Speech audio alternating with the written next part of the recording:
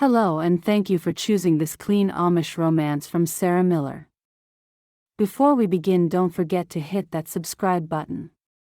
Your support helps us keep sharing more wonderful stories for free. Settle in as you step into a peaceful Amish community where faith is strong, hearts are open, and love finds its way. Enjoy. Copyright Sarah Miller. The Fields Between Us by Sarah Miller. Chapter 1. Lydia Brandt's hands were buried deep in the oat bin when she heard it. It sent a shot of red-hot anger to her stomach. It tightened her shoulders and set her jaw solid. It was just one name, drifting from the far side of the feed store like a spark on dry grass. Aaron King's lending his team for the haying over at the Stoltz place. He's a gut man. You can always count on him to be working the land. Henry Troyer's old voice was filled with admiration. Count on him. Lydia's spine stiffened. The scoop clanged against the tin bin as she jerked upright, nearly losing her balance on the worn wooden step stool. Oats spilled across the slatted floor in a soft hiss. Aaron King. Of course, he'd still be working the land, her family's land. She set the scoop down with a little more force than necessary and brushed oat dust from her sleeves, already regretting the motion. It stuck to her palms, itching under her cuffs. The man at the counter didn't notice. Men rarely did. Lydia, old Mr. Yoder said without looking up from the ledger, I got those cracked corn bags ready for Ruth's order in the back. I'll mark it down. She nodded curtly and turned, lifting her skirts just enough to avoid the spilled grain. Her cap, newly starched, felt too tight against her scalp. It was crushing her long blonde hair as if it knew she was trying to hold something in. Anger had a way of pressing up into her throat like rising bread dough. Her throat was dry, and suddenly, it was impossible to swallow. She hadn't heard his name spoken aloud in nearly a year. Not since her date's funeral. Not since the whispered conversations that followed, full of phrases like helping hand and blessing in disguise, as though what Aaron had done was an act of kindness, not betrayal. He'd fooled everyone, but not her. Needing to get away, she headed to the back of the feed room. It was dim and cool here. Dust motes spun in the sunlight slanting through the cracks in the siding. Lydia let the shadows close around her and leaned against the wooden beam for a moment, her eyes shut, her fists clenched. She didn't want anyone to see her hurt, her bitterness. He hadn't stolen the land. Nay, one said that. He'd bought it fair and legal. But her date had been sick, tired, worn to threads by worry and drought and grief. And Aaron knew that. Fair and legal in some quarters, daylight robbery in her mind. A pittance, that's what he'd paid. Tall, broad-shouldered, with those calloused hands and wind-tousled brown hair, he'd walked through their fields like he belonged there. Hazel eyes full of quiet calculation, or so she imagined now. He'd seen the way the crops clung to hope, even despite their neglect. He'd seen the way her dade faltered on the porch steps. And still, he'd made his paltry offer. She pictured him licking his lips, rubbing his work-worn palms together in satisfaction. A low offer. One he probably called generous. She called it betrayal. And Dade had taken it. A kindness, everyone said. Lydia knew better. She hefted one of the 50-pound sacks onto her shoulder with practiced ease. Her wiry frame belied her strength, and she wore it like armor. She'd needed that strength after her dade passed, after her ma'am followed just months later. After the farm fell quiet but for the creak of timber and the echo of old voices. The house wasn't shuttered. She lived there with her memories.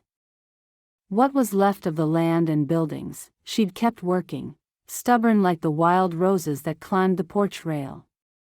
A few crops, chickens, and her. Alone. The women at the market spoke too sweetly, eyes full of careful sorrow. None of them asked how she really was. They didn't want the truth. Maybe she'd given it to them once too often. Once too vociferously. Ruth Esch had once said bitterness would rot the bones. Lydia said it was better than rotting from the outside in. "Need a hand with that?" came a voice behind her. She nearly dropped the sack. The voice was young, male, and too close. For a split second, her mind flashed to the motel, to Jacob Fisher's hand gripping her arm, the stale air, and the throb of panic. But when she turned, it was only Sam Yoder, red-faced and harmless as ever. "I've got it," she said, forcing calm into her voice. "Danky." Sam flushed and scratched the back of his neck. "Right. Just thought, never mind." She watched him retreat to the front, probably to tell the boys that Lydia Brandt was still made of thorns. She didn't care. Let them talk. By the time she'd loaded Ruth's order into the back of the buggy, her temper had simmered into something cooler, maybe a little sharper, like the wind that whistled over a snow-packed field. Still, in her mind, she chewed on the thought of Aaron King, lending his help and horses. Earning praise. And never once wondering about the farm he almost stole, the life he left behind. Lydia knew her mam's death had nothing to do with Aaron, but she couldn't help but blame him. Climbing into the wagon, she thought of Ruth. An Amish grossmammy, one who looked after all the community. Lydia had never known her own grossmammy. She hadn't known Ruth well until she fell on hard times. Then, like a blessing, Ruth had come and offered her a job. Lydia delivered the woman's salves, herbs, jams, and collected items for her. Did errands. It had made all the difference, and she could breathe easily for the first time in months. The road to Ruth's wound between early cornfields and wildflower-dotted ditches. A memory came of her mam, delighted when her dade brought home a bunch of wildflowers. "Better than roses," she'd say. "A bunch of wildflowers is weeds to some, to me they look like a prayer, gathered with care." It was a gut memory, and tears momentarily stung her eyes. Birds sang from fence posts. In another mood, Lydia might have noticed the softness of the breeze, the way it tugged at her prayer covering like a teasing sibling.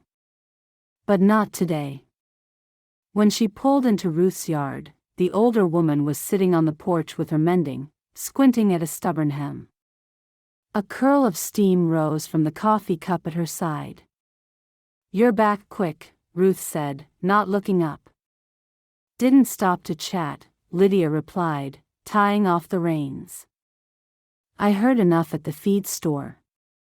She realized the words came out sharper than she intended. That got Ruth's attention.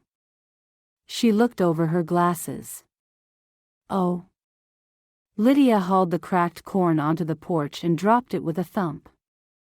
"Aaron King is lending his team to the Stoltz farm. Apparently, he's the district's new saint." Ruth hummed. "He's always been helpful." "Helpful," Lydia repeated, nearly spitting the word. "To everyone but the man whose land he bought for a steal, while that man was dying." Ruth patted the bench beside her. "Sit. Your blood's boiling, again." "My blood's fine." Lydia Brandt. The tone brooked no argument. Lydia sat. For a while, they listened to the wind chimes tinkle at the edge of the porch. A bee nosed around the geraniums. Lydia stared at her hands, still gritty from the grain. You're not angry because he helped someone else, Ruth said finally. You're angry because you don't understand why he did what he did to your family. Lydia didn't answer.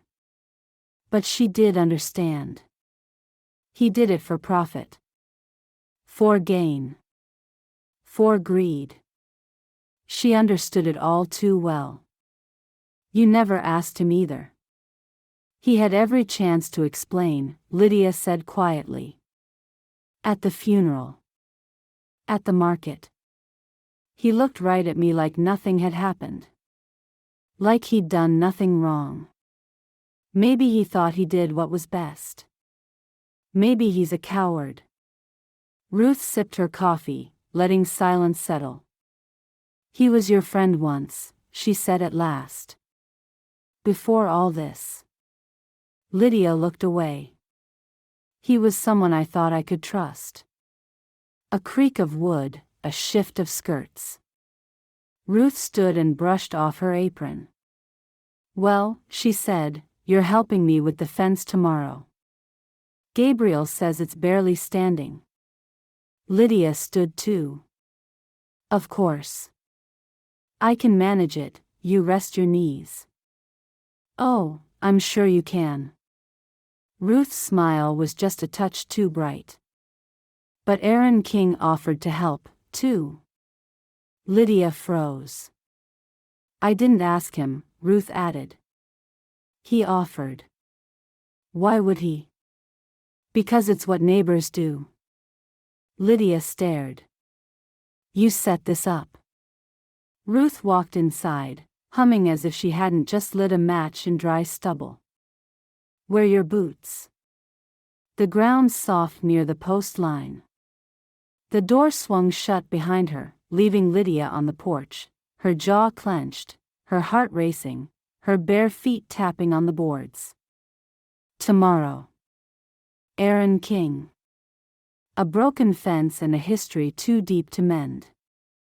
She didn't know if she'd spit or cry first. But she'd be ready. Chapter 2. Aaron King forked the last pile of bedding straw into the stall corner and leaned on the handle of the pitchfork. Morning light slanted through the barn's side slats, soft and golden, highlighting the floating dust. The cows were fed, the stalls mucked out, everything was done before most of the district had finished their first coffee. He should be content. Grateful, even. Instead, there was a bone-crushing weariness that seemed to want to grind him into the ground. It was not the kind of tiredness that came from hard work. That kind he liked. This was something deeper. Something hollow. Something missing. He turned and walked out into the yard, his boots crunching on gravel. His wagon was already loaded. The fence rails and posts for Ruth Esch were strapped down neat and tight. All he had to do was grab a horse and hitch it to be ready to go. There was nothing left to do now but drive them over and get started on the repairs she'd asked for. But he had time. And nothing was waiting for him at the end of the day except his own kitchen and a plate of whatever he threw together. The silence of his home was dependable, predictable. But the quiet used to be peaceful. Lately, it felt more like absence, or even loss. The clang of iron drifted across the fields from Gabriel Schrock's forge. Aaron set off down the lane without thinking, his hands in his pockets. The forge always smelled of heat and soot and effort. It comforted him in a way he didn't question. Gabriel was already at the anvil, working on what looked like a new hinge. He paused when he spotted Aaron, wiping sweat from his brow with a thick cloth. You're early, Gabriel said. Aaron nodded. Got the rails loaded. Figured I'd stop by. Why had he? You came for coffee. Aaron allowed a slight smile. Denki, maybe. Gabriel disappeared inside and came back with 2 chipped mugs. They sat on the bench beside the forge, steam curling up from the dark brew, quiet settling between them like it often did. But this was companionable quiet, and it didn't make Aaron feel like ants were crawling inside his gut. "You've been thinking again," Gabriel said finally, taking a sip. "Is it that obvious? You get this look." "The same one I had the year before I met Hannah." Aaron didn't reply. Gabriel rested the mug on his knee. "You ever think about marriage?" Aaron blinked. "That's a bit sudden. You're 28. So are you. The difference is, I'm not walking around with my shoulders up near my ears like the world owes me something I won't let it give." Aaron huffed a quiet breath. "I think about it." God knew how much he thought about it, but there was nay one for him. Gabriel nodded. "And? I wouldn't know where to start." Gabriel took another sip, letting the silence hold. Aaron looked down into his mug. "I want it. Not just the wedding. The rest of it. The work. The learning to adjust to another, even the arguments, because from them you grow. It's the knowing someone's there that I miss. Not just at supper. But at the end of a hard day. Or when something breaks. Or when the corn comes in gut, and you want to tell someone who'll smile like it's their win too." Gabriel didn't interrupt. Aaron went on, his voice low and wistful. "I've built a life. A gut one, I think. But it's all held together by my own hands. There's nothing shared.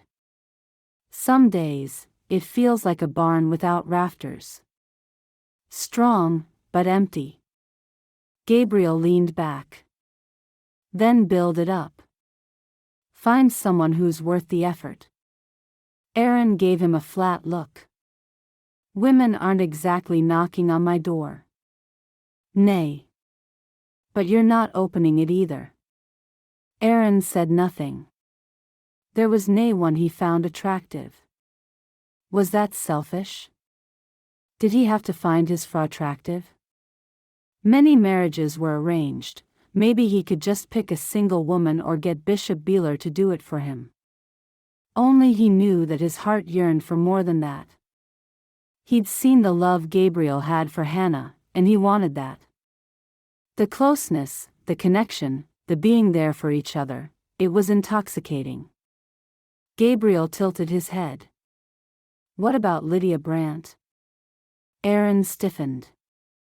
"She thinks I cheated her family. She thinks you underpaid for her dade's land when he was vulnerable. He came to me. I paid what he asked and paid off his debts. I did what I thought would help. And she doesn't know that." Aaron looked out toward the pasture, his jaw tight. "She doesn't want to know it. Besides, I made a promise."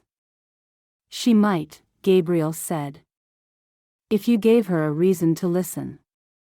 "She glares at me like I spat in her pie." Gabriel chuckled. "Hannah once threw a pie at me. A real one. Raspberry." Aaron raised a brow.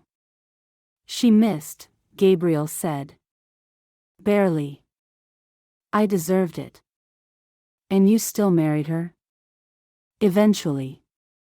After I stopped trying to make her into someone easier and started seeing who she really was." Aaron was quiet.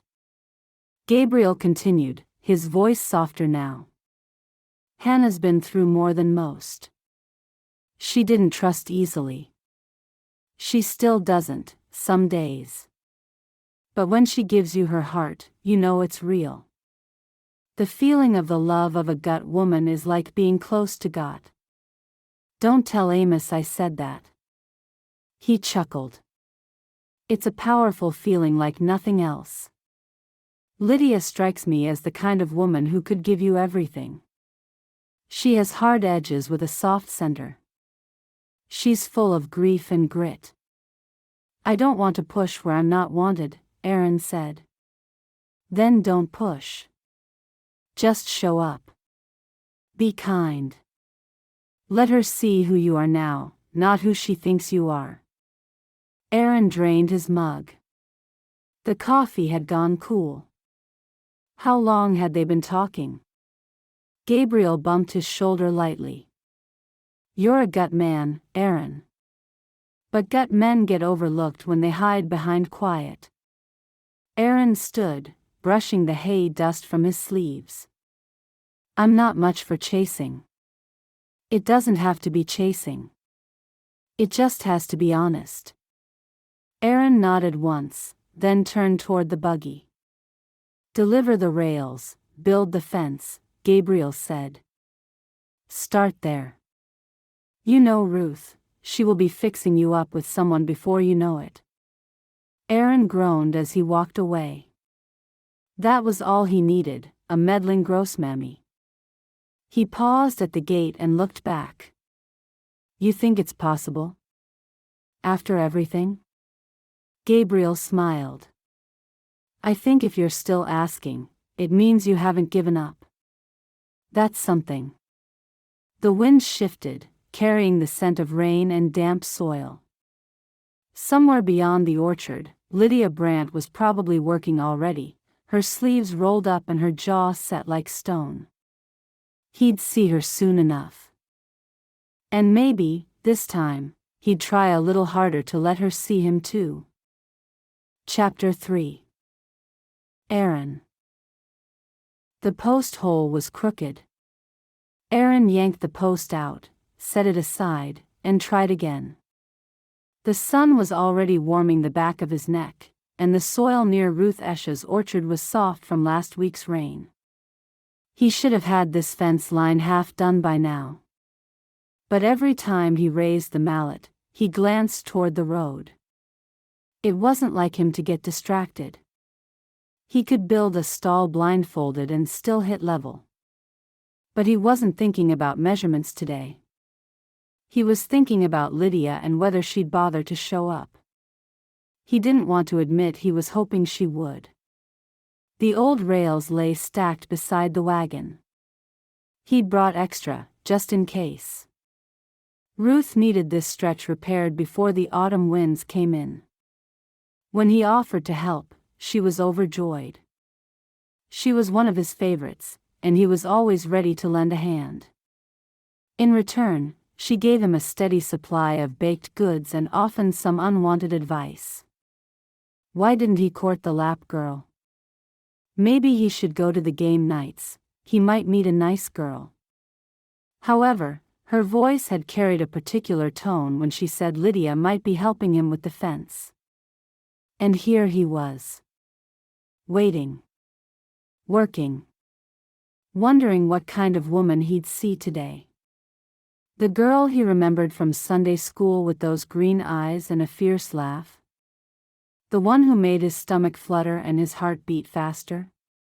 Or the woman who'd looked at him last fall like he was dirt on her shoe? The mare lifted her head as hoofbeats approached. Aaron didn't turn at first. Just took a long breath. Then he looked. Lydia was approaching in her buggy. His heart clenched. There was no smile. Just her, in her dusty work boots and a plain brown dress, skirts tucked up for the movement. Her cap was snug against her hairline, not a wisp of blonde showing. She looked like she was arriving for a court summons. He set down the spade and waited. She climbed down and tied off her horse. For a moment, she didn't speak. Just looked at the field, the rails, and the work already started. Then her eyes found his. You didn't need to bring so much, we're not replacing the whole fence. There was that ferocity, that challenge. He shrugged. I didn't know how much was rotten. I did. He didn't answer. She walked past him and picked up a rail. Her shoulders were squared, her expression hard. But her hands trembled slightly as she set the wood down by the next post. Aaron turned back to the hole, drove the spade deep, and let the weight of the day settle in. He'd hoped that this might be a time to build something. It wasn't. This was going to be a long day. Lydia. He looked the same. That was the worst of it. Maybe broader in the shoulders. Maybe his voice had grown a little deeper. But he was still Aaron King. The same boy who used to hand out apples from his pocket at harvest. The same boy her dad once called a gut man, reliable. And he was still handsome. She hated that part most of all. She hated how he moved without hurry, like the land would wait for him. Hated the calm in his voice, the way he didn't rise to her bait. She hated how much she'd once liked the sound of his laugh.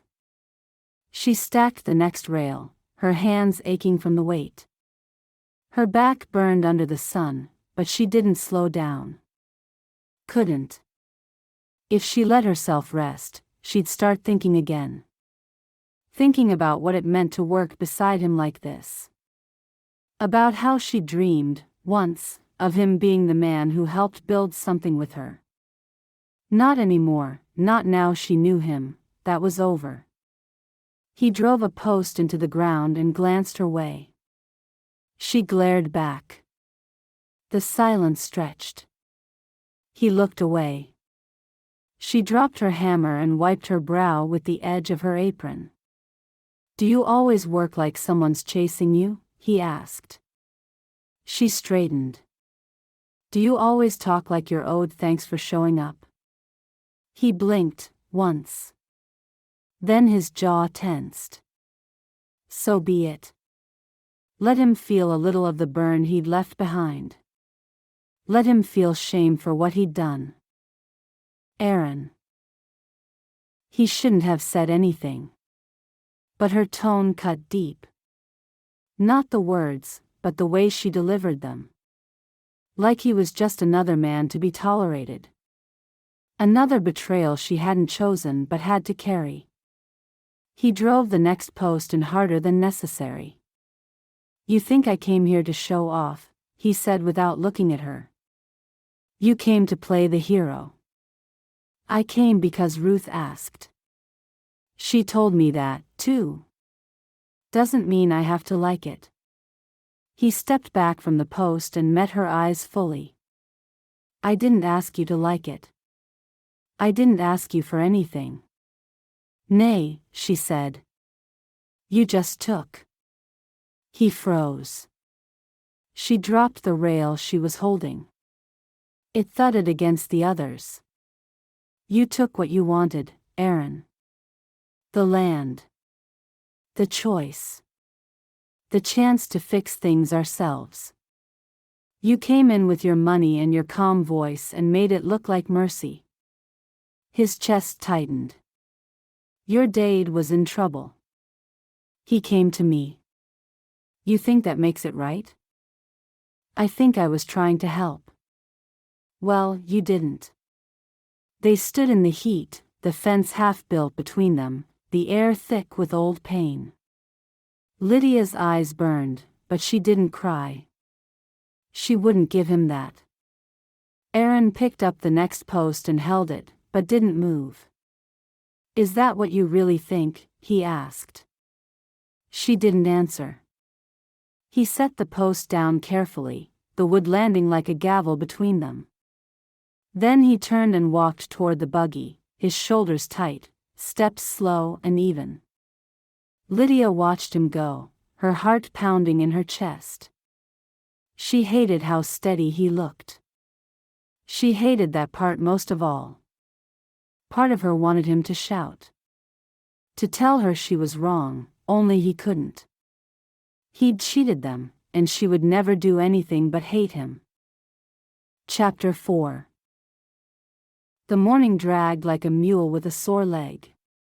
Every rail Lydia lifted seemed heavier than the last, and the sun had long since turned from warm to oppressive. Sweat beaded on her neck beneath her prayer covering, and her dress clung damply to her back. But she didn't slow. Aaron worked ahead, silent and focused. He never seemed to tire. His shirt was streaked with dust, his arms brown from the sun and labor, but his breath never hitched. Lydia hated that he moved with that same quiet strength he'd always had. It was like he belonged on the land, like he could command it just by standing there. She bent to retrieve another rail, her muscles protesting, and turned toward the stack by the buggy. She didn't notice the soft slope near the orchard roots. Her foot hit loose soil and twisted under her with a sickening jerk. She cried out as her leg buckled and she hit the ground hard. A sharp pain shot through her ankle, and the breath tore from her lungs. Aaron was beside her before the echo faded. "Don't touch me," she hissed, heat flooding her cheeks even as pain throbbed up her leg. For a moment, she remembered a motel room. A man grabbing her and trying to pull her in. She'd escaped, but only just. He stopped short, the shock on his face clear, but he didn't retreat entirely. "You need to sit. Let me see it." "I'm fine." "You're not." "I said I'm fine." He crouched nearby, his voice steady but low. "Lydia, stop fighting me and let me help." She swallowed hard, bracing herself on her palms as she tried to shift her weight. Pain stabbed again, and she winced at both the pain and a wave of dizziness that threatened to keep her on the ground. Aaron didn't say a word. He reached out slowly, carefully, as if approaching a frightened colt. When she didn't swat him away, he put his fingers gently on her ankle. "This is bad. I can already feel the heat and swelling. You need to rest." "I'm fine." She tried to stand and couldn't. He took her hand and helped her upright. Her pride screamed louder than her ankle, but she couldn't argue anymore. Ruth's voice called from the porch. "What's happened?" "She twisted her ankle," Aaron answered. "Well, she can't work like that." "Aaron, you'd better take her home." Aaron's mouth opened, and Lydia shook her head. "Now, don't be silly, the pair of you. Don't make me come down there." "I can drive myself," Lydia said through clenched teeth. "You can barely stand," Ruth called. "And don't bother arguing. Let the man do one thing useful." Aaron helped her to her feet properly this time. He let her lean on him, standing solid and silent. She wanted to pull away, to walk upright and proud on her own 2 feet, but every step sent lightning through her ankle. He lifted her gently into the buggy and climbed in beside her, taking the reins with practiced ease. They rode in silence, the kind that had too much behind it. Lydia stared straight ahead, her jaw set. Her hands rested in her lap, her fingers curled in on themselves. Her pride was frayed and thin, hanging by a thread. She hated needing help. Hated being the woman who couldn't even walk home on her own. Hated the fear his sudden arrival sparked, and hated even more that once it was gone, she felt safe with him. Aaron didn't speak. His posture was straight, his hands steady, but she saw the flicker in his eyes. A glance in her direction. A pause in his breath. He pulled into the lane with familiar ease. The sight of the old farm didn't ease the knot in her chest like it used to. It felt too big now. Too empty. She'd done her best to keep it alive, but there were days when she felt like a ghost walking through someone else's memories. Aaron rounded the buggy and reached for her before she could argue.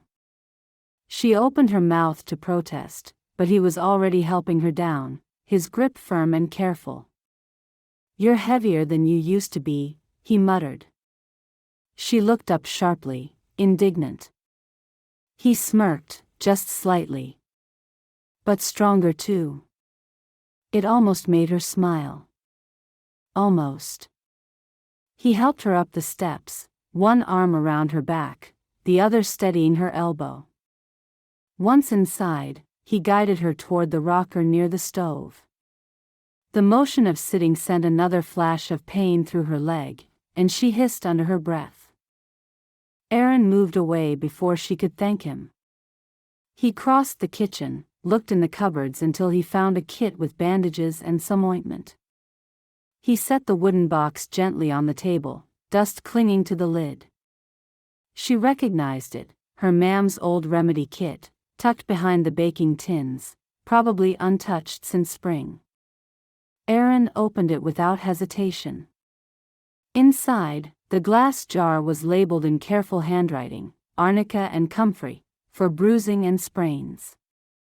The faded label bore Ruth's tidy script, but the lid had Hannah's mark, her cross-stitch heart painted in a faint red dot at the top.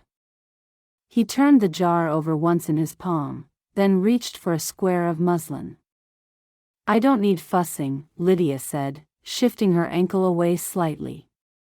"You need wrapping," he answered calmly. "And this'll ease the swelling." She didn't move. But she didn't stop him either. He dipped a clean cloth into the water bucket by the stove, wrung it tight, and came back to kneel beside her. His hands were calloused, his touch surprisingly gentle. He folded the cool cloth and laid it across her ankle with care.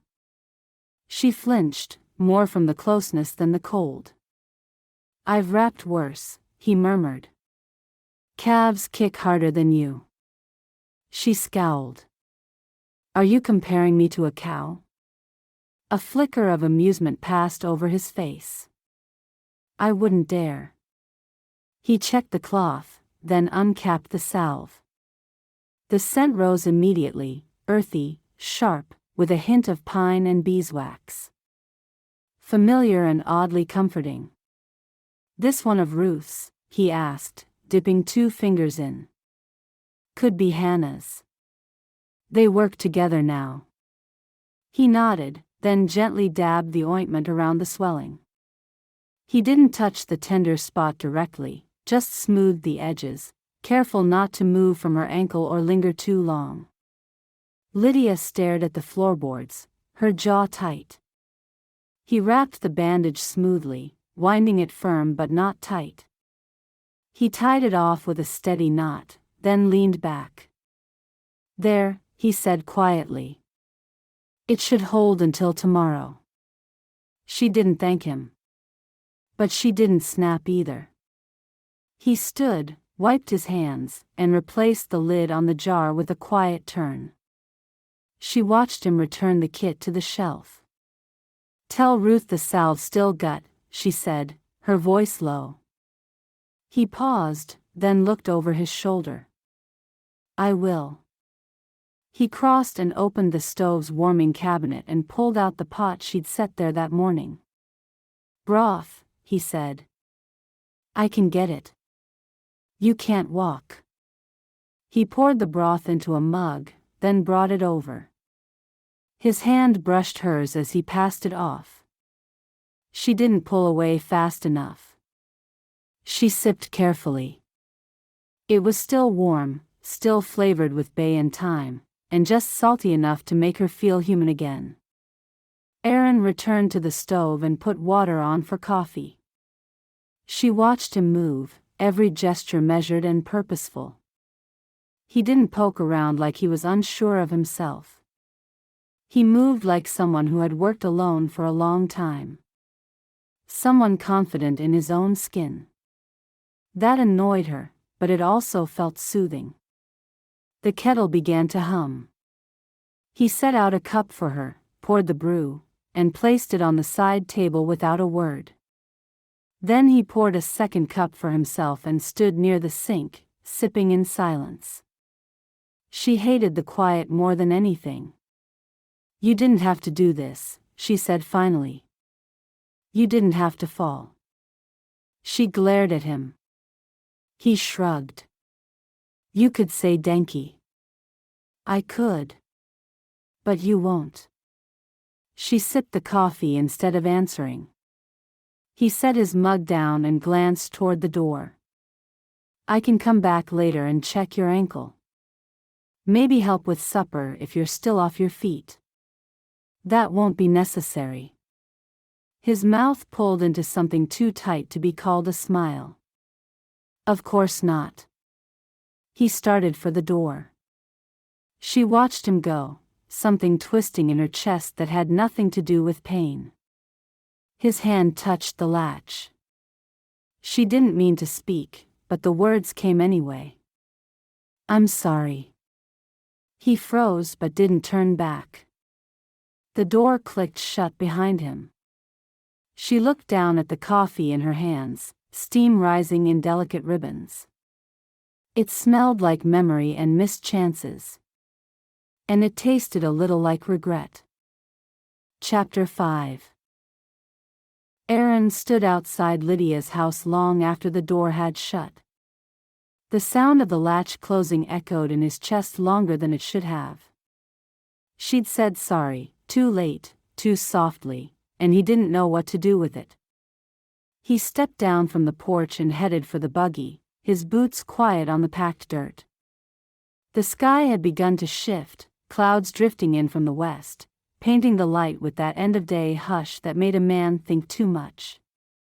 He unhitched her horse, took it to the barn, and saw that it was looked after for the night. Then he began the walk back to Ruth's. He didn't look back. Once there, he picked up his own buggy and told Ruth she was fine. He knew his jaw was tight, his shoulders tense, but he didn't know how to let it go. The road home was rutted and familiar. His mare walked it without command. He held the reins loose and let his thoughts drift like the dust curling behind them. Lydia. She'd let him help her. That part still surprised him. She hadn't screamed, hadn't shoved him away, even when pride tightened every line in her jaw. He'd seen the pain in her eyes, but also something else. Exhaustion, maybe. Grief that had turned into armor. He hadn't minded supporting her weight. In truth, he liked it. Not because it made him feel needed, but because it gave him a glimpse of what it might be like to be near her without her bristling. Without her seeing him as only a thief or a mistake. The buggy creaked as they drove. She hadn't spoken a word. Just stared straight ahead, her jaw clenched, her lips thin. But when he helped her up the steps and eased her into the rocker, she hadn't stopped him. When he tended to her ankle, when he found the broth and warmed it, when he poured the coffee and set it beside her, she hadn't turned him away. For 20 minutes, he'd felt useful in a way that mattered. He could still see her fingers curled around the mug, the way she leaned back, not relaxed, but not pushing him out either. Her pain made her quiet. Her pride made her sharp. But her silence had softened just a little toward the end. Until he said he'd come back. And then she snapped. It felt like being slapped with words he hadn't earned, but maybe he had. Maybe he always would, in her eyes. She didn't know what really happened. Didn't know her dad, Lydia Brandt, had come to him desperately. The man had pulled Aaron aside after church and told him the truth in a voice barely louder than a whisper. The bank was only part of it. Josiah had borrowed from a man in Lancaster, a smooth-talking Englisher lender who preyed on farmers with too much pride and too few options.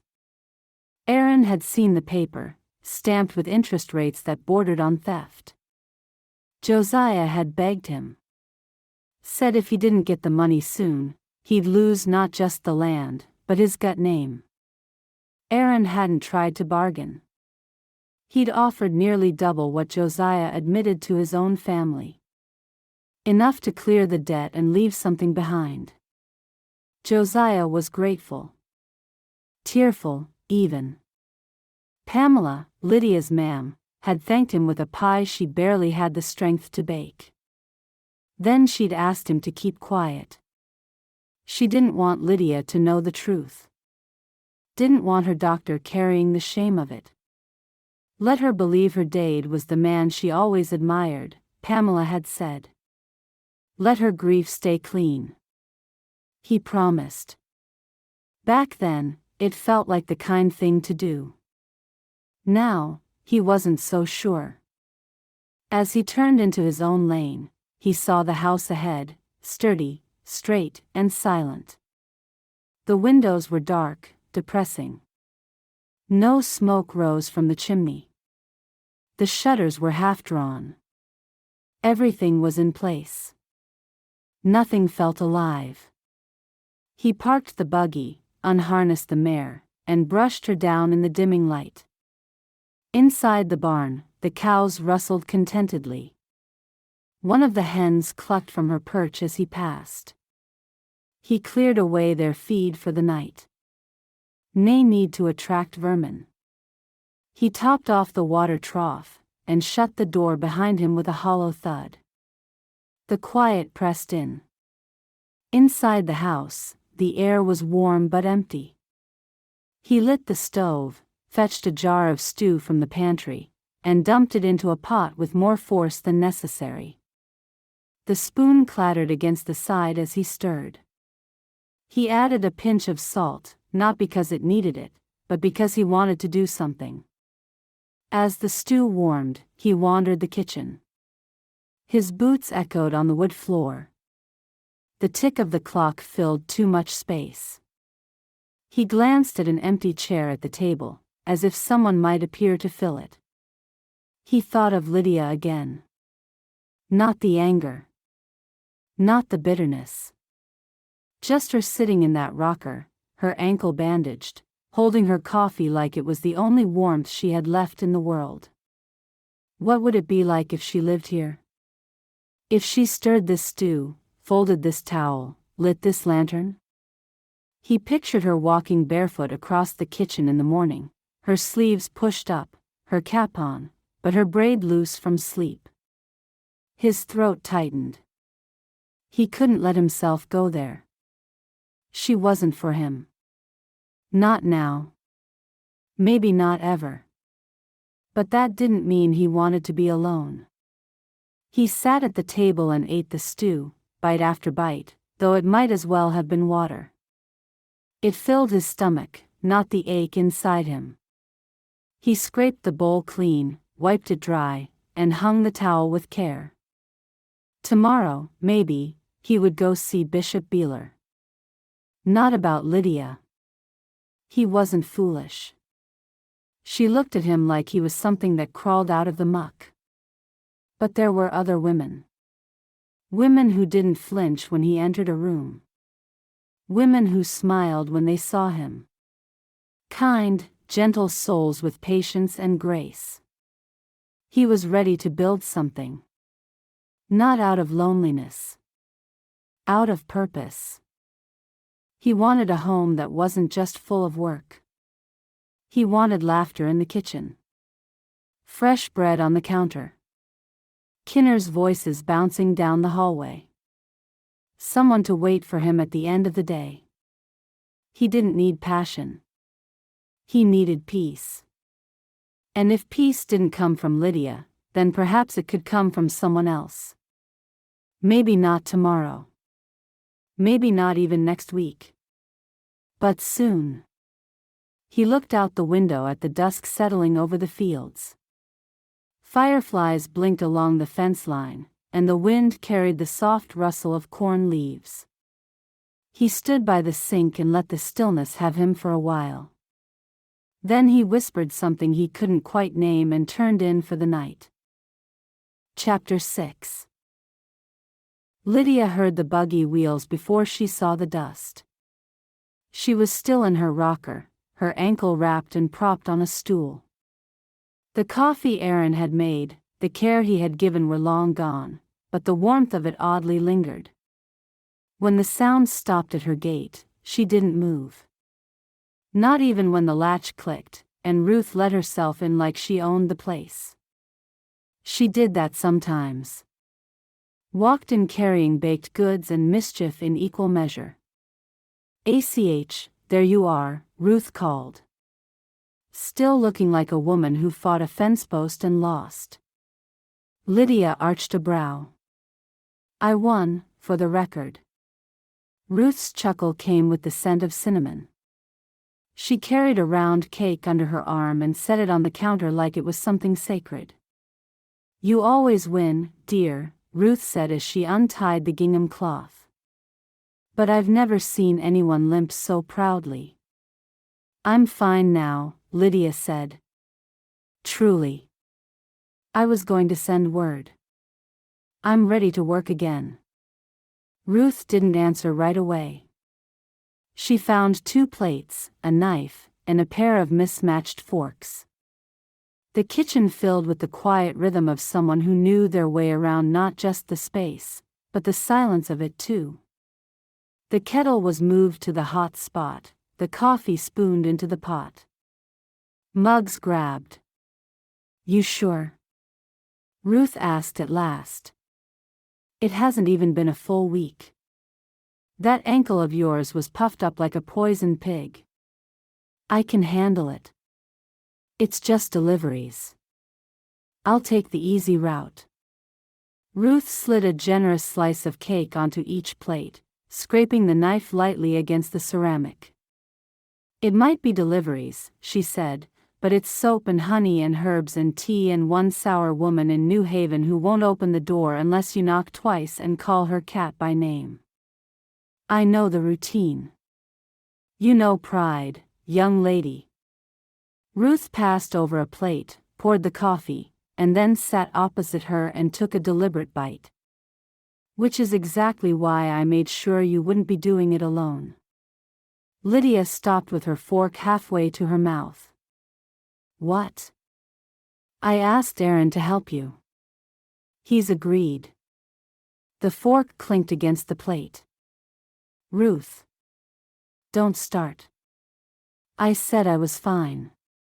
And I said you're not doing it alone.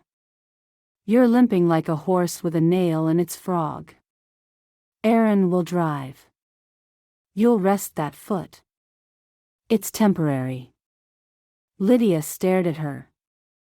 "You asked him without telling me?" "I did."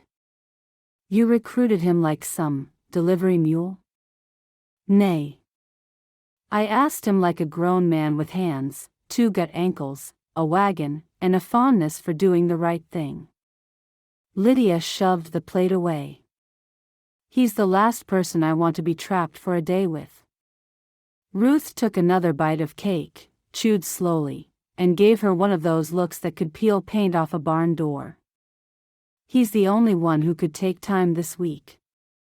Gabriel and Reuben are busy. Levi's arm is still healing. Tabby's working double. And you, dear girl, need to get out of this house." "I could ask someone else." "You could. But you won't. Because you're too proud to admit you're not fully healed and too stubborn to say you miss the world outside this room." Lydia swallowed the tightness rising in her throat. "Why him?" Ruth sipped her coffee. "Because he said ja." That stopped her. Ruth leaned forward, her elbows on the table, her eyes kind but unrelenting. "He didn't hesitate, Lydia. Not 1 second.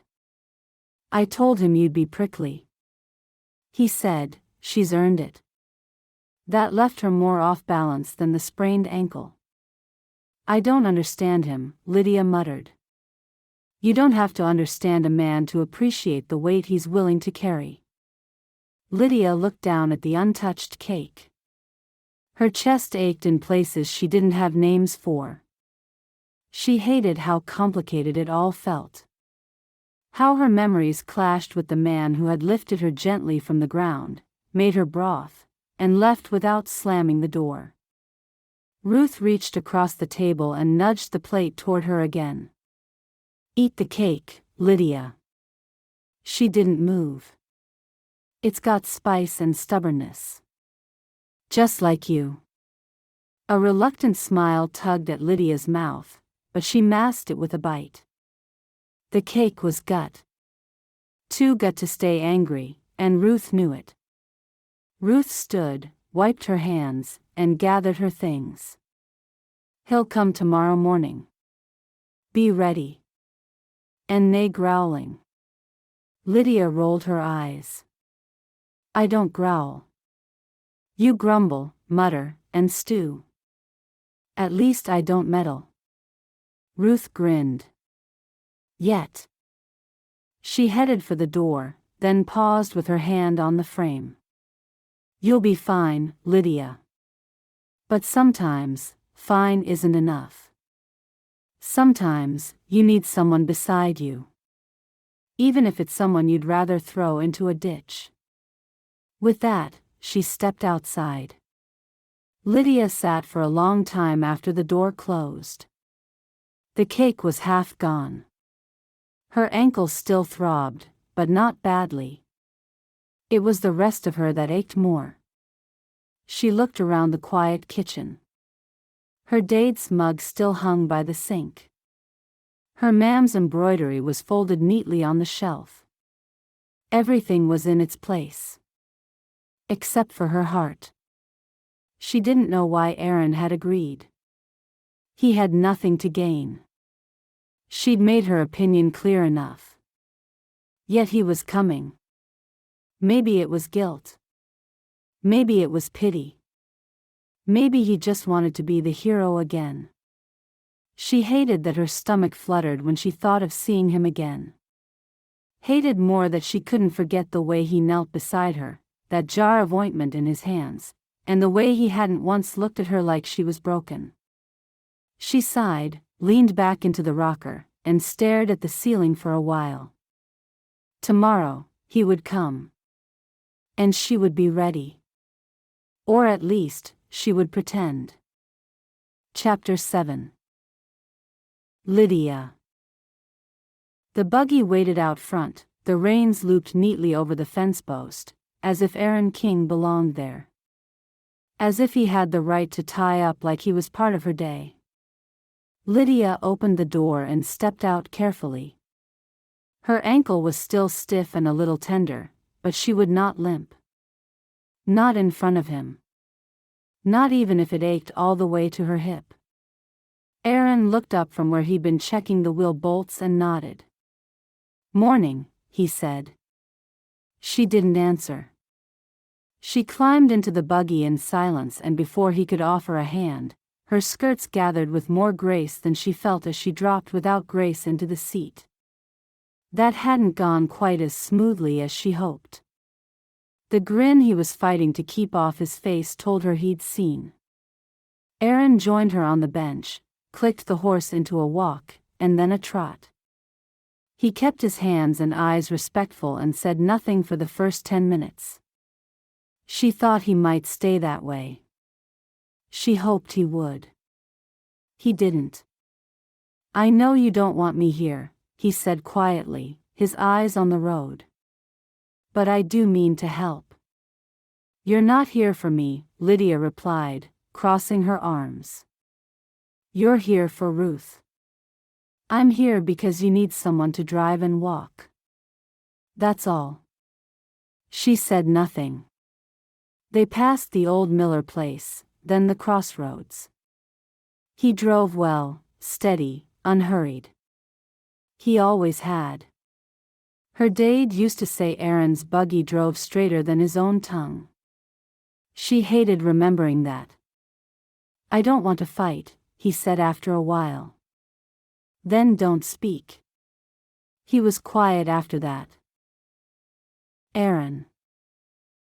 The silence cut more than her words. He didn't know what he'd expected. A grudging danky? A nod? Even an insult would have been easier than her tight jaw and arms crossed like she was bracing for war.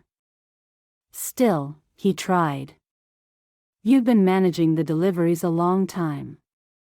She glanced at him sideways. You checking my credentials now? I'm saying it's a lot. Even without a sore ankle. I've done harder work. I know. It was the truth. And it hurt a little that she never seemed to believe he meant it. They reached the first stop, a house nestled behind a patch of sunflowers. He offered to carry the soap box. She waved him off and did it herself, limping but proud. Back in the buggy, she sat stiff as a fence post. You going to stay angry forever? He asked finally. Not forever. Just until my ankle heals. And maybe until the wheat comes in. You've made your point, Lydia. Nay. You made yours, years ago, when you waved that deed around like it was a gift. He gripped the reins tighter. The road curved just ahead, and he didn't want to speak, not like this. But the truth hovered on his tongue, desperate for air.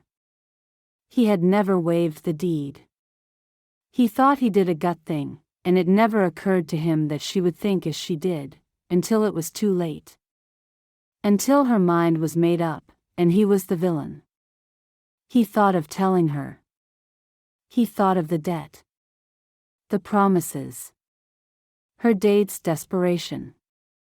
The words he'd sworn to keep buried. He wanted to explain, but her face was closed, her mouth drawn tight. So he said nothing. And maybe that silence was worse. Aaron stared at the road. It wasn't like that, he said softly. He wanted to say more, but he knew that this was not the time. He couldn't destroy her view of her dade, not yet, maybe not ever. She turned away. Lydia. She hated how fast her heart was beating. She hated that his voice, so low, steady, maddeningly calm, sounded like it might actually carry regret. She didn't want regret. She wanted guilt. She wanted him to squirm under the weight of what he'd taken. How could he expect her to like him after what he'd done? The silence stretched between them, broken by the creaking of the buggy and the clip-clop of the horse. She looked at him again. There was nae smugness on his face. Just weariness. And something else she didn't want to name. The sky had darkened while they drove.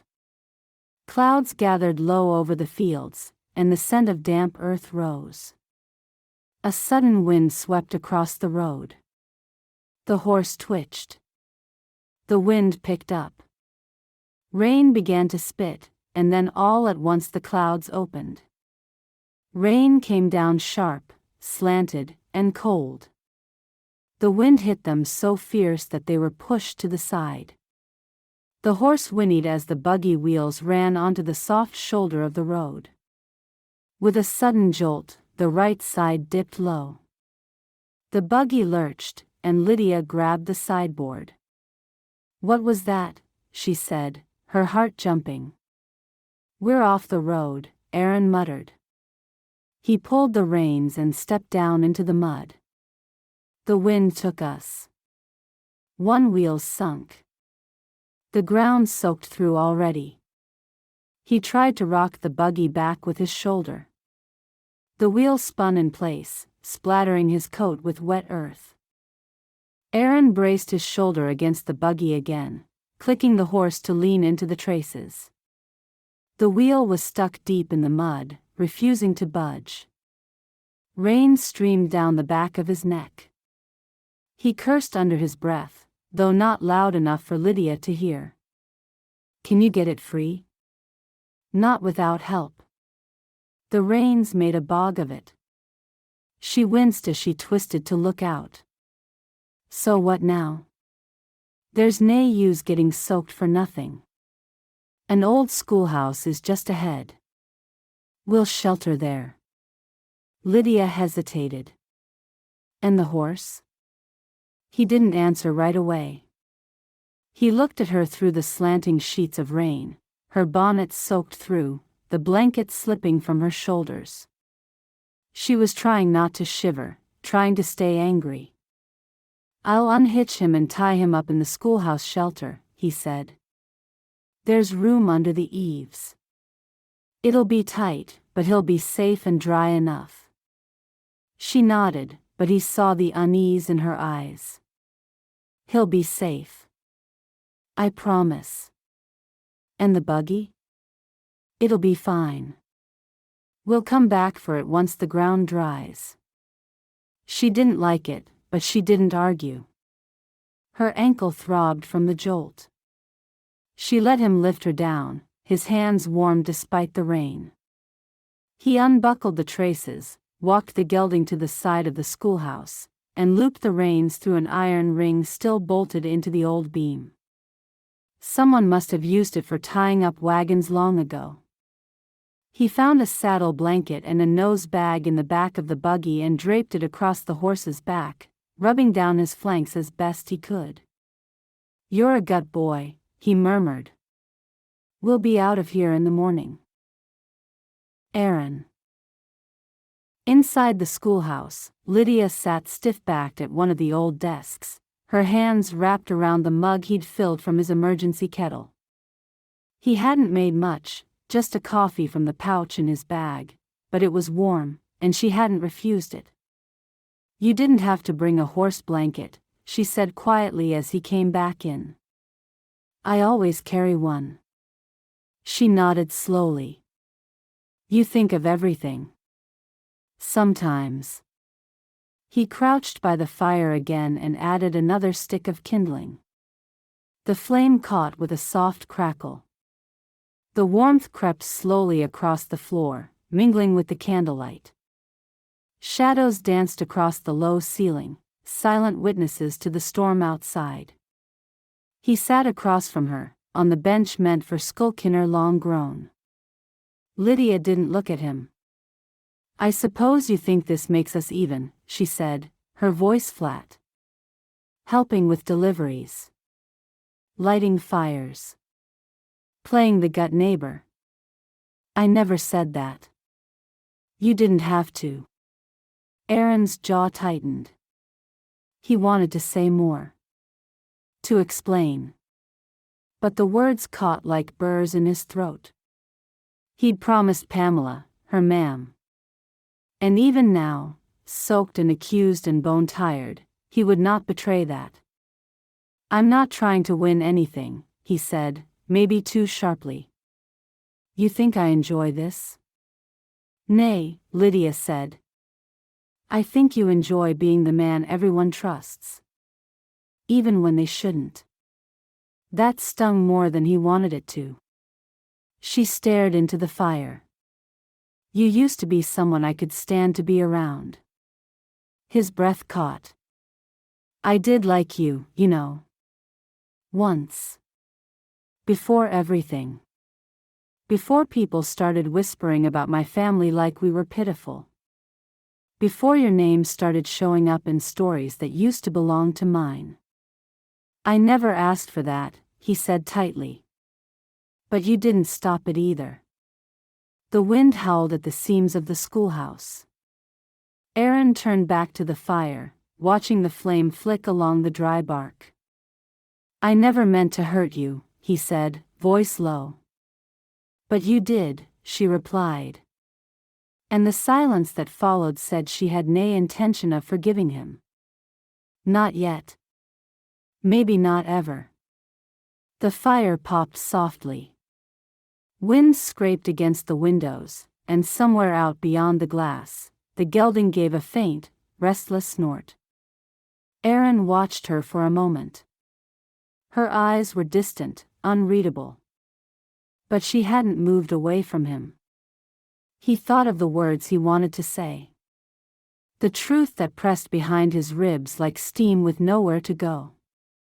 He could speak it. He could try. But he had made a promise. And she wasn't ready to hear it, not from him. So he said nothing. Lydia's jaw shifted slightly. Her fingers tightened around the mug.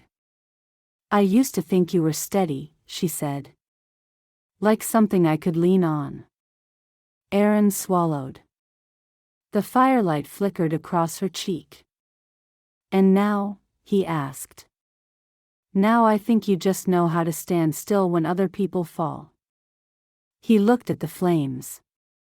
That's not fair. Nay, she agreed, her voice quiet. But it feels true. The wind gusted again, rattling something loose outside. The geldings stamped once, then settled. I don't know why Ruth thinks this is a gut idea, Lydia muttered. Putting us together like this. Like anything good ever came of it. Aaron said nothing. He knew Ruth's reasons. He knew his own. But none of that mattered when she sat across from him like she was holding a sword beneath her coat. I've hated you for so long, she said, so softly he almost missed it. I know. Her eyes glistened, but she didn't cry.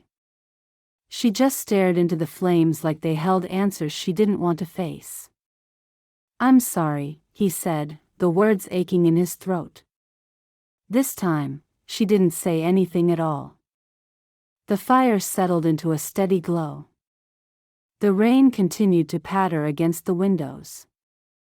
And slowly, beneath the blanket he'd given her, Lydia shifted in her seat until her shoulders relaxed just a fraction. I suppose, she said, her voice low, we're stuck here till morning. He nodded. We are. She closed her eyes for a moment, just long enough for him to see the weariness that had nothing to do with the storm.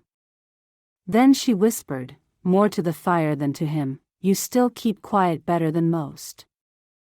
And somehow, that was the first thing that didn't sound like an insult. Chapter 8. Lydia lay on the bench beneath the schoolhouse window, the blanket tucked tight beneath her arms, pretending not to listen. Aaron had gone out to check the horse again. Or so he said. She told herself she didn't care. But when the door creaked open a few minutes later, and didn't close again right away, she grew suspicious. She heard nothing at first, just the rustling of his coat as he moved near the window. Then, faintly, his voice. Lord, I'm trying. The words were spoken barely above a whisper, the tone hoarse. It wasn't meant for her. I didn't handle it right. I should have done more. Should have said something sooner. If I'd had more courage, maybe Josiah would still be here. Maybe Lydia wouldn't hate me. Help me find a way through this, Lord. Her breath caught as he continued. I didn't mean to let it go so far. But I promised Pamela. I kept that promise. Maybe that was a mistake. I don't know anymore. Help me. Amen. Lydia pressed her eyes shut, but the words wouldn't leave her. She turned her face into the crook of her arm and lay still as he came back in, his footsteps careful on the old wood floor. He didn't see that her eyes were open a crack. He didn't see the way her fingers clenched around the edge of the blanket. He just crouched by the fire again, added more wood, and sat in silence. As if his own words had drained him. She didn't move. Didn't speak. Eventually, sleep took her. The morning sun poured through the broken panes of the schoolhouse window. Lydia stirred, blinking against the light. Her body ached from the hard bench, and her hair felt limp and damp, but the storm had passed. The air smelled fresh, like new earth. She sat up slowly. The fire had burned down to soft embers. The door opened. Aaron stepped inside, brushing his hands clean on his trousers. His shirt was still damp in places, but he looked more himself again. Less like the ghost of regret he'd seemed the night before. Morning, he said, keeping his tone light. She nodded but said nothing. The buggy's free. The ground dried quicker than I expected. I checked the wheel and added a wedge. It'll get us home. I suppose that means I owe you thanks. Nay, he said. You don't owe me anything. She watched him for a moment, her lips pressed together. Then, without a word, she pulled off the blanket and stood. He offered his hand to help her down the schoolhouse steps. She ignored it, managing with only a slight hitch in her gait. The horse snorted as they approached. Aaron reached up to tighten the harness. Lydia climbed into the buggy in silence. There was a lot to think about, but she didn't want to think. She didn't want to admit that he'd been there for her and had asked nothing in return. What that meant was that he could be a gut man, and she couldn't entertain that thought. The ride back was quiet. Aaron didn't press her to talk. Lydia didn't feel ready to say anything that wouldn't come out sharp. But she watched him from the corner of her eye. The way he kept his posture relaxed, his hands loose but firm on the reins. The way he occasionally glanced up at the clouds, as if he expected the storm to come back. It didn't. When they pulled up outside her home, Aaron helped her down without comment. She could have waved him off, but her ankles still throbbed, and the stiffness had settled into her calves. She allowed it. Barely. Inside, the house was cold. The coals in the stove were long gone. Without thinking, Lydia lit the fire. Aaron lingered by the doorway, shifting from foot to foot. I should get back. You could eat first, she said, then cursed herself for saying it. He raised his brows slightly. There's bread. And jam. I can scramble a couple of eggs. You don't have to, he said. I know. She turned without looking at him and went to the kitchen. By the time he sat down, she had a small plate in front of him and poured him a mug of coffee. He ate quietly, thanked her, and left without asking for anything more. When the door shut behind him, she stood alone by the sink, staring at the plate he'd emptied. Why had she made him breakfast? She told herself it was politeness. Nothing more. He'd helped her, after all. Any decent person would do the same. Still, something itched at the back of her thoughts. Later that morning, she walked to the market. Her ankle was still tender, but she needed air. And distance. The sky had cleared into the kind of blue that begged you to believe things might grow again. That anything was possible. The stalls were already buzzing by the time she arrived. Lydia kept her head down and moved quickly past the pickle stand and the preserves, stopping only to collect a parcel for Ruth. She was almost free when she passed old Eli Mast, seated on his usual bench beside the post board. Well now, he said with a grin, if it isn't Miss Lydia Brandt, bright-eyed and dry after the storm. I'm sure I wasn't the only one caught in it, she muttered, adjusting her grip on the parcel. Who had heard about that, and what did they think? But I heard who was with you. The King boy, wasn't it? She stiffened. Ruth wanted him to help me. Why didn't she just walk away? Eli was trying to get a rise out of her. So I gathered. He tipped his hat back with one finger. I heard you two were cozying up in the old schoolhouse. Cozying. Heat hit her cheeks at such a thought. She would never cozy with that hated man. We were stuck, she snapped. It was a storm, not a picnic. It looked like Eli had his rise. She took a breath. She'd done nothing wrong. Eli chuckled. Nay harm meant, Lydia. Just saying it's a curious turn. Thought you couldn't stand the sight of him. I can't. And I won't ever trust him again. Eli sobered, nodding slowly. Ah. Still carrying it, are you? She bristled. Carrying. I see that man as he really is. So many of you see the face he puts on, not me. I see through it. He tapped his cane lightly against the ground. Maybe. Or maybe you've only seen the piece of the story someone wanted you to see. Lydia narrowed her eyes. Meaning what? Meaning, Eli said, rising slowly, sometimes a gut man does things that look wrong for the right reasons. That doesn't make him bad, it just makes him human. He shuffled off, leaving her standing there with her parcel and her anger and her thoughts all in a tangle. She turned back toward home, muttering to herself the whole way. What did he mean? He didn't know Aaron like she did. But what if she was wrong?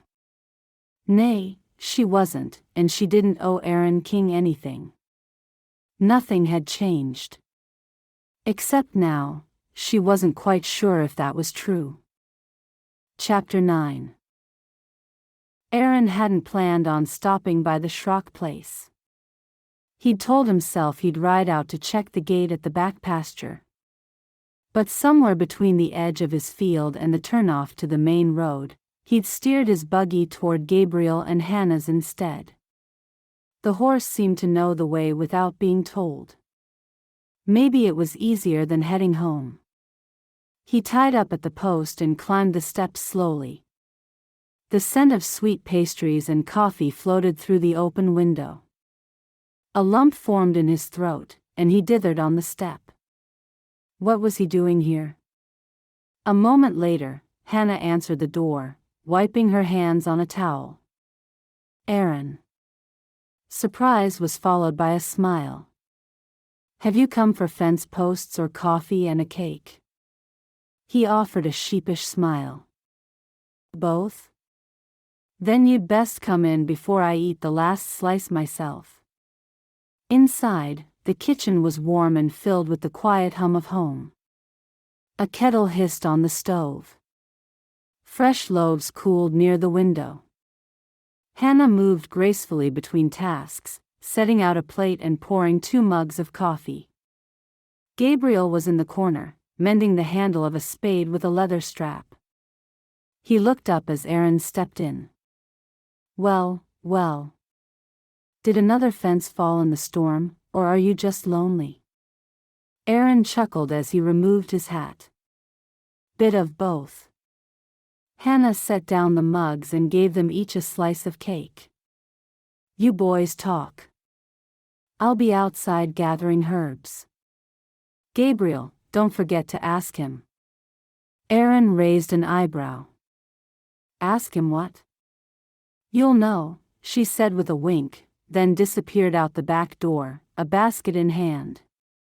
Aaron sat, taking a sip of the steaming mug. The cake was warm, sweet, and rich with icing. He barely tasted it. They sat and ate and talked about nothing. Aaron could feel the coffee hot in his gut. Even it didn't seem to want him. The cake sat heavily with it, and he pushed the plate away. It was delicious, and yet he wished he hadn't eaten it. The unsettled feeling in his stomach wouldn't go away. Gabriel watched him for a minute. You're quiet. I'm always quiet. This is different. You look like someone carrying a sack of bricks in his gut. Aaron shifted. It was a gut analogy. It's nothing. It never is, until it is. Gabriel leaned back. Come walk with me a while. They stepped outside into the clear air. The sun was drying the dew on the grass, and the bees were busy in Hannah's herb patch. A gentle breeze stirred the trees, and a bird sang somewhere in the hedgerow. They walked past the garden to the edge of the paddock, where the fence ran along a line of newly planted beans. "So," Gabriel said, rubbing a hand along the top rail, "you going to tell me what's bothering you, or do I have to guess?" "I already said it's nothing." Gabriel gave a small snort. "You've got that look. Same one I had when I thought Hannah would never forgive me." Aaron turned away. Gabriel didn't press. He waited. The silence stretched between them like a tight wire. Then footsteps sounded behind them. Light, purposeful. Aaron didn't have to look to know who it was. Lydia. She walked down the lane, her chin high, a basket on her arm, and her mouth set in that determined line that made his chest twist. He glanced once, just once, but it was enough. Gabriel saw it. "She still won't talk to you?" Gabriel asked, after she passed without a glance. "She talks. Just not kindly." Gabriel tilted his head. "You still care for her?"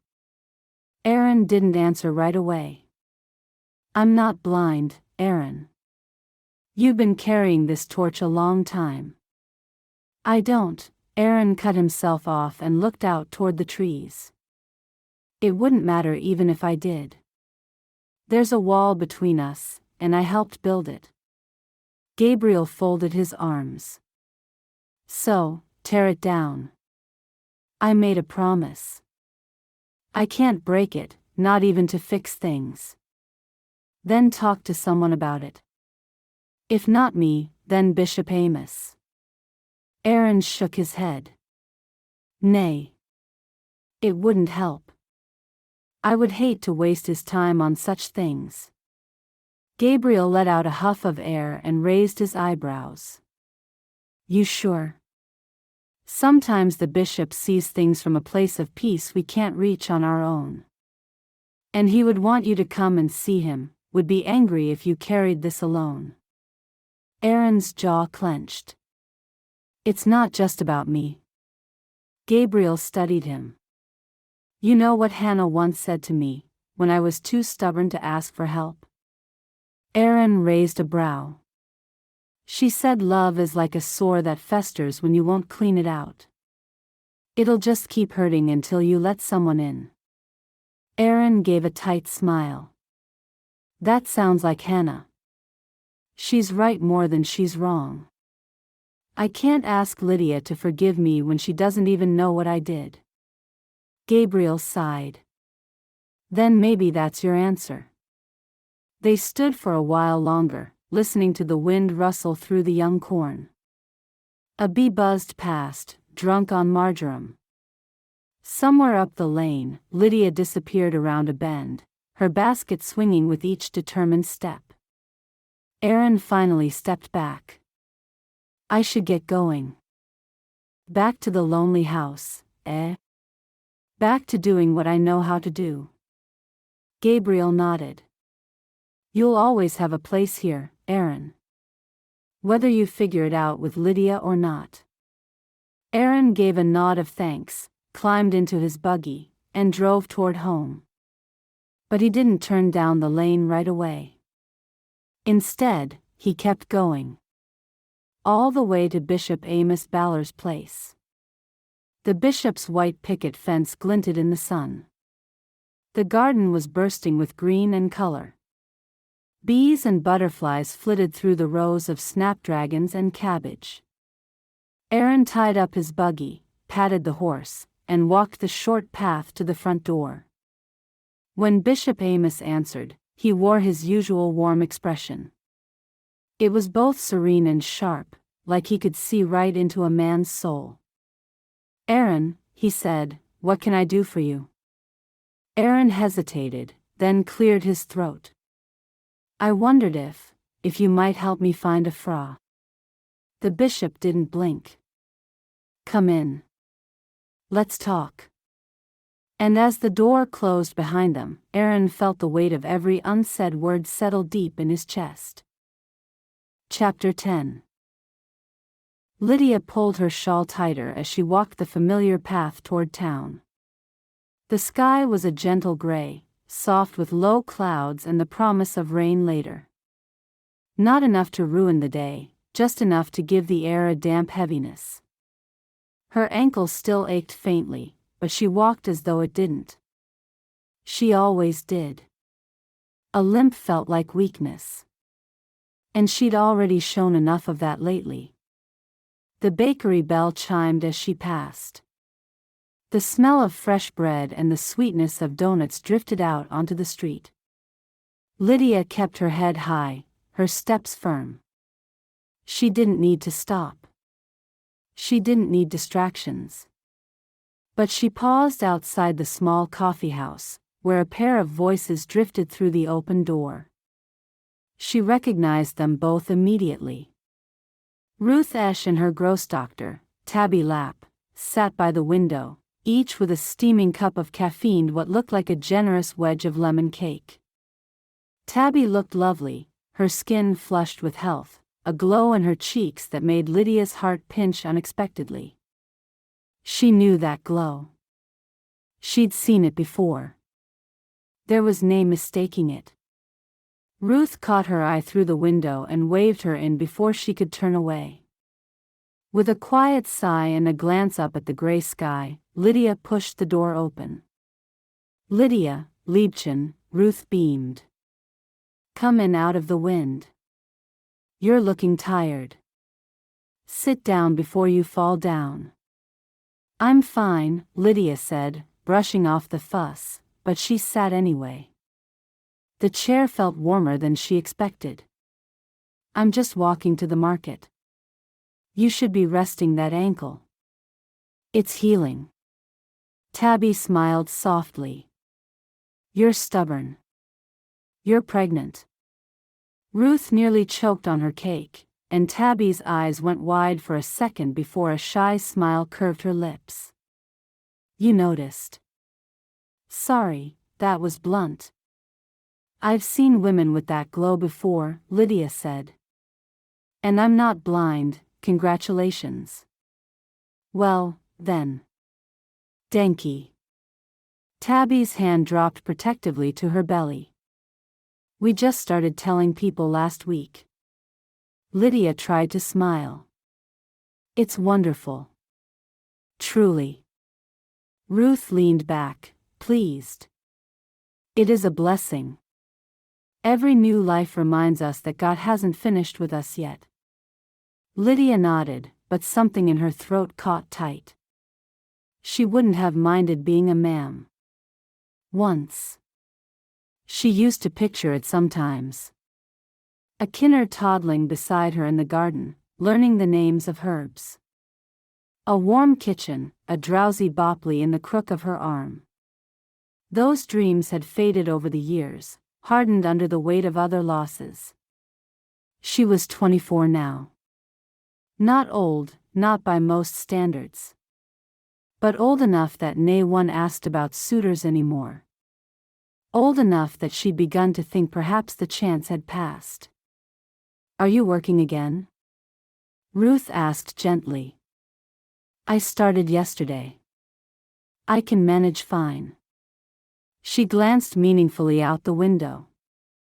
"Without Aaron." Ruth sipped her coffee. "Of course. I never doubted it." Tabby said nothing, just watched Lydia over the rim of her cup with curious eyes. "I came in for soap and thread," Lydia said. "Not cake and conversation." "Well, you'll get all four," Ruth replied. "Because I have another thing to ask." Lydia raised an eyebrow. "Another?" "I'm arranging a picnic for some of the older folks in the district. Something quiet. A few games, sandwiches, perhaps some music, if I can twist Bishop Amos's arm." Lydia frowned. "Music?" Ruth scoffed. "Of course, not that sort of music. Amos would keel over. No, just a few hymns. Something simple and sweet and maybe rousing." And? I'd like your help. Setting up, mostly. Maybe keeping the sprightlier widowers from climbing trees again. Lydia allowed herself to smile a small smile. I remember that last time. So, you'll do it? Of course. Gut. Ruth's smile faded into something softer. But Lydia, you need to open your heart again. Maybe helping others will help you, too. Lydia stood abruptly, grabbing her basket. Please, nay more interfering. I'm only saying what God nudges me to say. Then tell him I said danky, but I'll be round tomorrow. She gave Tabby a polite nod. And congratulations again. With that, she swept out, the bell on the door chiming sharply behind her. Tabby watched her go, her brows raised. What are you doing, Mammy? Exactly what needs doing. She's still so angry. She's afraid, Ruth corrected, dabbing her napkin to her lips. Fear turns to thorns when left alone too long. And Aaron? Oh, he's in worse shape than she is. That boy walks around like he's lost his favorite Bible and can't admit it. Tabby narrowed her eyes. Gran, you can't just push them together and hope they fall in love. I'm not hoping. I'm trusting. In what? In what I've been given. I see these things, Tabby. Sometimes clear as the face on a penny loaf. I've been given a gift, maybe from God, maybe from age, maybe from experience. But I see it. And I trust it. Tabby shook her head. This will cause nothing but heartache. Ruth chuckled, not offended in the least. Perhaps. But even heartache has its uses. You're meddling. I'm planting seeds. Tabby sipped her coffee and muttered into the rim, you're going to need more than seeds. You'll need a miracle. Ruth smiled knowingly. Aren't those exactly what we're in the business of? That evening, the house felt too still. Lydia wandered from stove to cupboard, wiping surfaces that didn't need wiping, folding dishcloths that were already folded. She pulled open the drawer beneath the pie safe, the one she rarely opened. Tucked behind a stack of string-tied receipts and a jar of mismatched buttons was a small muslin pouch. She hesitated. Then reached in and drew it out. The cloth was stained with time, the twine slightly frayed. Her thumb brushed the faded pencil scrawl on the side, sweet corn, save for better days. Her date's writing. Slanted, careful. The kind of script he only used when something mattered. She opened the pouch, letting the seeds tumble gently into her palm. Pale gold kernels, soft-edged and dry. He had saved them 2 seasons ago, just before his cough grew worse. He'd set them aside in hope. For next year. For planting together. But next year hadn't come. Not for him. Her throat burned. She turned the seeds over in her hand, then gently returned them to the pouch and tucked it close to her chest for a moment before slipping it into her apron pocket. The fabric warmed against her hip. If he were still here, he'd say, hope takes root even when we don't see it growing. And she believed him. Once. Chapter 11. Amos led Aaron through the house to the famous dining room. The table was cluttered with books, sermon notes, and the large black Bible Amos always kept open when preparing to speak. Aaron sat stiffly on a chair across from the bishop. Amos took his seat and stared over at him. The look was friendly, inviting, but Aaron couldn't hold it. He looked down, his hands folded tight in his lap, trying not to shift under the weight of what he was about to ask. Amos was just about to speak when Sarah appeared at the door with a soft smile and a tray balanced on one hand. "I thought you two might need a bit of fortification," she said. "I baked this morning." She set the tray down. A plate of apple spice cake, 2 mugs, a steaming pot of coffee, and a little bowl of sugar cubes. The scent made Aaron's stomach rumble in spite of the nerves twisting through him. "Denki," he said, rising halfway from his seat in respect. Amos waved him back down with a chuckle. "Sarah has a rule, you know. Nay weighty matters until at least one slice is eaten." "That's not just my rule," Sarah said, already cutting the cake. "It's wisdom. A man thinks better with something sweet in his belly." Aaron managed a smile. "Yes, ma'am." She placed a generous slice before him and another before Amos, then gave Aaron's shoulder a light pat before slipping from the room. "Now," Amos said, lifting his fork, "tell me what brings you here with a face longer than the lap's corn rows in October." Aaron sat, trying to ignore how tightly his stomach was knotted. He took the plate with both hands, mumbling his thanks. The fork felt awkward in his fingers. He wasn't sure how he could possibly eat. But he did. Because not eating would be a sign. And signs were what he didn't want to give. Amos poured the coffee and passed over a mug. Then, as he always did, he talked about inconsequential matters. "The rain we had yesterday softened the beans." Aaron nodded and ate. The cake was gut, but his stomach didn't want it. Amos chewed and then chuckled. "My fence needs repairing again, though that might have more to do with Eli Mast's bull getting out." "Did you hear about that?" Aaron shook his head. "Knocked over 2 feed bins and chased Rebecca Miller up onto a cart." Aaron swallowed a bite of cake and nearly choked. "She's 80. She's fast," Amos said with a grin. And not amused. "The bull didn't fare much better. Old Eli's got him tied up behind the barn with a sign that says, 'Fool.'" Aaron chuckled despite himself. The warmth of the room, the gentle humor, and the rhythm of Amos's voice were like stepping into a warm bath. He sipped his coffee, feeling the tension in his shoulders ease bit by bit.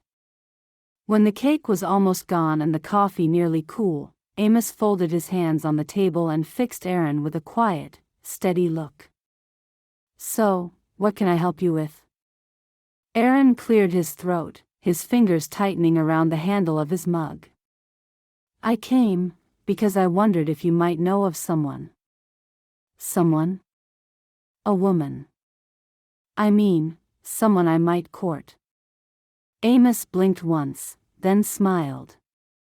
"I see. I know it sounds strange." "Not strange, Aaron. But a little, businesslike." Aaron flushed. I'm lonely. I want a family. A home. I'm tired of talking to my horse at the end of the day." Amos leaned back, considering. "You know, most women don't think of courtship as a transaction. Not unless they're marrying in haste or under pressure. And even then, they're hoping for something warmer than a contract." "I don't mean it like that," Aaron said quickly. "It's just, I've been going in circles.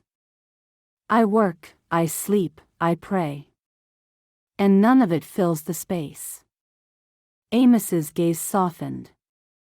"It's gut that you came. Loneliness is heavier than most folks admit. Have you been praying about it?" "Every day." "And?" Aaron hesitated. "I feel like there's someone I already think of." "Ah." Aaron's face went hot. "I see there is," Amos said, not unkindly. "But she doesn't see me." Or, she sees something she doesn't like. That's not the same thing as hate. It feels close. Amos poured them both another cup and then sipped his coffee. He seemed to study the grain of the table for a moment. May I ask who? Aaron hesitated, but then shook his head. I can't. It's complicated. Isn't it always? I made a promise to someone. Years ago. And I kept it. But keeping it made her think I was someone I'm not. And now you're wondering whether to break that promise. Aaron didn't speak. Amos nodded slowly. If it's who I think it is, then she's still hurting. Still angry. Grief hardens like frost if it's not warmed by love. You can't change her past, but you can be part of what heals her future. Maybe that's your calling. Aaron swallowed hard. I don't know if I can. Or if she'll ever let me. Then the question is, are you willing to offer her what she needs, even if it means being patient? Even if she never sees it? Aaron's throat felt tight. He nodded once. Gut, Amos said. Then stop looking like you're asking for a loan and start noticing what's already in front of you. Aaron laughed once, dry and short. You make it sound simple. It isn't. But it's holy. They sat for a while longer. Amos refilled their mugs. The clock ticked, and somewhere outside, a bird began to sing. Aaron eventually stood. Denki, Bishop. You know you're always welcome. Aaron nodded, said goodbye to Sarah in the kitchen, and stepped out into the day. The clouds had cleared. Sunlight warmed his shoulders as he walked back to the buggy. He untied the reins slowly, thinking. He should have told Amos. About Josiah.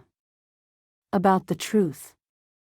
But it felt like too many words all at once, and the moment had passed. He laid a hand on the horse's neck, murmured softly, then climbed into the seat. As the wheels turned homeward, he let his thoughts drift to Lydia.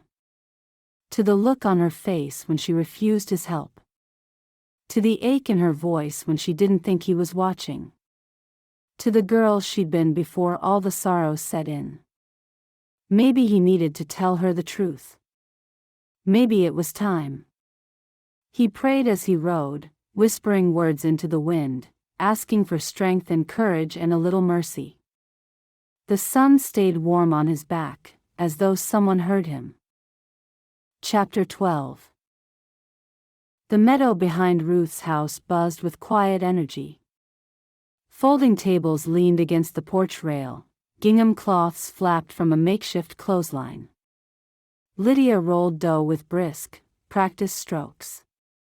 Her sleeves were pushed up to her elbows, flour dusted her forearms, and a damp strand of honey blonde hair clung to her temple from beneath her cap. She didn't mind the work. She never had. But her mood had soured the moment she knew who else Ruth had recruited. Aaron King. He wasn't in the kitchen, thankfully. He was out in the yard, dragging folding chairs from the shed, testing their legs, then placing them around the tables by the barn. His shirt was dark with sweat already, and the way he moved, quiet, focused, competent, it irked her more than she wanted to admit. Ruth had asked for help setting up the annual summer picnic, claiming her knees weren't what they used to be and her hands tired too quickly. But Lydia knew better. Ruth wasn't tired. She was matchmaking. Ruth bustled into the kitchen, carrying a basket of jam jars. Lydia, Liebchen, would you take Aaron a glass of lemonade? He's working like a horse and likely hasn't stopped to breathe. I'm sure he can manage. Of course, he can. But he shouldn't have to. Lydia sighed, wiped her hands, and poured a tall glass from the pitcher on the counter. She stepped outside, the glass cool in her fingers, and walked down the slight slope toward where Aaron was setting up tables beneath the trees. The angle made her ankle complain a little, but it was almost better. He didn't see her at first. He had a hammer looped through his belt and was adjusting the height of one of the legs. She stopped a few paces away. "Ruth sent this," she said, holding out the glass. He looked up, surprised, and then smiled faintly. "Danky. That's kind. I didn't say it was from me.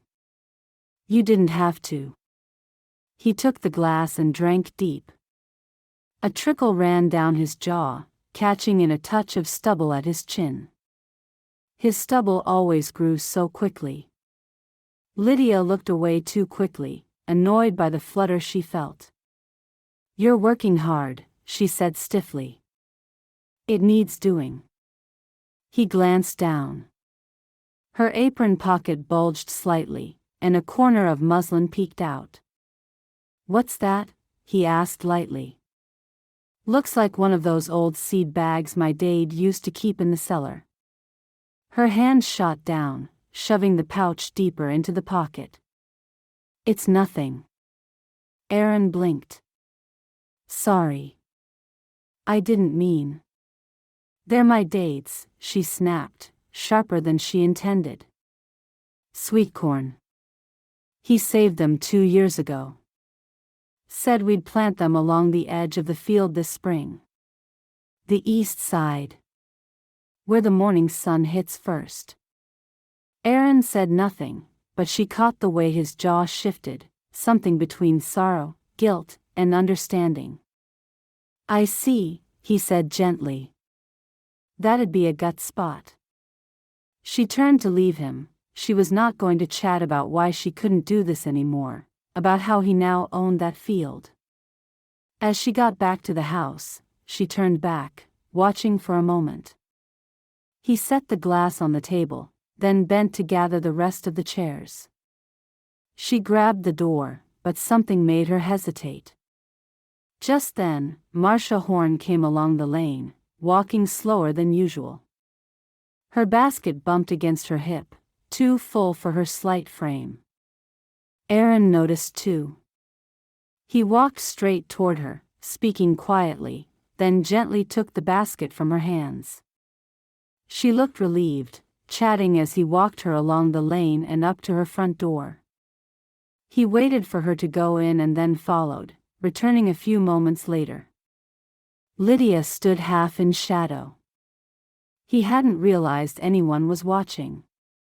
He'd lifted Marcia's basket, then steadied her elbow as they walked along. He's seen her safely home, with a smile on his face, and the one she returned was of gratitude and delight. He didn't ask for thanks. He didn't perform. He just helped. Lydia's throat tightened. She told herself not to read into it. Aaron was helpful by nature.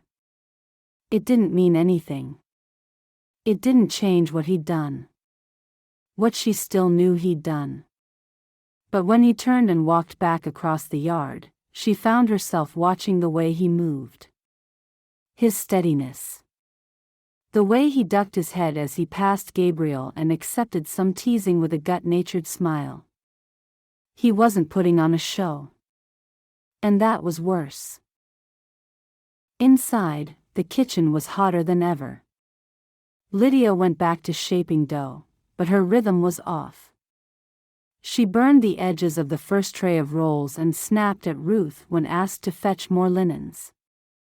After lunch, she volunteered to walk to the pantry room behind the barn, needing an excuse to get out of the house. She passed Aaron near the edge of the garden, where he was unloading crates from his wagon. She didn't say anything. Just nodded. But he nodded back. And something in his eyes made her feel exposed. Aaron watched her walk away, her shoulders stiff, the line of her jaw tight. She moved like someone who didn't trust the ground beneath her feet. He wanted to say something. Anything. But what was left to say? She didn't want apologies. And he couldn't offer explanations without breaking his word. What could he possibly give her? He set down the crate and leaned against the wheel of his wagon, wiping his hands on a rag. The afternoon sun beat down on his back, but he barely noticed. His mind kept circling the same question. How do you reach someone who refuses to be reached? She wasn't cruel. She was careful. Wounded. Strong in the way that comes from surviving too much without enough support. He thought about what Bishop Amos had said. About grief hardening like frost. About healing. He thought about Lydia's face when she smiled. How bittersweet that smile could be. It was as if she longed for something and couldn't find it. He'd seen the same smile in his own mirror. What could he do? He dropped to one knee beside the wagon. The dust puffed beneath him. He removed his hat, pressed it to his chest, and closed his eyes. Lord, he whispered, I don't know what to do. If you want me to stop, show me how. If you want me to try, show me how. Just help me do right by her. The breeze stirred the leaves above. He stayed there for a moment longer, breathing in the dust and the sun-warmed scent of earth and wood. A soft step on the gravel made him lift his head. Ruth stood a few feet away, her arms crossed, her expression somewhere between mischief and understanding.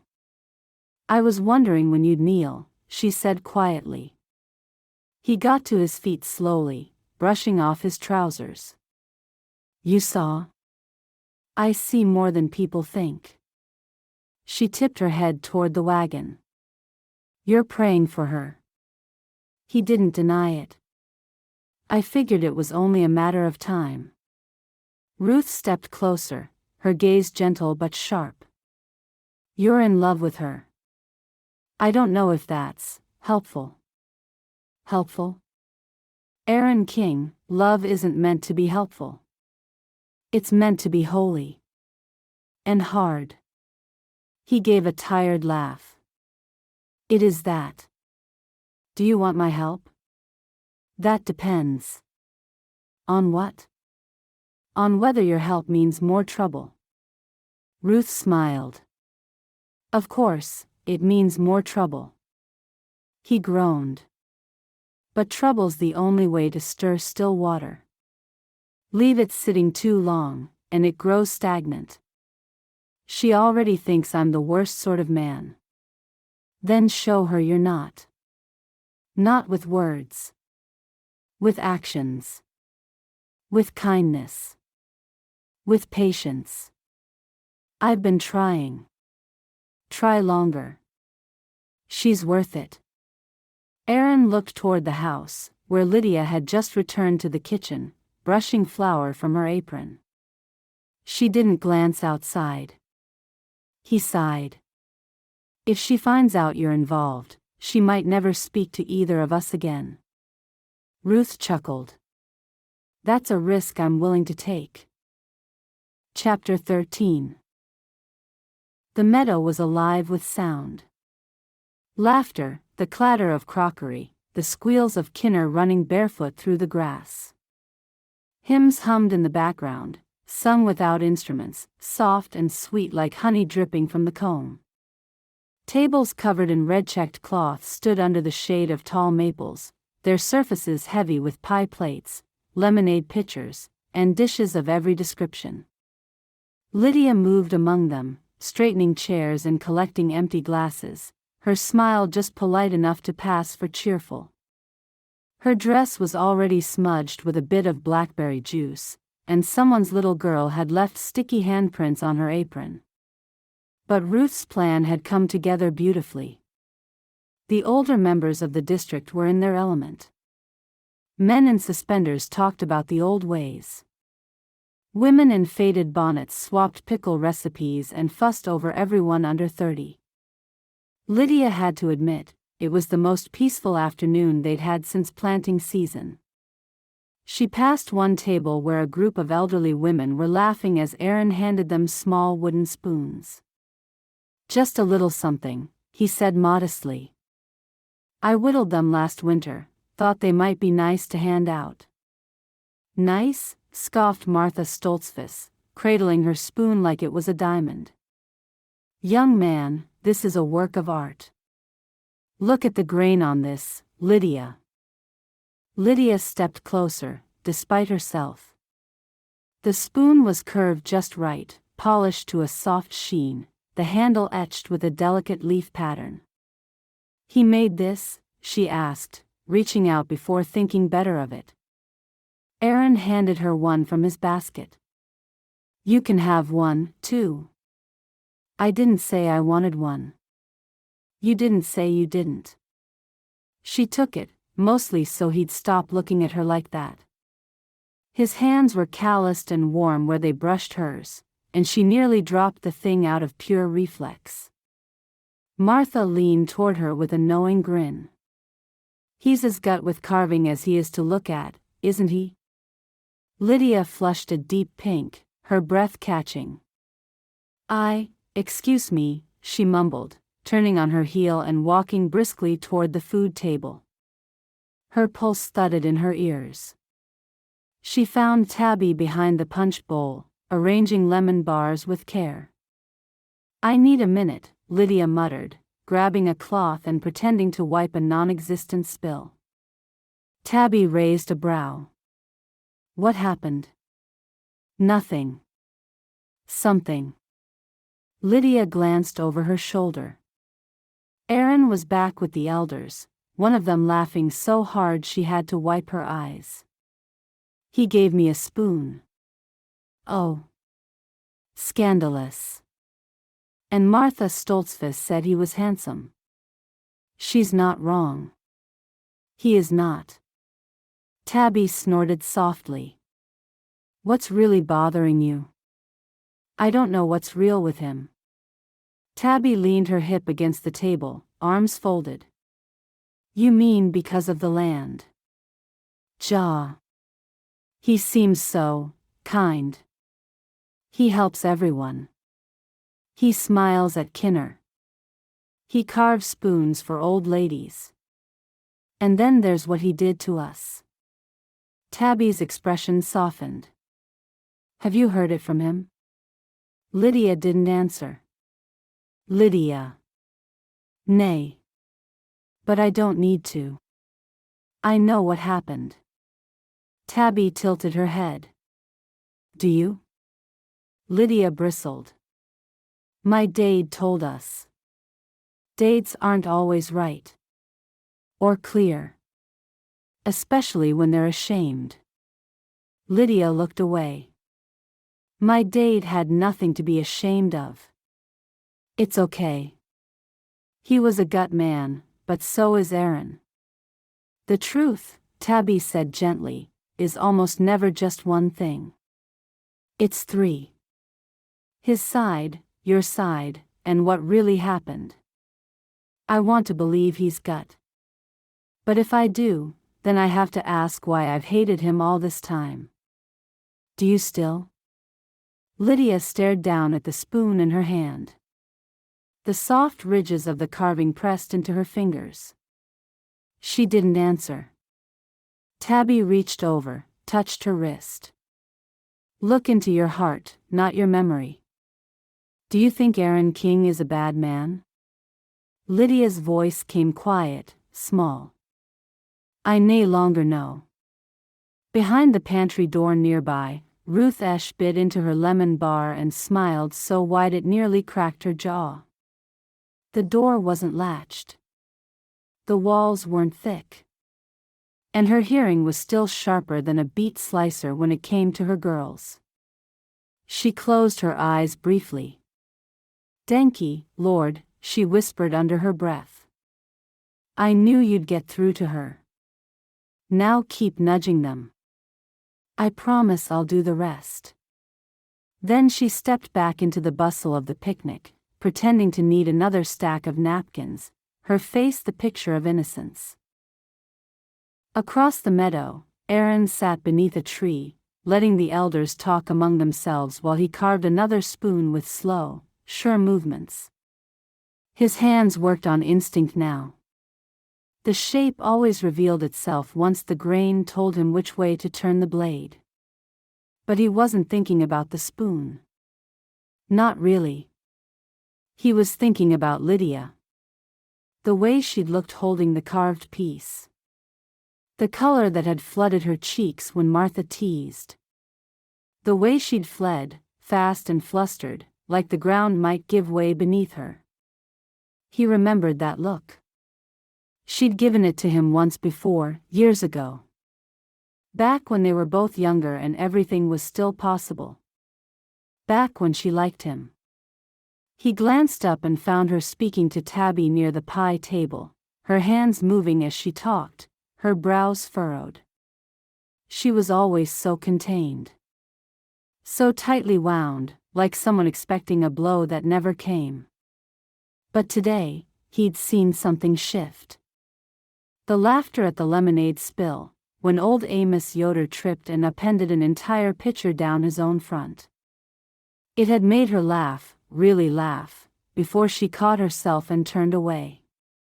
He wanted that laugh back. He wanted to earn it. Aaron finished the spoon and placed it with the others, then sat back on the grass, closing his eyes.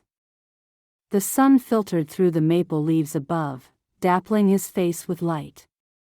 Could he help her heal? Could he give her something worth trusting again?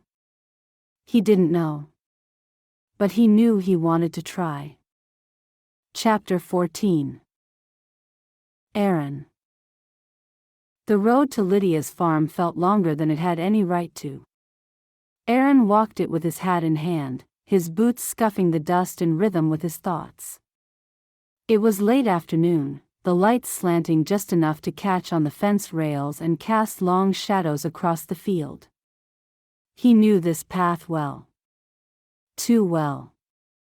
And yet, today, it felt like walking toward a gallows. He had nay right to be nervous. Not after all this time. Not after all she believed about him. But he was. Her house came into view. It was solid, weathered, familiar. The curtains were half drawn, the porch swept. A buggy wheel leaned against the side wall, freshly repaired. Signs of her strength, her competence. She hadn't let grief hollow her out. She'd built herself a life in the ruins. He stopped for a moment, his stomach churned as he wondered about turning around, about forgetting this. Nay, he was here. Slowly, he walked out of the shade and climbed the steps, his heart pounding harder than it should have. He knocked. It seemed like the day stopped. Like silence and a pause so long he wondered if he'd stopped breathing. Then the door opened. Lydia stood there, her cap in place, her apron dusted with flour. Her expression unreadable, her eyes hard. Not angry, exactly. Just worn thin with the effort of staying guarded. "What do you want?" she asked. Aaron swallowed. "To talk." She leaned against the doorframe. "I thought we already did that." "Not properly. I'm busy. I won't stay long." "Gut." She folded her arms. "Speak your piece, then go." Aaron stepped just inside. The house smelled of baking bread, but he pushed the thought aside. He didn't want to notice anything that would soften him. He needed to stay steady. "I never meant to hurt you," he said. She gave a bitter half-laugh. "You really ought to find a new line. I came because there's something you don't know. Something I should have told you a long time ago." "Then why didn't you?" Because I promised your ma'am I wouldn't. Lydia's jaw tightened. But I think it's time. Nay. Her voice cut clean through the air between them. I don't want your explanations, your regrets, or your side of things. You bought our land. You watched us fall apart afterward. That's all there is to it. It's not. Well, it's all I'll ever believe. I'll never forgive you. Go now. She didn't shout it. That would have been easier. It was the flatness in her voice that made it land like a blow. Aaron stepped back, nodding once. All right. He walked out. The door clicked shut behind him. He made it as far as his buggy. Then he stopped. The wind moved through the dry grass along the road. A bird sang out once, then fell silent. The world seemed to hold its breath with him. He couldn't leave it like this. He shouldn't have come, maybe. But now that he had, he couldn't walk away with the truth still sitting on his tongue. He turned. He knocked again. The door opened more slowly this time. Her face showed surprise first, then something close to frustration. What?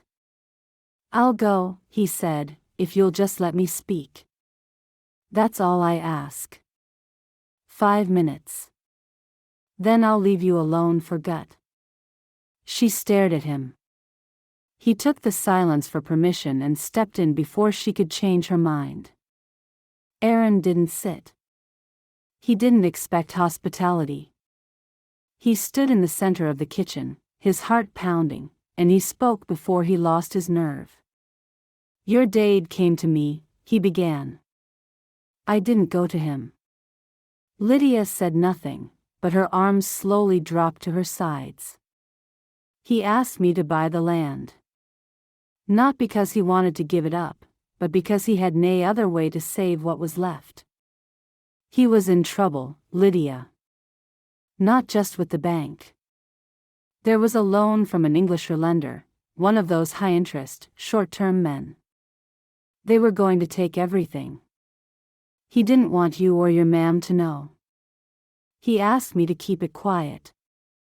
Lydia opened her mouth, but no words came. Aaron pressed on. I didn't offer him a pittance. I paid more than the land was worth. I paid off his debts, every one of them. Because I could. And because I thought it would help. I thought keeping the truth hidden was protecting you. You expect me to believe that? Her voice cracked. That you did all this for us? Nay. He looked down at the worn floorboards, then back at her. I expect you not to believe it. But it's true. Your ma'am found out and made me promise to keep the secret. And I've lived with you hating me all these years because I honored a promise to a man who asked me to help. She shook her head slowly as if trying to clear it. Why are you telling me now? Because I'm tired of you thinking I'm something I'm not. And because I think your dad would have wanted you to know. Eventually. And my ma'am? She begged me not to tell you. Said you needed someone to blame, and she didn't want that someone to be your dad. So, I kept quiet. I thought I was doing what was right. But maybe I wasn't. The silence that followed was heavy. Lydia looked like she'd been struck, not physically, but as if something inside her had shifted and she didn't know how to hold it. Aaron took a slow breath. That's all. I won't come back unless you ask me to. He turned, expecting the weight in his chest to lift. It didn't. It settled deeper. Behind him, he heard the faintest whisper. Why didn't he tell us? Aaron paused, hand on the doorframe. Because he loved you, he said quietly. And maybe because he didn't want you to know how close he came to losing it all. Maybe because he was ashamed. The door stayed open behind him as he stepped out into the day. This time, he didn't look back. Chapter 15. Lydia. Lydia was baking bread when the knock came. The sound echoed through the empty house like a warning bell. She knew that knock, and it filled her with both dread and anticipation. It was a strange and heady feeling.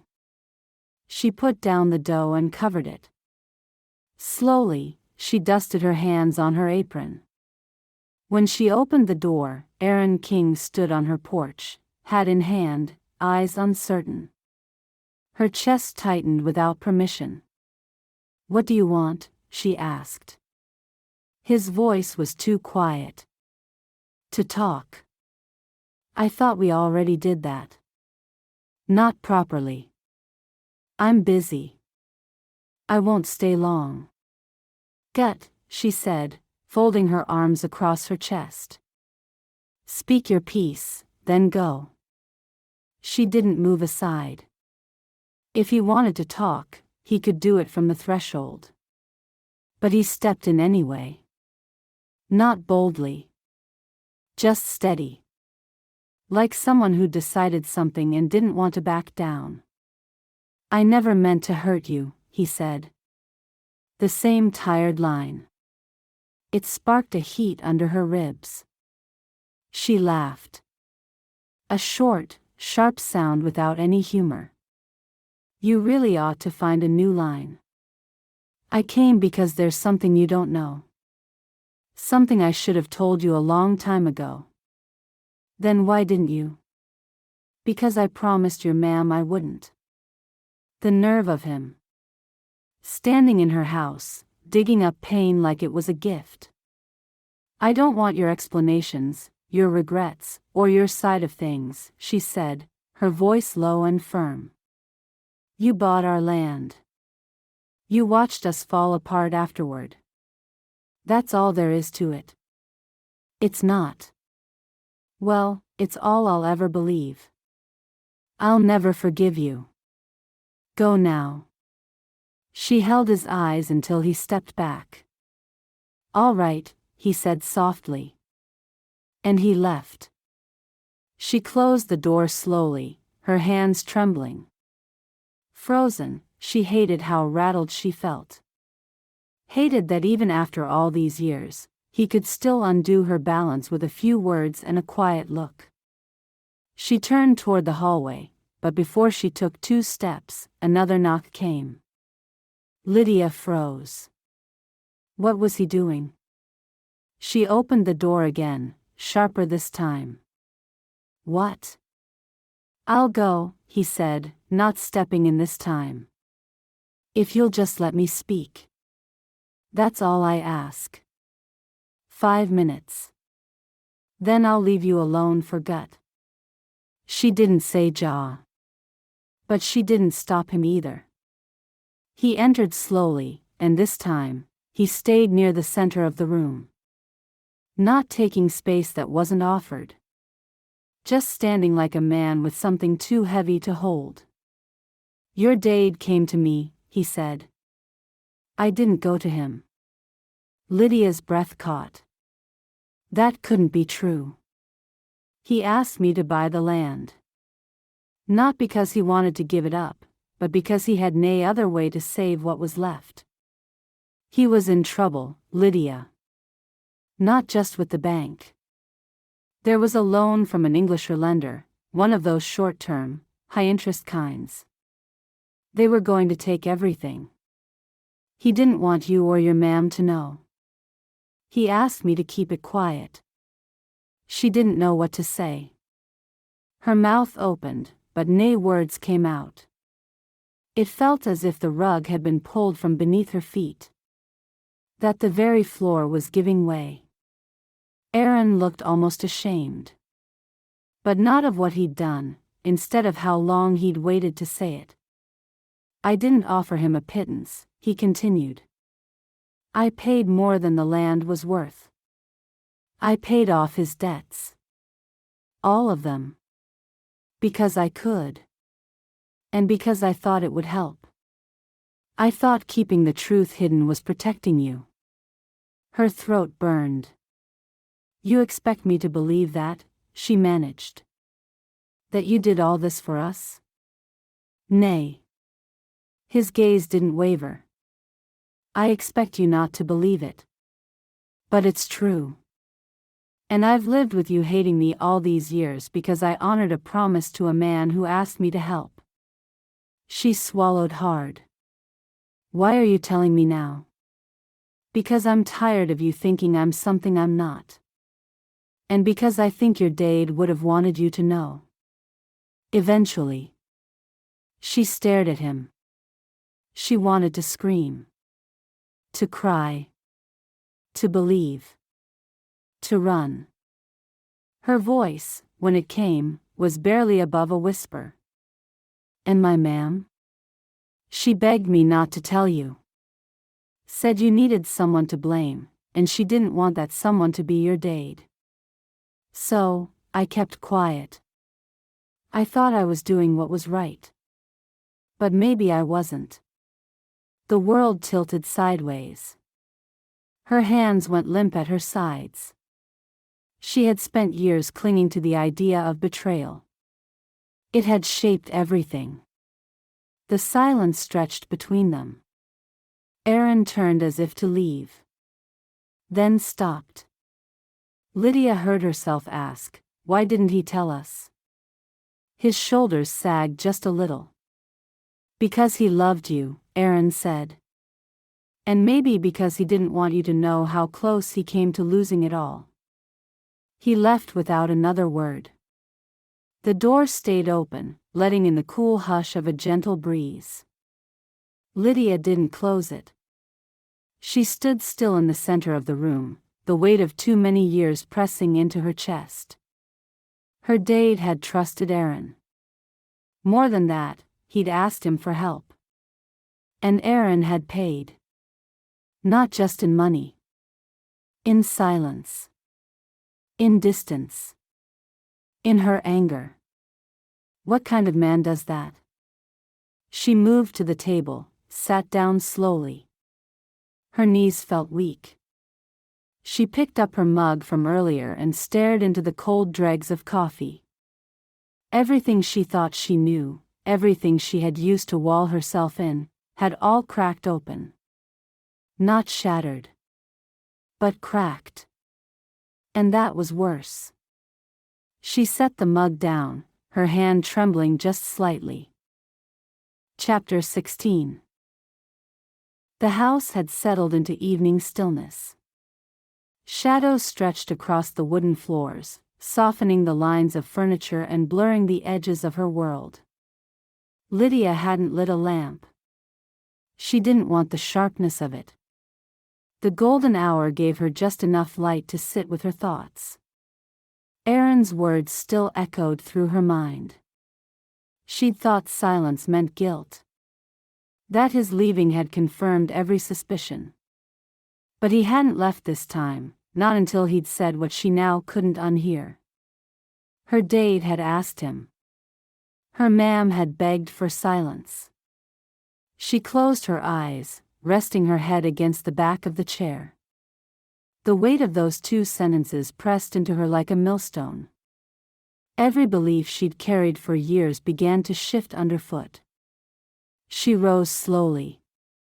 Her legs carried her without a plan up the stairs and down the hall to the room she never entered unless something inside her ached too much to ignore. The bedroom still smelled faintly of cedar and thyme. Her ma'am's quilt lay folded at the foot of the bed. The chest beneath the window hadn't been opened in months, maybe longer. Lydia knelt beside it, her knees feeling the floorboards.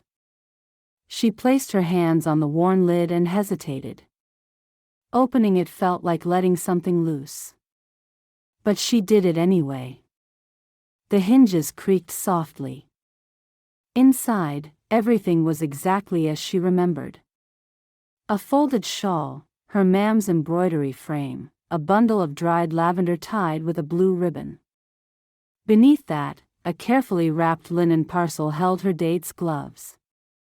They were well worn, the leather softened by years of use.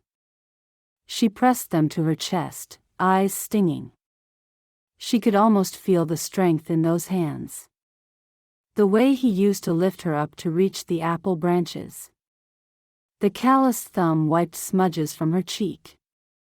Next to them sat her mam's recipe book. The spine cracked slightly as she opened it. Margins full of notes, little adjustments in her mother's tidy hand. Use less sugar if the apples are sweet. Lydia likes extra cinnamon. The pages smelled of flour and thyme and made her throat tighten. At the bottom of the chest, nestled beneath a folded apron, something heavier shifted beneath her hand. A large leather-bound journal. Her heart gave a slow, uncertain beat. She pulled it free. It was a simple book. Brown leather, the corners worn, the ties still looped neatly around. She sat back on her heels and unwrapped it, her fingers careful, reverent. The first page held her date's name in his strong, steady script. Josiah Brandt. She turned the pages slowly at first. Most entries were brief. Notes about the cows. Hopes for a better wheat yield. Mentions of her and Mam. A worry about the fence line needing repair. And then, March 18th. Spoke with Aaron King again. Hard to believe it's come to this. But I see nay other way. I hate the thought of giving up the land, but better that than letting the bank, or worse, strip it from us in shame. He's offering more than it's worth. It's generous. Too generous. Part of me wonders if I should accept. But I can't let it all fall. Lydia's hands trembled. She turned the page. March 26th. Aaron agreed. I didn't even have to ask twice. Told me he'd handle the loan quietly, wouldn't say a word to the others. I feel like a failure, but I know this will keep Lydia and Pamela safe. Lydia mustn't know. It would crush her. April 2nd. Signed the papers. Pamela is angry, she found out. She knows me too well. She thinks I should have held out longer. But I couldn't risk waiting. The debt was worse than she knew. The lender had sent word they'd be coming. Aaron said he'd take care of it. God help me, I hope this isn't the mistake it feels like. Lydia stopped reading. The journal fell open across her knees. She couldn't breathe. Her date had been ashamed. Not angry. Not betrayed. He had made the decision to protect them, and Aaron had helped. He had paid more than the land was worth. Quietly. Without boasting. Without defending himself when she'd accused him again and again. Tears spilled down her cheeks, unchecked. How many times had she replayed the story she'd been told? How many times had she sworn she'd never forgive him? She'd built her grief into armor. Held fast to anger because it was cleaner than pain. She had believed what she wanted to believe. She believed what made it easier to keep her heart closed. She pressed her sleeve to her face, breathing through the ache. Her shoulders trembled. What else had she missed? She turned one more page. April 10th. Pamela won't speak to me. She says I've ruined our name by getting into debt and losing the land. But I never wanted her to know, and I couldn't let Lydia see the bank men at the door or have the thugs come after me or worse, my family. I couldn't bear her getting hurt, but I couldn't bear her looking at me like I'd failed. Aaron was the only one who offered real help. He didn't hesitate. I pray she never knows the truth. That she grows strong and makes something of what we have left. Lydia clutched the book to her chest. She had known her father as a proud, quiet man. But pride wasn't what defined him, not in these pages. It was love. Heavy, painful, imperfect love. She whispered into the silence. Oh, Dade. I forgive you. The words caught in her throat. Outside, the light had dimmed further. Dusk settled gently on the windowsill, and in the quiet, Lydia let the tears come. Not loud. Not heaving. Just steady. She stayed there, on the floor beside the chest, long after the journal slid closed in her lap. Long after the shadows swallowed the room whole. And somewhere deep inside her, something shifted. A crack in the wall she'd held up for too long. A tiny seed of truth, pushing through. Not forgiveness. Not yet. But maybe the beginning of it. Chapter 17. Aaron had just finished brushing down the gelding when he heard the soft crunch of buggy wheels on the gravel path. He squinted against the morning light and saw Ruth Esch climbing down with surprising ease for a woman her age. He wiped his hands on a cloth and met her halfway to the porch. "Good morning, Ruth." "Morning, Aaron." She looked him over as if checking for signs of injury or guilt. "You look like a man with something on his mind." "I reckon most men do," he said. "Well," she smiled, "you're about to have more." She handed him a small parcel wrapped in oilcloth. It was likely soap or dried herbs, though he didn't ask. Her gaze was too sharp for small talk. "I came to ask," she said, "whether you might want to keep delivering orders with Lydia." Aaron blinked. "Keep delivering," he echoed, trying not to sound too eager. "With Lydia." "Jaw. You've been a help with her ankle, and she's still recovering. I know she'd never ask for more company, but I think she needs it." He hesitated. His hands closed around the cloth like it might anchor him. Would she agree? She still favored the ankle, though she thought she hid it. But he doubted she would let him near her again, not after yesterday. "She'll agree if I put it to her right." Ruth's eyes twinkled. "But I need to know it's something you want." "More than anything." That's what rose up in his chest. The chance to spend time near Lydia again, to prove himself not just with words but with actions. To be useful to her, even if she didn't know it yet. He nodded slowly. "Jaw, Ruth. I want that." "Gut." She gave a satisfied smile. "Then I'll arrange it. You'll hear from me by the end of the day." As quickly as she arrived, Ruth turned back to her buggy and climbed in. Her horse gave a little whicker, and they rolled off down the lane, her black bonnet catching the light. Aaron watched until she disappeared beyond the bend. Only then did he let out a slow breath. The truth was, he was thrilled. And terrified. He'd just said ja to more time with the one person who could see straight through him. What if Lydia realized why he really wanted to ride with her?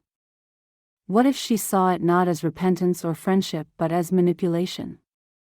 He set the cloth aside and walked toward the barn, needing movement, needing to do something with his hands before the thoughts swallowed him whole. He fed the chickens, checked the water troughs, and turned the soil in the kitchen patch. None of it cleared his mind. Eventually, he went to the bench outside the barn and sat down, elbows on his knees, hands clasped. The sun had risen fully now, casting clean shadows across the ground.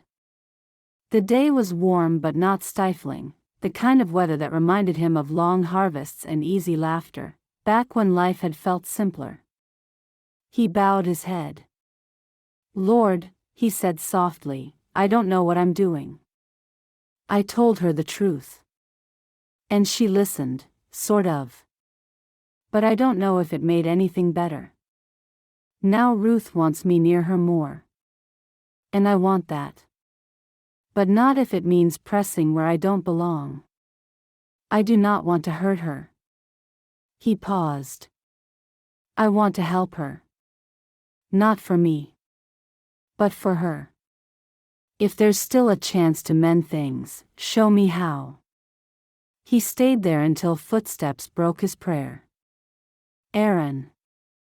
He looked up. Gabriel Schrock was walking down the path with 2 mugs in hand, his face split into a grin. He looked like a man who'd just come from kissing his fra and felt the world was full of blessings. "Ruth sent me to make sure you didn't fall off your seat from shock." Aaron stood to meet him, accepting the mug with a muttered "Denki." "She told you?" Gabriel sipped.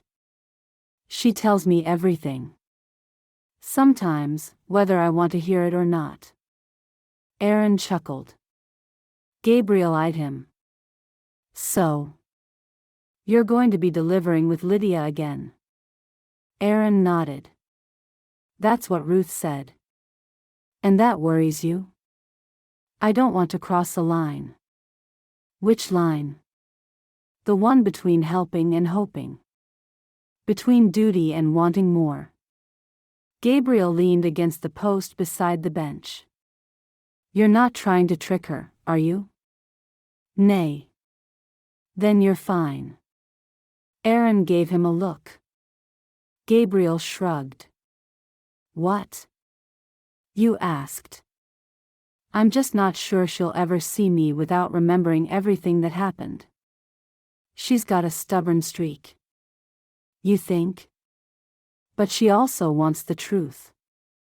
Even when she says she doesn't." Aaron was quiet. Gabriel nudged his arm. "Trust Ruth." Aaron laughed. "Are you serious?" "I married Hannah, didn't I?" That shut him up for a beat. Aaron looked at his friend. Gabriel's eyes were steady, no mockery, nay exaggeration. "You and Hannah weren't always easy," Aaron admitted. "We weren't. But it was worth it. I don't want to force anything." "You're not. You're showing up. That's different." And Gabriel bit his lip. "What?" Aaron thought his friend knew something. Was she already courting? "I don't know whether you know, but she had an incident about 3 months ago." Gabriel sipped his coffee and lowered his eyes. "Tell me before I hit you." Aaron chuckled, but his chest felt as if he'd been kicked by a colt. "She was delivering for Ruth, and a man grabbed her and pulled her into a room. He tried to, well, you know." "What?" Aaron felt as if a knife had been rammed into his heart. That was followed by heat and anger that he'd never felt before. "I didn't know." "Was she hurt?" "What should I do?" He didn't ask who the man was, for he feared he might go and do something the bishop would not like. "She escaped, and the police dealt with it. She told Tabby, she says she's all right, and a gut man like you could be just what she needs. Just be extra cautious." "I would never." Gabriel held up his hands. "I know. Just so you know. Now, how is your Aunt Verna?" "She's doing okay, but they have instructions to let me know if she needs anything. I'm planning on going to see her soon." Gut. They stood there together for a while. 2 men with dust on their boots, heartache behind them, and hope inching its way forward, slow and stubborn. Finally, Gabriel clapped his shoulder. "Just don't try to outsmart Ruth. You'll lose." Aaron smiled. Too late for that. As Gabriel walked off, humming something tuneless, Aaron turned his face toward the sun. He didn't know what the next days would bring. But he had prayed, and an answer had come in the form of a buggy and a strong-willed grossmammy. Maybe that was the sign he needed. And maybe, just maybe, this time he wouldn't run from it. He would love her, if necessary, from afar, but he would make sure no man ever hurt her again. Chapter 18. Lydia had just finished packing the last of the salves into the delivery basket when she heard the knock on the door. Light but insistent. Only one woman knocked like that. She opened it to find Ruth Esch standing there with a wide smile and her usual look of cheerful determination. "Good morning," Ruth said. "Or at least it will be when you hear what I've brought." Lydia stepped aside with a smile. "Do I have a choice?" Ruth chuckled and entered like she owned the floorboards, already setting down her basket and pulling off her gloves. "I've worked it out with Aaron," she said, not even waiting to sit. "You'll continue with the deliveries." "I already planned to. My leg is better now. I can get back to work, I can do this." "With him?" Lydia blinked. Ruth's voice was unruffled, but firm. "You're still recovering. He'll handle the heavier drops, the new addresses, the longer walks. You'll direct him, make sure nothing's missed, and take the reins when we know someone wants to see your face. That way your ankle gets gentle exercise, but isn't pushed." "I'm fine." Lydia crossed her arms, hoping that it would deliver the point better than her words. Without a word, Ruth bent down, surprisingly quickly, and pressed 2 fingers to Lydia's ankle. Lydia yowled. "Ow! For pity's sake." "Fine, are you?" Ruth stood with a grin. "Funny, your ankle seems to disagree." Lydia glared. "You didn't have to poke it so hard. You needed a little reminder." Ruth chuckled as she stood and patted Lydia's shoulder. "You'll sit in the buggy and direct. Let him fetch and carry. It'll be gut for you. And him. I'm not sure I follow how this helps him." "Oh, I've got that in hand." Lydia narrowed her eyes. "Ruth. I'll be by tomorrow with the list. Be ready." With a wink and no further explanation, Ruth swept out as breezily as she'd arrived. Lydia stared after her, her arms still folded, her heart thudding for reasons she didn't want to name. It was a strange sensation of both dread and anticipation. At least, she would have the chance to let him know that she wasn't fooled. She knew who he was and what he'd done, no matter what he told her. The next morning dawned too early and too bright. Lydia climbed into the buggy with as much dignity as a woman favoring one foot could manage. Aaron was already there, reins in hand, his shirt sleeves rolled and his expression unreadable. "Morning," he said. She gave a curt nod. "Where's the list?" He handed it over. Ruth had scribbled clear directions, and at least 6 new customers were marked in Aaron's column. Lydia was to sit tight, check names, and watch the inventory. Like a supervisor. Or a wounded duck. She hadn't decided which felt more accurate. Their first stop was a new family who'd ordered soap and elderberry syrup. Lydia handed Aaron the items from the back, and he walked to the door while Lydia checked the names off the list. He delivered with calm efficiency, offering the woman a few words and a smile. She responded with a delighted laugh. Lydia couldn't hear what he'd said, but the woman handed him something wrapped in cloth. It was likely cookies. Back in the buggy, he held the bundle out. "Want one?" Nay, Denki. They've got raisins. She narrowed her eyes. And you're telling me that as if it's a selling point? He grinned. Just sharing the blessing. She didn't answer. They drove on. By the third stop, he'd started humming under his breath, a low, tuneless sound that irritated her more because it wasn't actually unpleasant. At the fifth stop, he bought her a coffee from the roadside stall near the feed store. I didn't ask for that, she said when he handed it over. I know. But you like it strong. She took it without thanking him.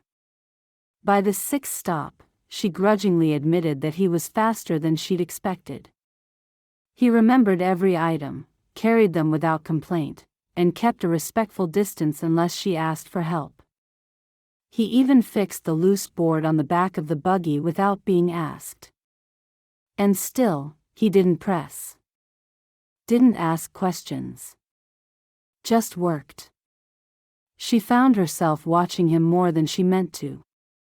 The way he moved, the quiet way he spoke to the older residents, how he stooped to pick up a spilled basket of potatoes without a word, and helped restack it before the owner even noticed. It made her uncomfortable. Nay, not uncomfortable. Something else. Confused, maybe. You don't have to be so cheerful all the time, she said suddenly, halfway between stops. He looked over. Should I try being gloomy instead? She gave a tiny huff. It might make me feel less like a villain. You're not a villain. Then why do you treat me like I'm about to jump down your throat? He shrugged, and his smile was soft. Because I know you're angry. But I also know you're fair. You'll come around, eventually. Don't count on it, she muttered. He didn't respond. Later, as they passed through the green rise by the willow grove, he made some ridiculous joke about chickens crossing roads and preachers following them. It wasn't even that funny. But it hit her off guard. She laughed, just once, a single involuntary burst, and immediately snapped her mouth shut. Aaron turned, his eyebrows raised. Did I hear that right? Nay. She almost bit her tongue in her haste to pull the grin off her face. You laughed. Must have been the wind. He grinned but said nothing more. That made it worse. She spent the next 5 miles in silence, her arms folded, her cheeks warm. He didn't press. Just drove on, humming a hymn under his breath, one she hadn't heard in years. The sun shifted, casting long shadows across the road as they neared the final stop. Lydia took a long sip of her now lukewarm coffee and stole another glance at him. Aaron King. Quiet. Steady. Infuriating. And, somehow, not the man she'd painted in her mind all these years. He'd changed. Or maybe she was the one who had changed, mellowed, seen the truth. But one thing was certain. The man sitting beside her wasn't trying to earn her forgiveness with words. He was showing it, in every step, every delivery, every act of quiet care. And she didn't know what to do with that. Not yet. Chapter 19. Lydia. It was day 2. She saw his buggy before he knocked. Of course, he was early.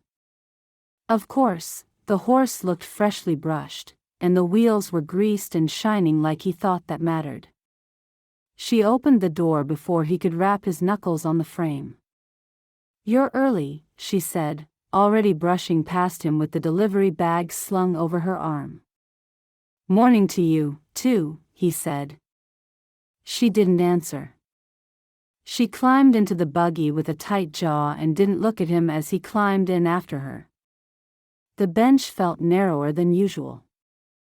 He gave a little click, and they started down the road. Lydia stared straight ahead.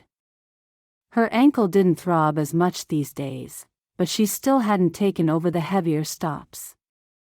That meant more time with Aaron. More minutes watching the way his hair curled just a little where it stuck out from under his hat.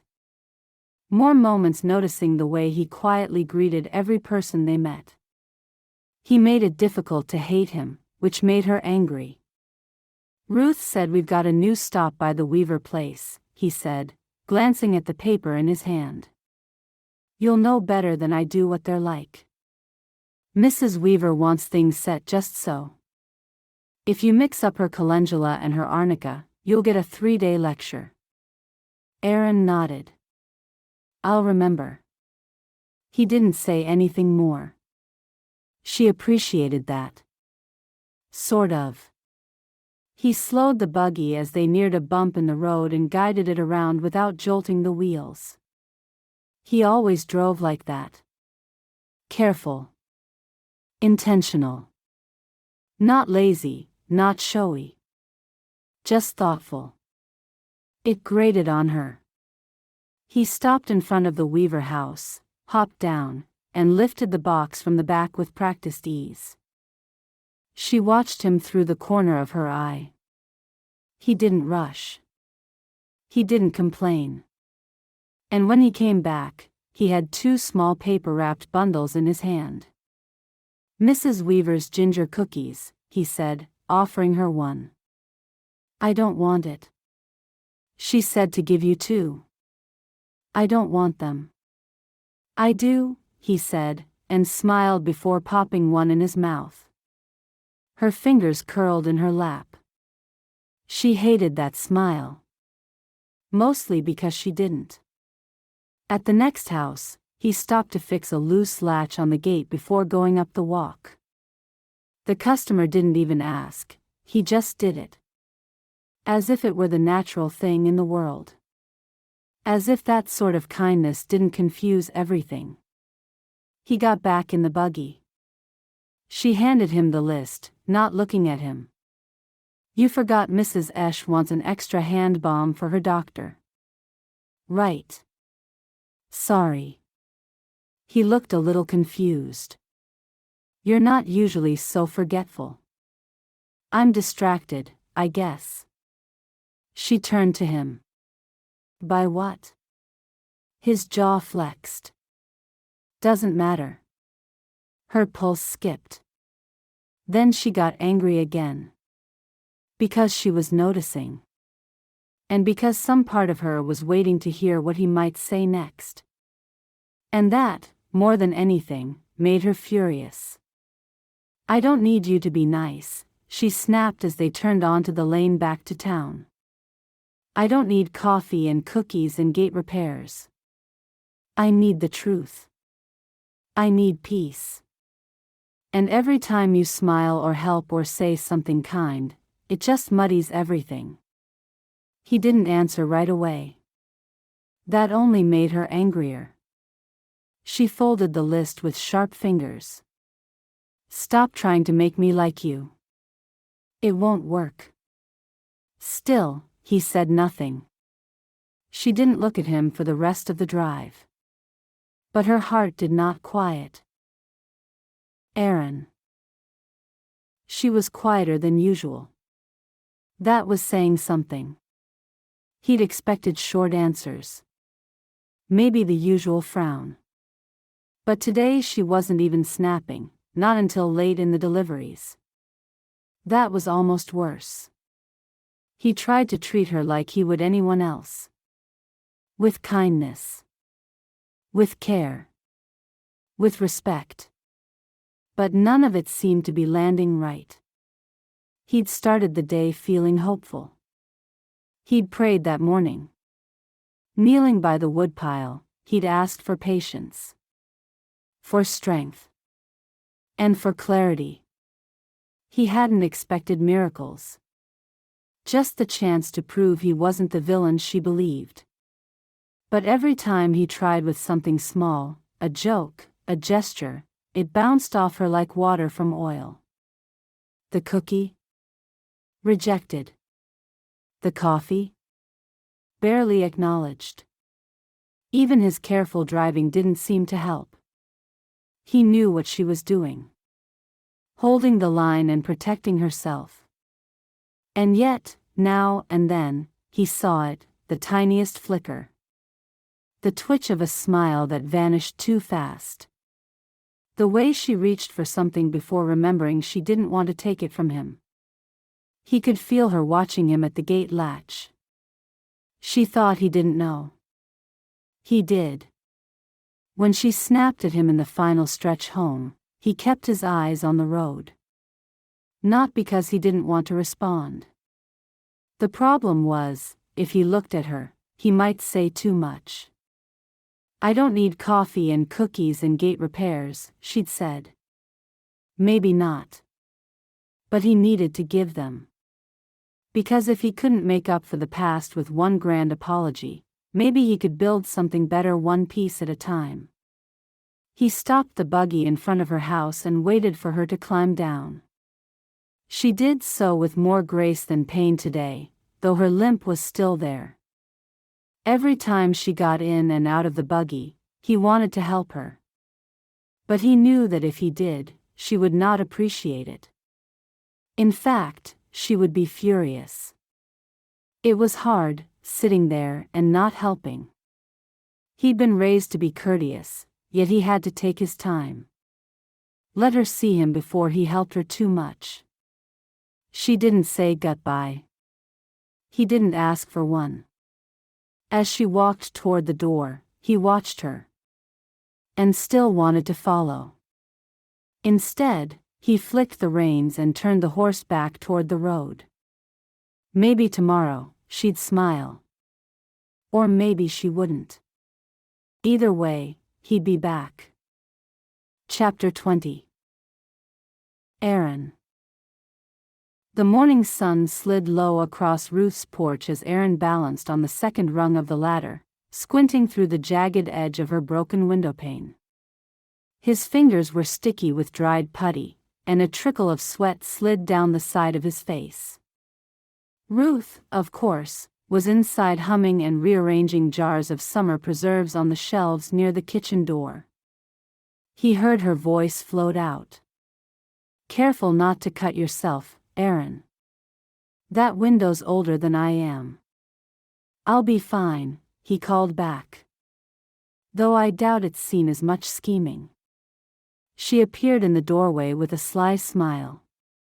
"Who says I'm scheming? Can't a woman preserve peaches in peace?" Aaron grinned as he fitted the new pane into place. "Feels like things are settling," he said, almost to himself. "She laughed yesterday." "Not much." "But she did." "Lydia?" He nodded, pressing the glass into the softened putty. "Just once." And then she went quiet again. "But it's something." Ruth wiped her hands on her apron and stepped outside, her eyes flicking toward the horizon where the sun had begun its slow climb. "You like her, don't you?" His throat tightened. He didn't answer at first. He set down the putty knife, brushing a hand over the wood frame. "I don't know if like is enough for what this is." Ruth's brow lifted. "Well, now. That's serious." He stepped down from the ladder and bent to gather a scrap of cloth, trying not to show how much her question had hit him in the chest. "It feels that way. But I keep thinking I'm one wrong word from ruining everything." "She's hurt," Ruth said simply. "But you're patient. And kind. That counts more than you know. I just want her to see it wasn't what she thought. That I didn't want to take anything from her family. I thought I was helping. Now it feels like every time I draw a breath, she hears betrayal." Ruth put a hand on his arm, light but firm. "She's seeing it, Aaron. Bit by bit. You'll know when she's ready." He nodded, though the knot in his chest didn't loosen. Maybe he was a fool for hoping. But he couldn't let it go now. Not when she'd finally laughed. Not when she'd sat next to him in the buggy and let the silence settle without biting into it with blame. "Come inside when you're done," Ruth added. "There's pie on the counter and coffee steeping. And a slice of sense, if you'll take it." He gave her a small smile. "Pie might be easier." Lydia stepped past the bins of carrots at the market and tried not to let the breeze lift the corner of her cap. She was focused on Ruth's list, which was longer than usual: barley flour, new dishcloths, and peppermint oil for the pies Ruth planned to bake for the widow's sale. It felt good to move again. To walk with purpose. Even if she still caught herself flinching when she stepped too hard on her healing ankle. She just reached Mr. Weaver's honey stall when she heard it. "Well, I heard they've been driving all over together," Mavis Stutzman said, her voice carrying like a church bell over the clamor of the morning crowd. "And not just deliveries. He buys her cookies, you know." "Cookies?" someone echoed. "Oh, ja. From Mrs. Weaver's own hands, no less." Lydia froze behind a barrel of pickling cucumbers. Her breath caught like a button on too tight thread. "And I saw him brushing her buggy steps off last week. With his own handkerchief. As if she were royalty." There was laughter. Not cruel, exactly. But knowing. The kind that stung worse than scorn. Lydia's stomach twisted. "Do you think they're courting?" another voice asked, light and curious. Mavis's tone turned falsely modest. Who am I to say? But the signs are there. And they do look well matched, don't they? Both are tall. Both are quiet. She's not exactly the laughing sort, but he seems to enjoy the challenge, and I saw her laughing and leaning into him in the buggy. "I've heard that courting they are."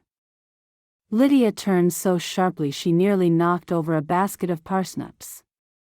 She didn't stop to apologize. Her fists clenched at her sides, the basket swinging with unnecessary force. She marched back toward Ruth's. By the time she reached the gate, her breath was shallow and fast.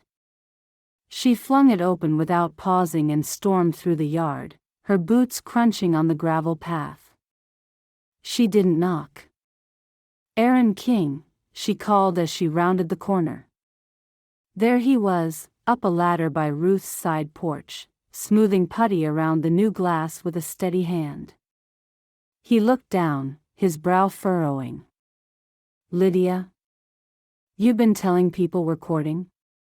His brow furrowed further. "What?" She stopped short, winded by fury. "You're buying me cookies, talking to people, fixing things like you belong here. Mavis Stutzman is spreading rumors, and I want to know if it started with you." Aaron came down slowly, the cloth still in his hand. "I haven't told anyone anything."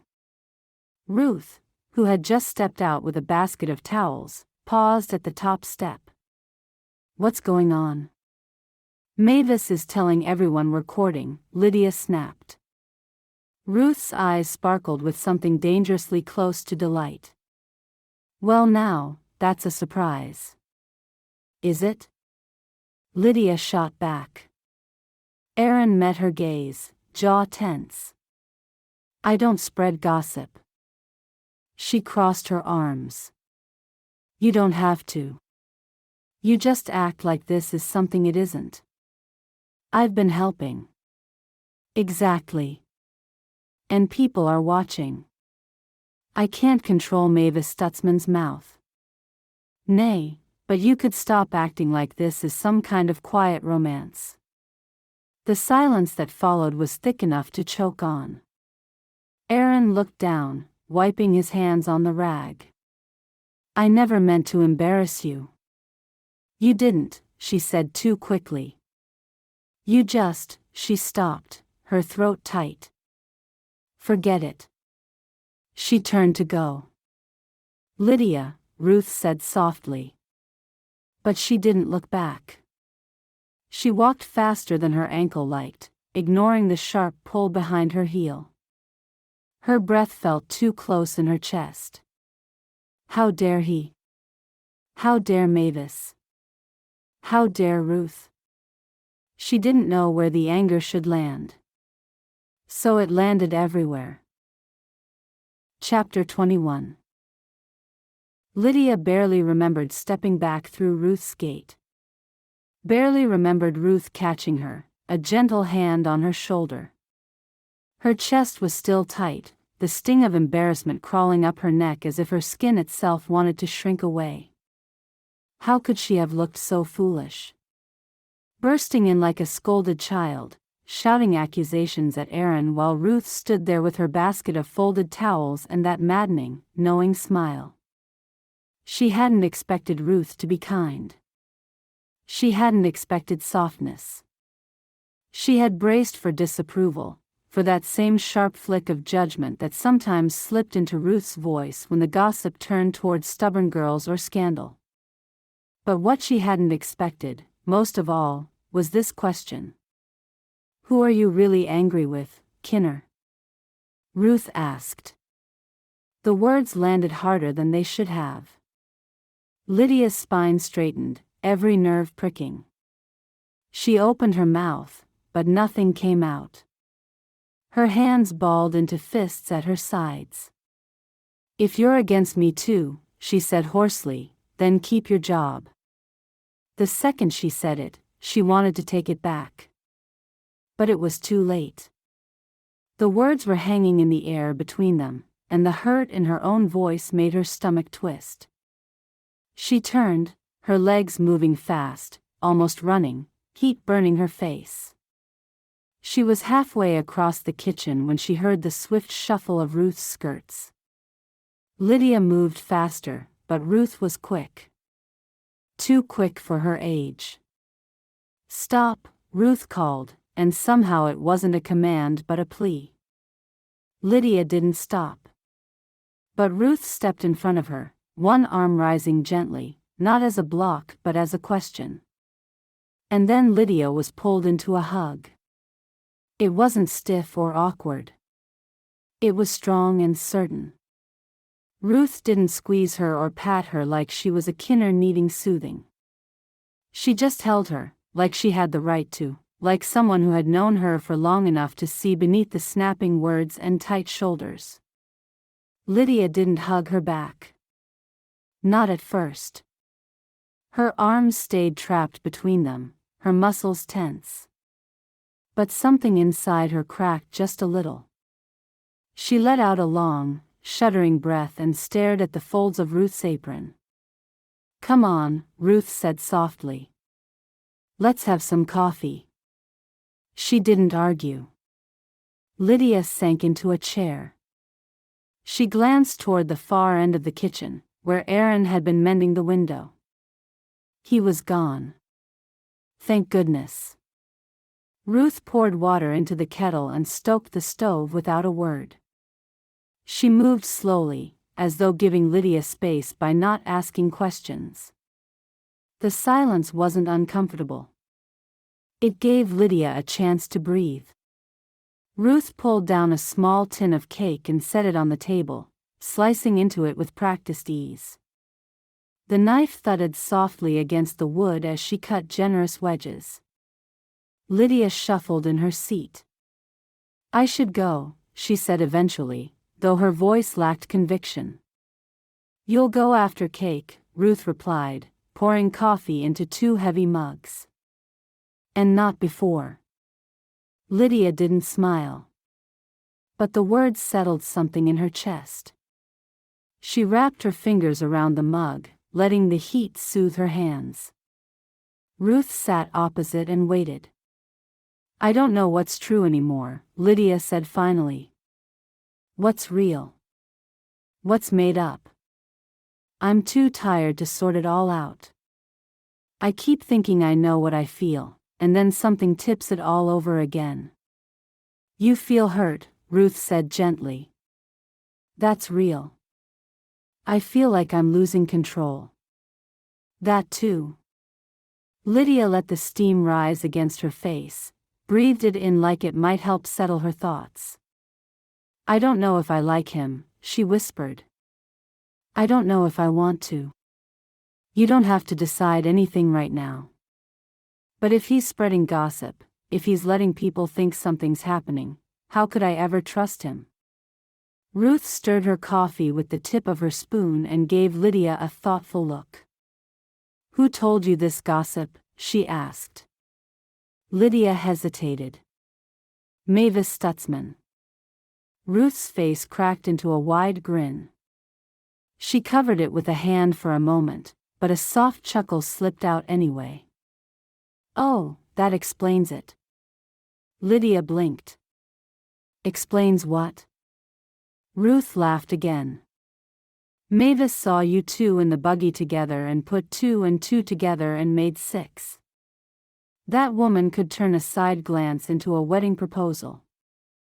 She said he was buying me cookies.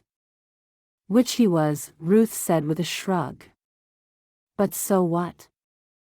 Have you ever brought cookies for a friend? Lydia nodded.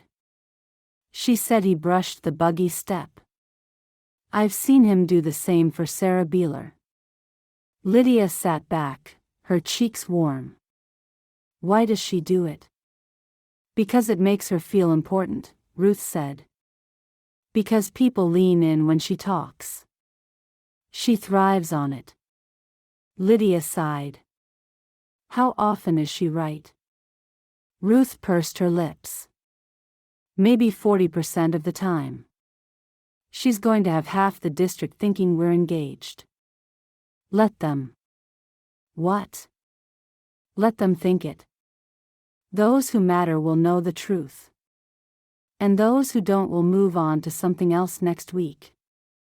Lydia picked up her fork but didn't take a bite. I don't like being the subject of stories. Neither do I, Ruth said. But the alternative is never living in a way that matters to anyone. Lydia let that sink in. He wouldn't have done this, Ruth added. Aaron doesn't talk much, but when he does, he says what he means. You think he'd sneak behind your back? Stir things up? Lydia shook her head slowly. Nay. Then what does your heart tell you? Lydia stared down at the dark surface of her coffee. That I owe him an apology, don't I? Ruth nodded. Lydia closed her eyes for a moment and let her shoulders slump. She hated that she had to do this. But she knew that she must. Chapter 22. Aaron. The blade rasped against the edge of the damaged board, the scrape as steady and familiar as the rhythm of his own breath. Aaron braced the plank against his knee and shaved off another sliver, careful not to let his frustration show in the cuts. He had worked on enough fences and porch steps in his life to know when his hands were trying too hard to forget something else. This wasn't just a repair. It was avoidance. And every curl of wood he peeled away from the old frame reminded him why he was here. He could see them through the window, Ruth and Lydia, seated at the table, heads bowed in conversation. From where he stood, only Lydia's profile was clear. Her brow drawn tight, her mouth pressed into a line. She wasn't yelling now. The fury that had lit her earlier seemed to have collapsed inward. It hurt his stomach to see her like that. Not angry, not sharp-tongued or proud. Just lost.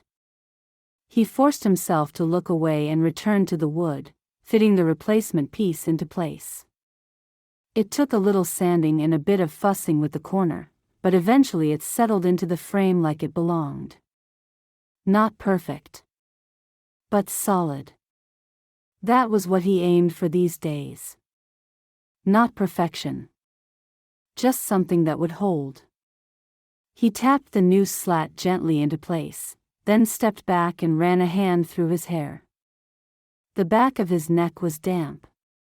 Whether from sweat or nerves, he didn't know. He leaned against the porch rail and let his gaze drift toward the open yard. The day had shifted from warm to hot, the kind that made everything feel heavier. The kind that made words feel harder to say. He didn't know what he'd expected. He thought, maybe, if he kept showing up. If he kept being useful, kind, and respectful. If he just waited long enough, she might soften. But maybe he was wrong. Maybe no amount of showing up would be enough. He'd always been careful not to cross a line with her. Not to presume. Not to push. But part of him, the hopeful part that hadn't yet given up, had started to wonder. Had started to dream. That dream felt distant now. Inside, Lydia shifted in her seat. Ruth said something and reached for her hand, but Lydia's gaze didn't lift from the table. Her shoulders sagged. Aaron swallowed hard. He wasn't angry with her. He couldn't be, not after everything. Her life had been upended. She had lost more than land. She had lost her dade, her trust, her peace. And he had been part of that, whether he meant to or not. But what if the best way to honor what he felt for her was to let her go? He didn't want to. But maybe it wasn't about what he wanted. The door creaked open behind him. He straightened without turning. Footsteps, light and hesitant, came down the porch steps. He didn't need to look to know it was her. "Lydia," he said, quiet and steady. She didn't answer right away. The silence stretched between them like a thin thread. He turned then. She stood with her arms crossed, her face unreadable. But she wasn't glaring. She wasn't storming. That alone felt like a small miracle. He opened his mouth, then closed it. Whatever he'd planned to say, some apology, some fumbling attempt to explain or excuse, slipped away. Instead, he found himself saying something else. "It's all right." Her brows lifted, but she didn't speak. "I mean it," he added. "I don't want to make things harder for you. If seeing me brings up bad memories or, if folks talking makes it worse, I won't push. I'll step back." Her eyes narrowed slightly, not in anger but in confusion. "I won't stop caring," he said, forcing the words through the lump in his throat. "But I won't pressure you again." He meant it. Even if it broke his heart. Chapter 23. Lydia stepped off Ruth's porch, her breath tight in her chest. Her feet stepped softly on the packed earth, but the warmth of the soil barely registered. Her fingers curled into the folds of her apron, squeezing fabric until her knuckles paled. She wasn't used to this. Having to eat her words, to admit she'd jumped to conclusions. But Ruth had been right, and worse, Lydia knew it before the older woman even spoke. Aaron was still by the side of the house, crouched at the window where he'd been working on the frame just a few minutes ago. He hadn't gone far, hadn't stormed off or barked back at her. He'd only stood there, quiet and hurt, and then returned to work like it didn't matter. But it did. At least, it did to her. She moved slowly, walking the edge of the house as if approaching something wild and easily startled. He had his back to her now, his hands steady as he smoothed putty along the groove of the wood. His shoulders rose and fell with each breath, and she wondered if he even knew she was there. "Lydia," he said, quiet and steady. He knew it was her. Her breath caught. She wanted to talk, but the words wouldn't come. He turned to face her. There was sadness on his face and strength. She crossed her arms. The anger seemed to melt away. He opened his mouth, then closed it. Was he going to apologize, or maybe tell her what he thought of her? She deserved it. It's all right. A small smile crossed his face. That was not what she expected, and her own words stuck in her throat. I mean it, he added. I don't want to make things harder for you. If seeing me brings up bad memories or, if folks talking makes it worse, I won't push. I'll step back. Aaron. It was all she could manage. She came a few steps closer, unsure if she should stand or crouch or just flee altogether. She hated how awkward she felt. It was like her skin didn't fit right. I wanted to say, I owe you an apology. His brows lifted. He hadn't expected that. He stood slowly and set down the putty knife. You don't have to. I do, she said, sharper than she meant. She closed her eyes for a second, then tried again. I've been hard on you. And I shouldn't have accused you of gossiping. That was wrong. Aaron brushed his hands on his trousers. You were angry. That doesn't make it right. He nodded once, and the silence that followed wasn't heavy or strained like before. It just hung between them, soft and uncertain. I thought, Lydia said, then stopped. I thought you'd be smug about it. You were right, after all. Aaron raised his brow, just slightly. Smug? You know what I mean. I don't think either of us wins when things go like that. She exhaled through her nose. Nay, I guess not. His expression didn't change much, but something in his posture shifted. A little looser. A little easier. She saw the lines around his mouth smooth, and the tension in his shoulders ease as he leaned back against the siding. I'll pick you up in the morning, he asked. For deliveries? He gave a small nod. Unless you've decided you'd rather I not. Lydia looked at his face, open and serious, and felt a flicker of something strange and unfamiliar in her chest. Not affection exactly, not warmth, but the early shadow of it. A kind of safety. I'd like that, she said quietly. His smile was faint, but real. All right. After breakfast, then. She nodded and stepped back. The wind had picked up slightly, and her cap tugged against the pins at her temple. She straightened it, her fingers trembling more than she wanted them to. She hadn't expected kindness. She hadn't expected calm. Aaron didn't ask for more than her words. He didn't press or gloat or fish for anything. He just listened. And forgave. She turned toward the gate, but paused at the edge of the garden. You didn't have to be so gracious, I deserved less. You didn't do anything worth punishing, he said simply.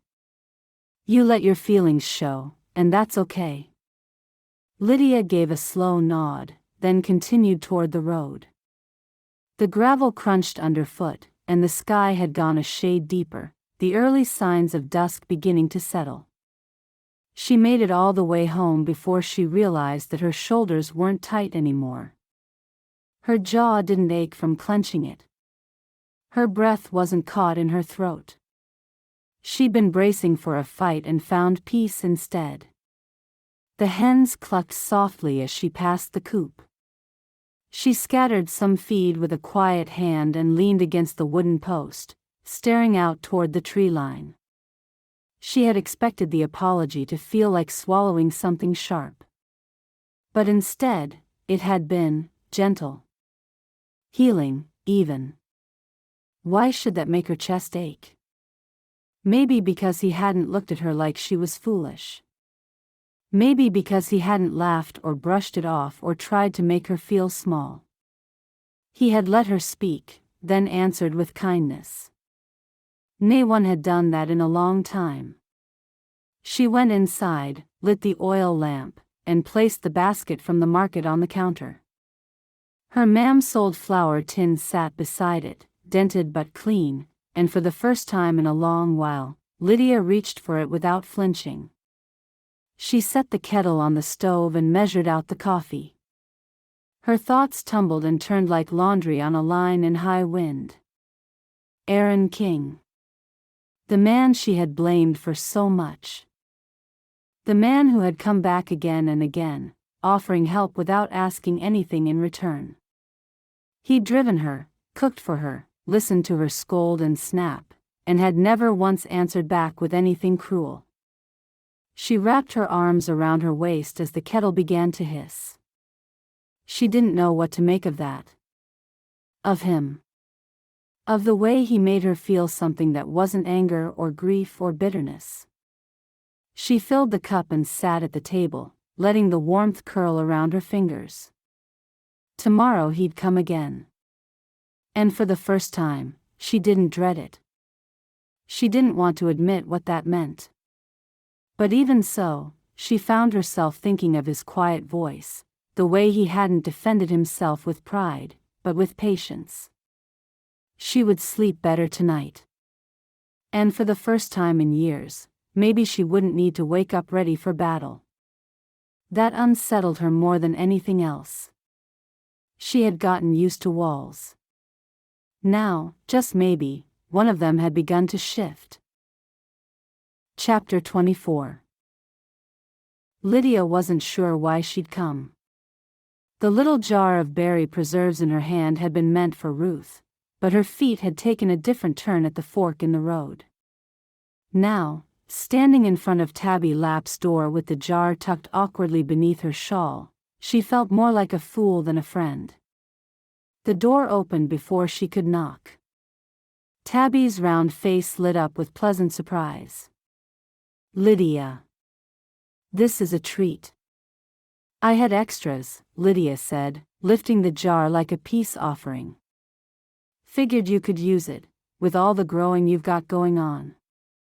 Tabby laughed, one hand instinctively resting over the gentle swell of her belly. You timed it just right. I've been craving something sweet. Come in, please. The scent of fresh bread met her like a soft embrace. Lydia stepped inside, her shoulders easing a fraction. She took in the cozy kitchen, the colorful dish towel slung over the oven handle, the half-finished quilt square spread out on the sofa. This was a home. That's what it felt like. Is Gabriel around? She asked as they walked into the kitchen. The scent intensified, and the table showed the remnants of this morning's baking. The counter at the side held 3 loaves cooling. He's at the store. I sent him for more flour. Sit, please. Lydia obeyed, grateful to have something to do with her hands. She folded them tightly in her lap.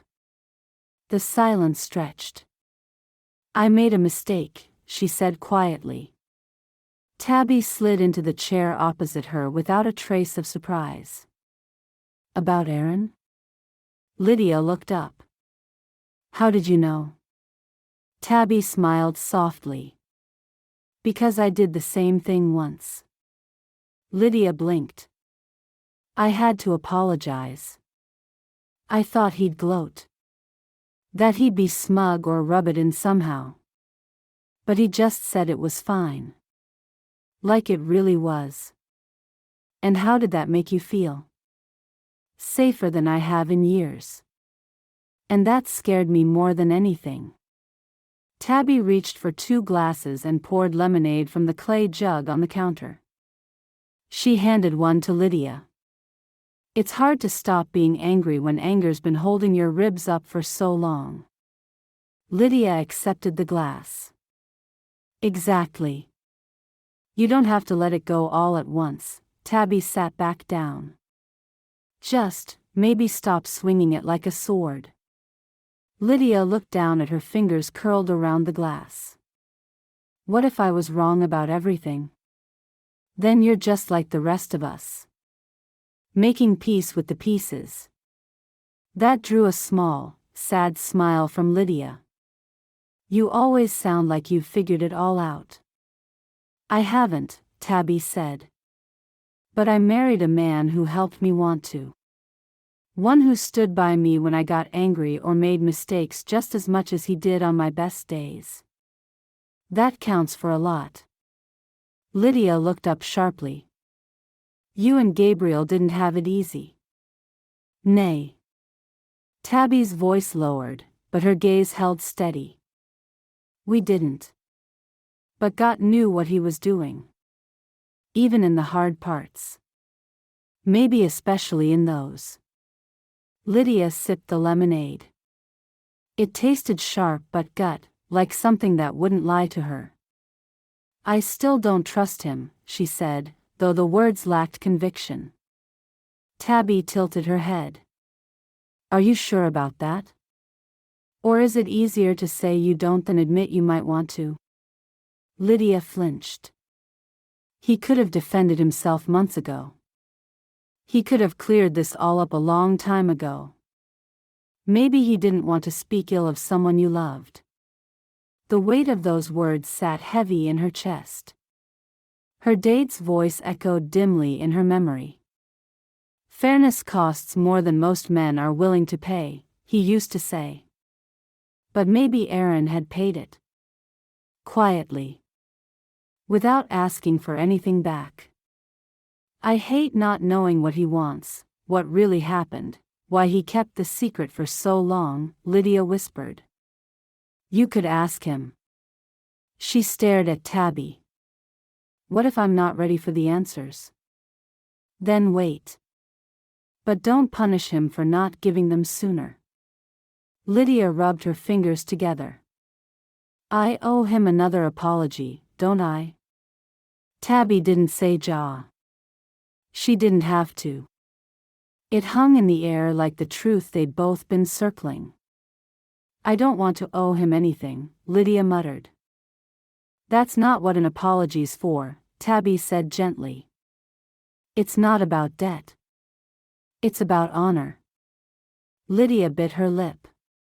He makes it hard to stay angry. That's a sign, not a problem. She gave a small, reluctant chuckle. You sound like Ruth. Ruth meddles because she loves. But even she can't make you see what's right in front of you. I saw it today, Lydia admitted. The way he helped old Marcia with her shopping. He didn't know I was watching. He just helped. Tabby stood and crossed to the stove. Would you like to stay for supper? Lydia shook her head. Nay. I need to think.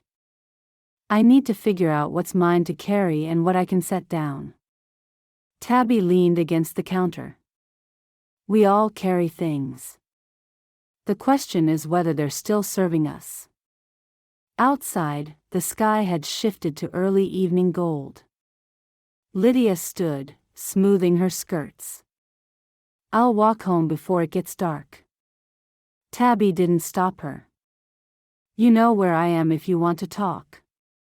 Lydia nodded and walked to the door, the jar of preserves left behind on the counter. Her feet felt heavier than when she'd arrived, but her heart was lighter. Or at least more open. She stepped into the fading light and paused at the edge of the path. The truth was still tangled.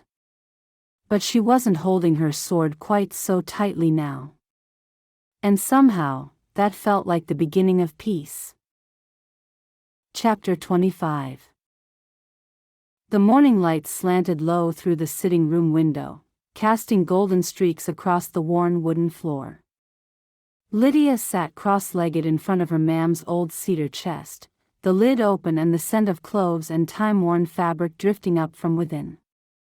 Her fingers trembled slightly as she reached inside, lifting aside folded aprons and pressed handkerchiefs.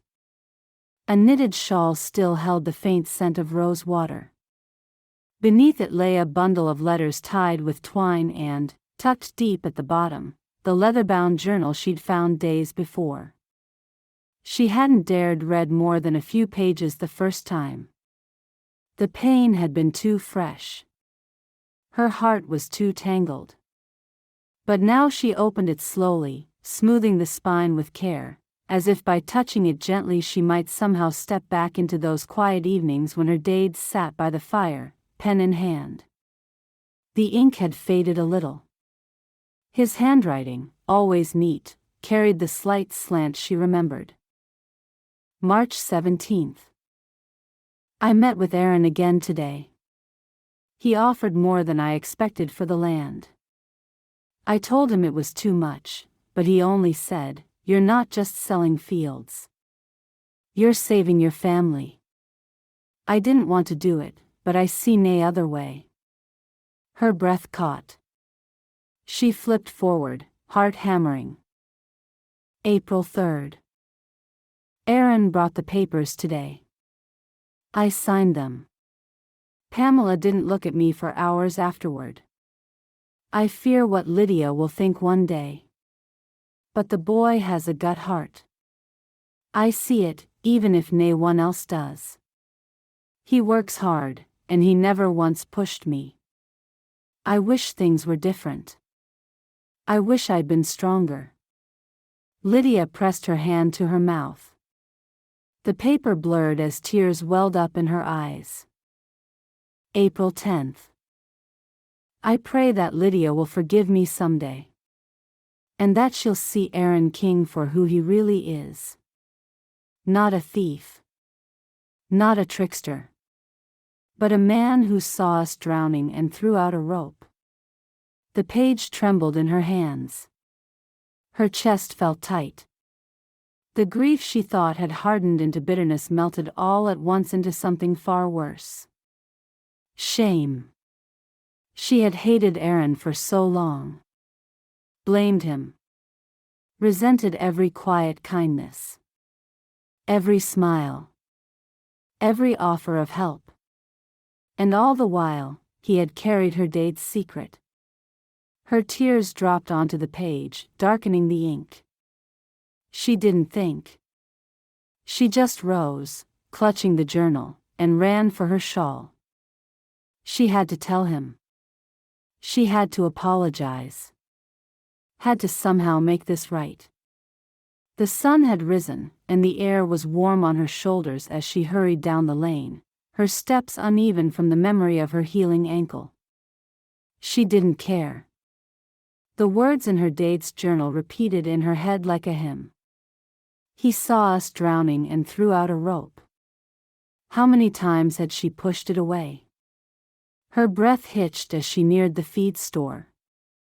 Aaron's buggy was parked just outside.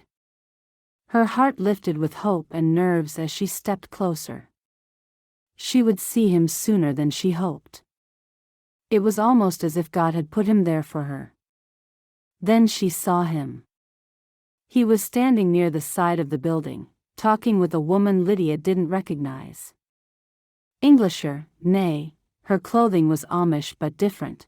She must be from another district. She was pretty. Not in a flashy way, but gentle-eyed and tidy, with a basket of fresh rolls on her arm and a laugh that rang light and easy. Lydia froze. The woman touched Aaron's arm as she handed him one of the rolls. He smiled, thanked her, and said something that made the woman laugh again. It was a small, familiar moment, one that Lydia had seen dozens of times at the market. But never between him and anyone else. Not like that. Her stomach twisted. The touch was intimate. The smile was the same, they knew each other well. She hadn't thought about the possibility that someone else might already be in his life. Or that, after all this time, he might have given up waiting for her anger to cool. Why shouldn't he? She'd been cruel. Dismissive. Suspicious. And now, just when she was ready to lay it down, someone else had stepped in.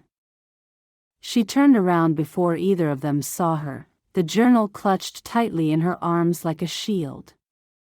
Her cheeks burned. Her throat ached. She didn't go home.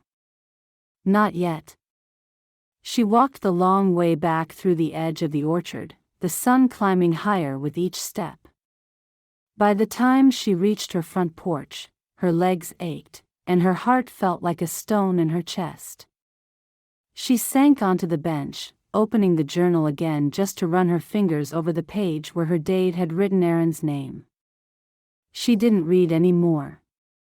She just sat with it, letting her sorrow settle like dust in her lap. What had she expected? That she could walk up, offer an apology, and he would smile like nothing had happened? That the past would vanish with a single word? What had she wanted from him? She was a fool.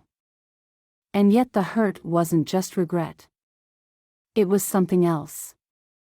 Something that curled low in her belly and whispered things she wasn't ready to name. She stood and went inside, leaving the shawl on the bench, the wind tugging at its edge.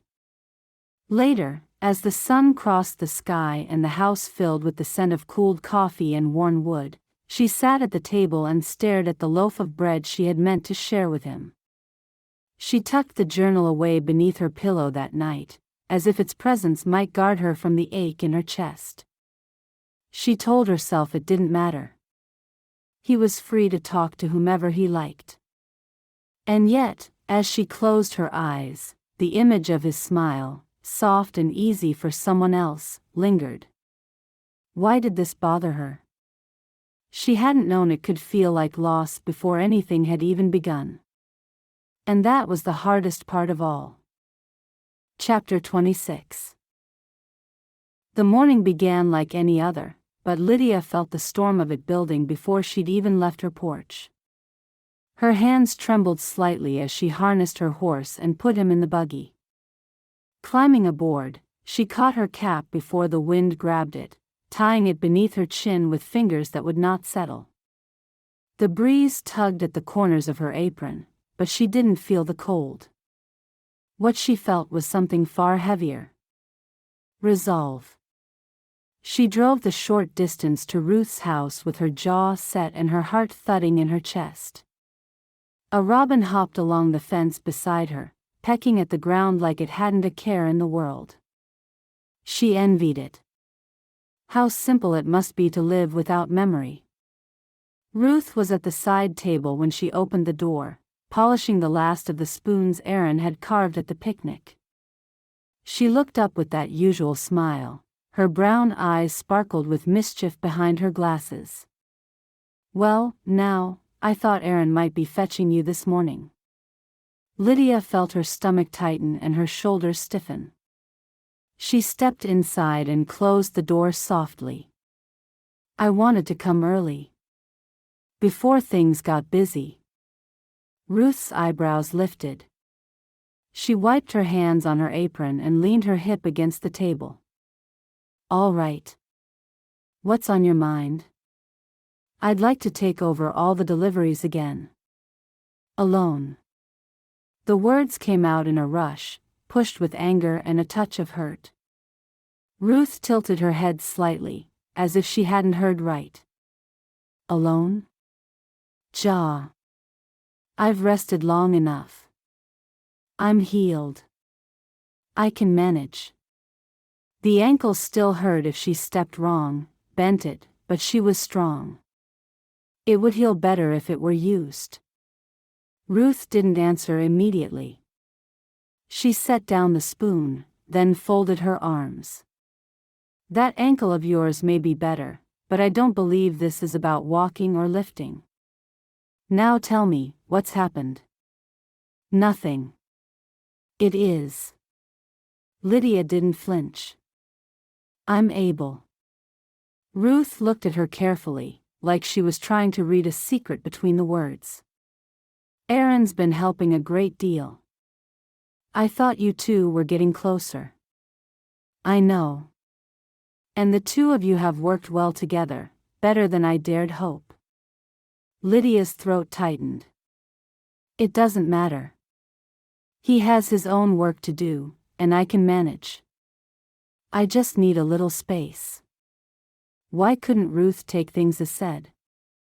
Why wouldn't she listen for once? Doesn't it? Ruth stepped closer, her voice quieter now. Tell me what's really going on, Kinner. I said I want to do them alone. Lydia didn't mean to sound so sharp, but the words came out hard. You don't have to push everyone away. I'm not.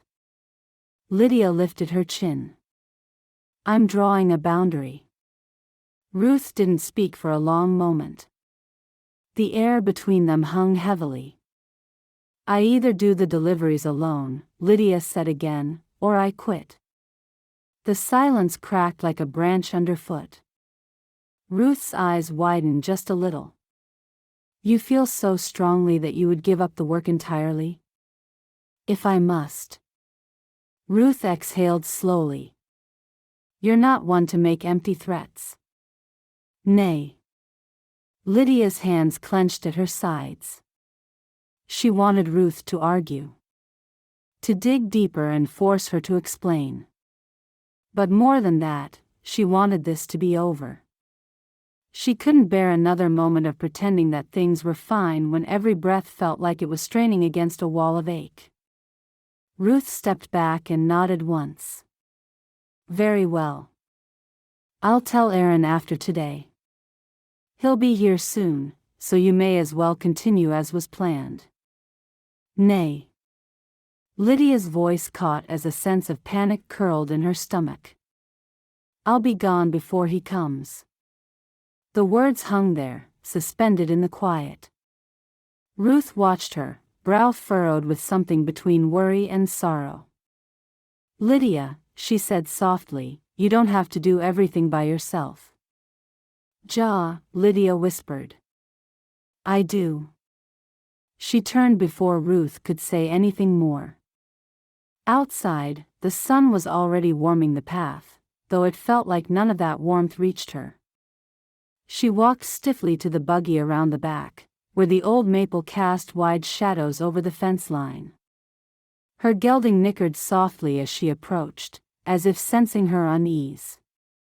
She stroked his neck once, then opened the door into the shed where the deliveries were waiting. She loaded them quickly, turning so fast that her ankle caught and she let out a yelp. But she wouldn't limp. She wouldn't give Ruth a chance to change her mind. She could feel the old widow's eyes on her back, and she waved once the final package was loaded and climbed into the buggy. Her hands shook as she took the reins, and when she blinked, tears blurred the view ahead. Why had she come to care? Why had she let hope in, even a little? She clicked the reins gently, turning the buggy down the lane that skirted the edge of the pasture. If she stayed out of sight from the main road, she could be gone before Aaron arrived. Before she had to see his face again. Before he saw what she could no longer hide. She didn't notice how tightly she was gripping the leather until the buggy creaked from the tension. Behind her, the sound of hooves on the road startled her. She glanced back toward Ruth's house. Aaron's buggy was pulling up front, and he stepped out, pausing to adjust something on his harness. His sleeves were rolled to the elbow, and the morning light caught on the edges of his hair. She ducked instinctively, her heart thudding. Not today. Not again. She pressed herself low, guiding the horse down the back lane, wheels bumping gently over the uneven ground. Ruth saw her slip away, but she didn't call out. Didn't point Aaron after her. The orchard loomed ahead, just enough cover to make her feel hidden. Still, her cheeks burned.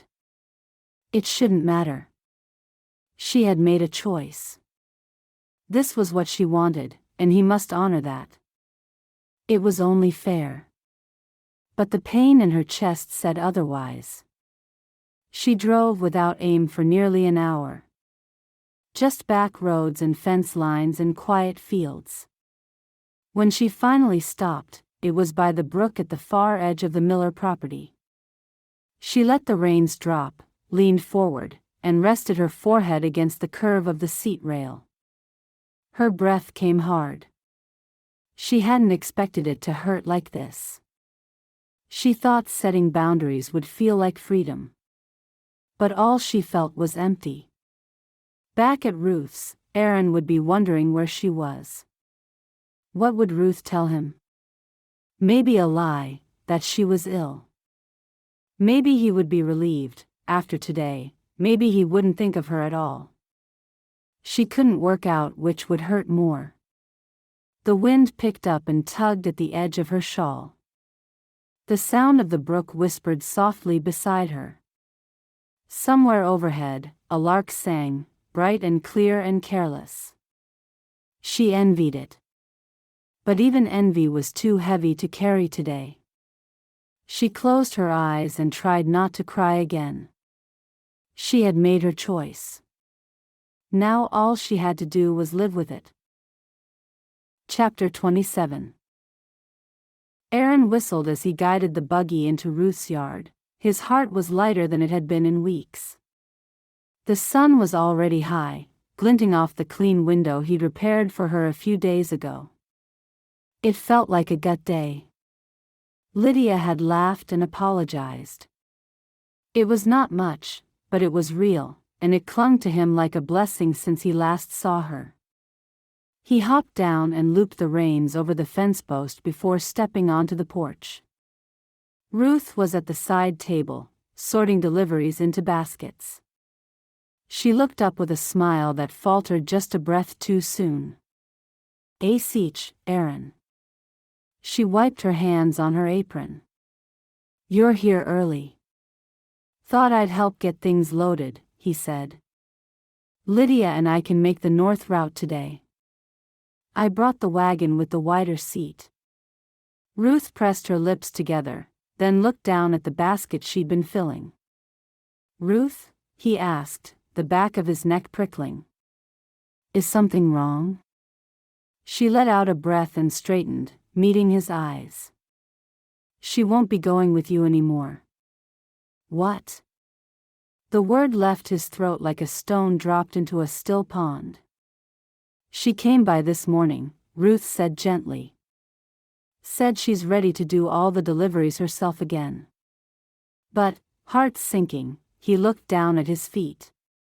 Unable to meet Ruth's gaze without his disappointment showing. "We were fine. We worked well together. She laughed with me." Ruth's voice was soft. "Sometimes people laugh when they're hurting too much to cry."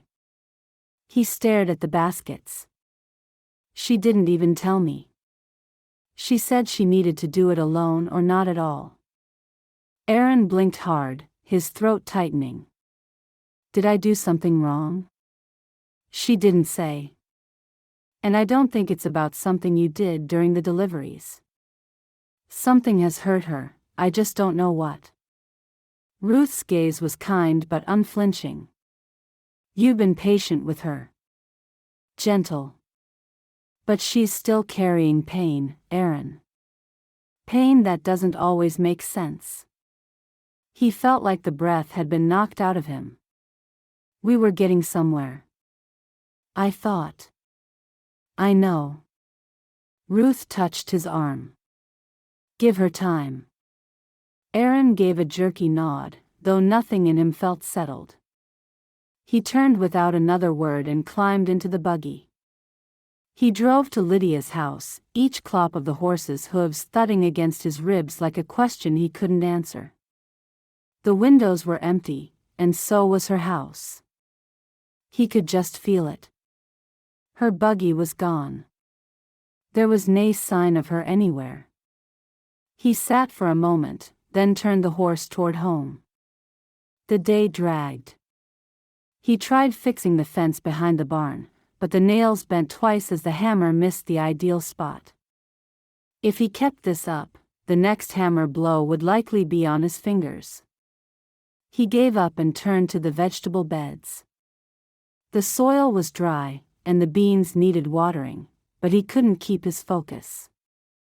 The sun crept across the sky while he wandered through the motions of work, restless and distracted.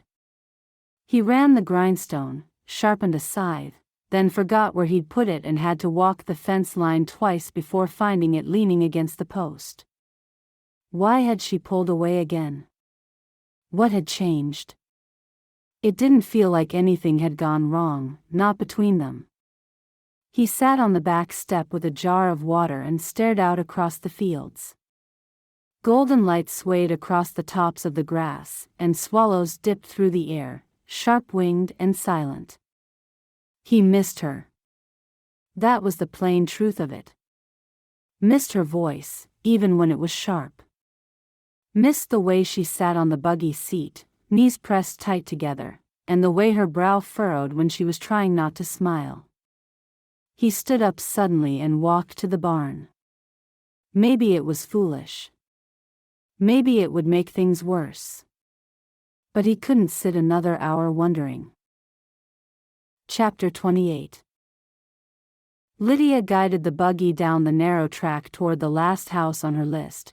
Her back was stiff, and her fingers ached from gripping the reins too long. The sky was soft with late afternoon haze, clouds drifting like old lace across the sun. It should have been beautiful, should have offered peace. But all it did was remind her how alone she was.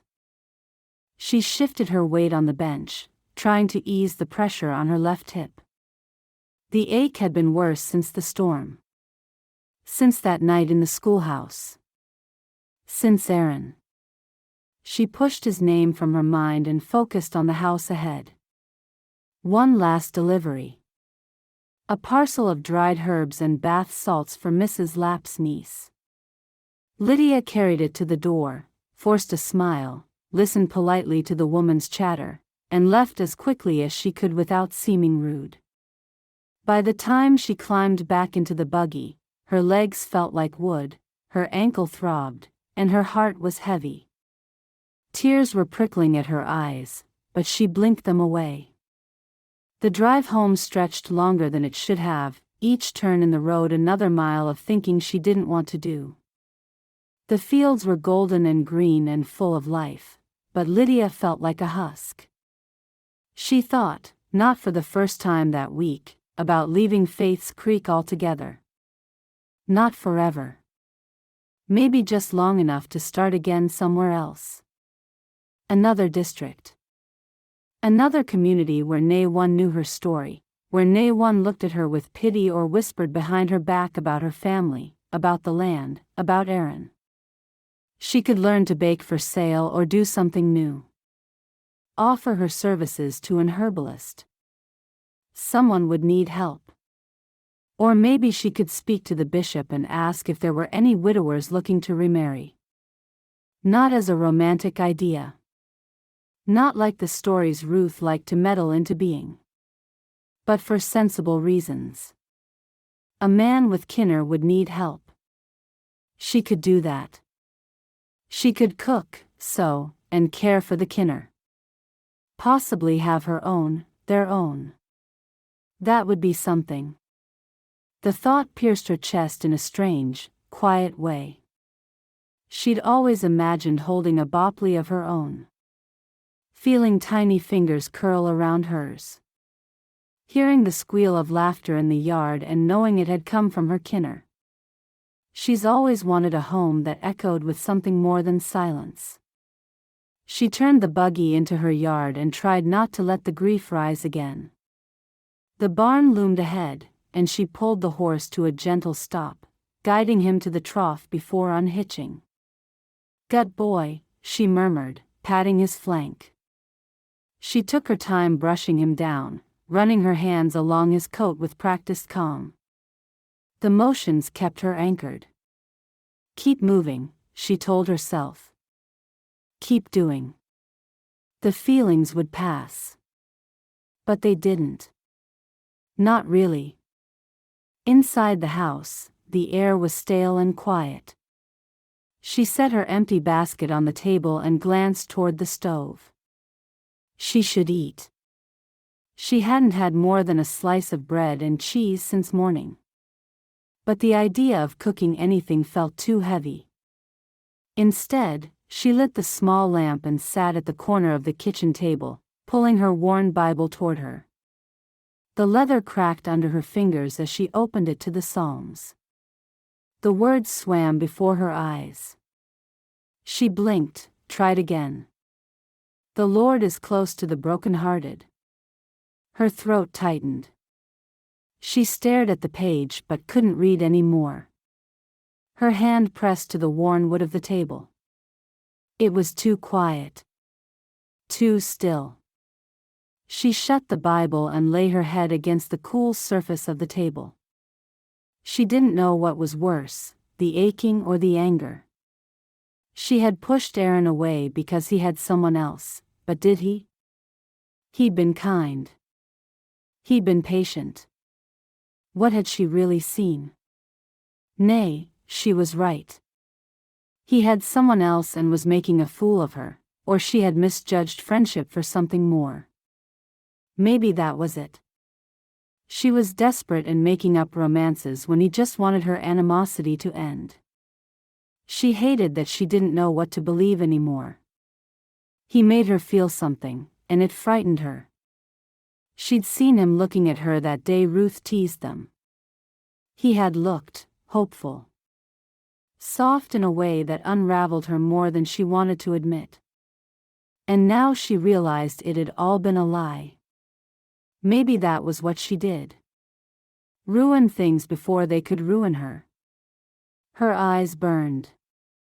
She pushed the Bible aside and stood, pacing the small kitchen.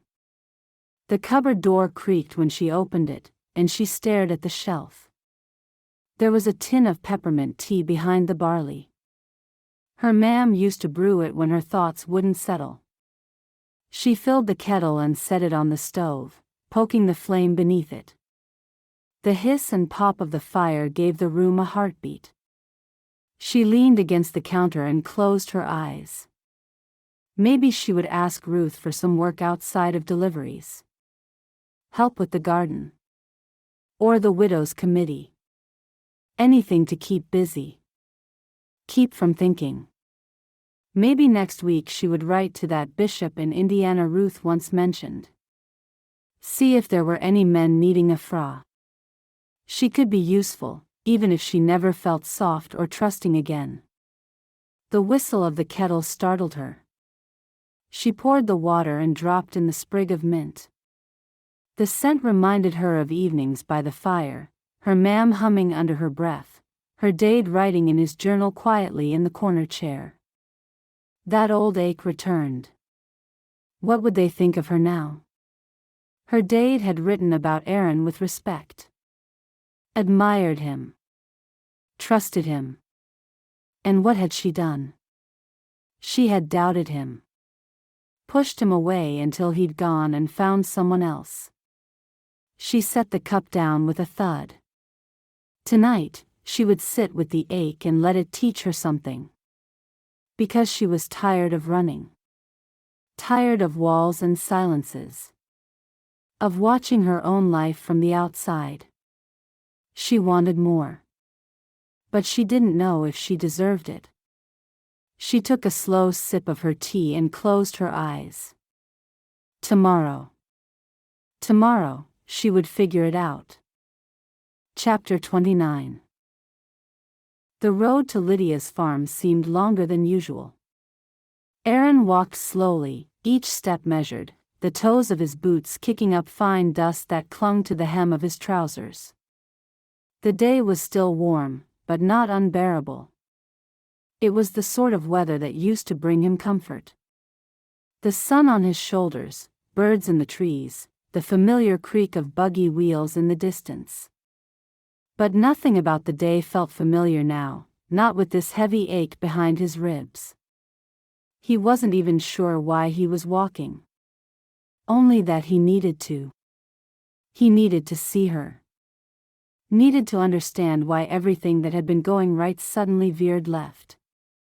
As he rounded the edge of the lane, Gabriel's house came into view, the red barn behind it standing like a sentinel in the evening light. Aaron slowed, debating whether to pass by quietly. He didn't want to bother them. But then he saw Gabriel, leaning against the fence with a mug in one hand, a bucket in the other.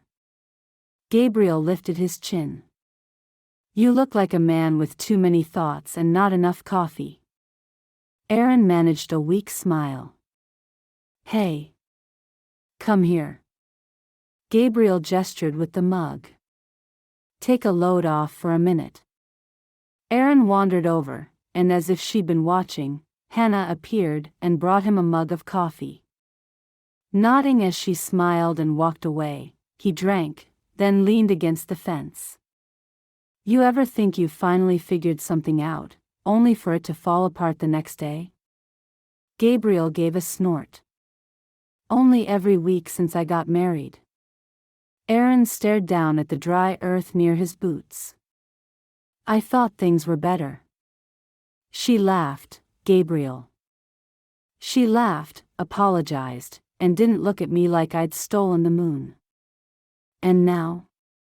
Aaron shook his head. "She doesn't want to see me. Told Ruth she was done doing deliveries with me. Said she could manage alone." Gabriel raised his eyebrows. "That was quick." "I know. I don't understand it. We were working well together. I even started to think." He stopped, swallowing the words before they escaped. Gabriel's face softened. "You started to hope." Aaron nodded once, tightly. "Let me tell you something, Aaron," Gabriel said, resting the mug on the fence post.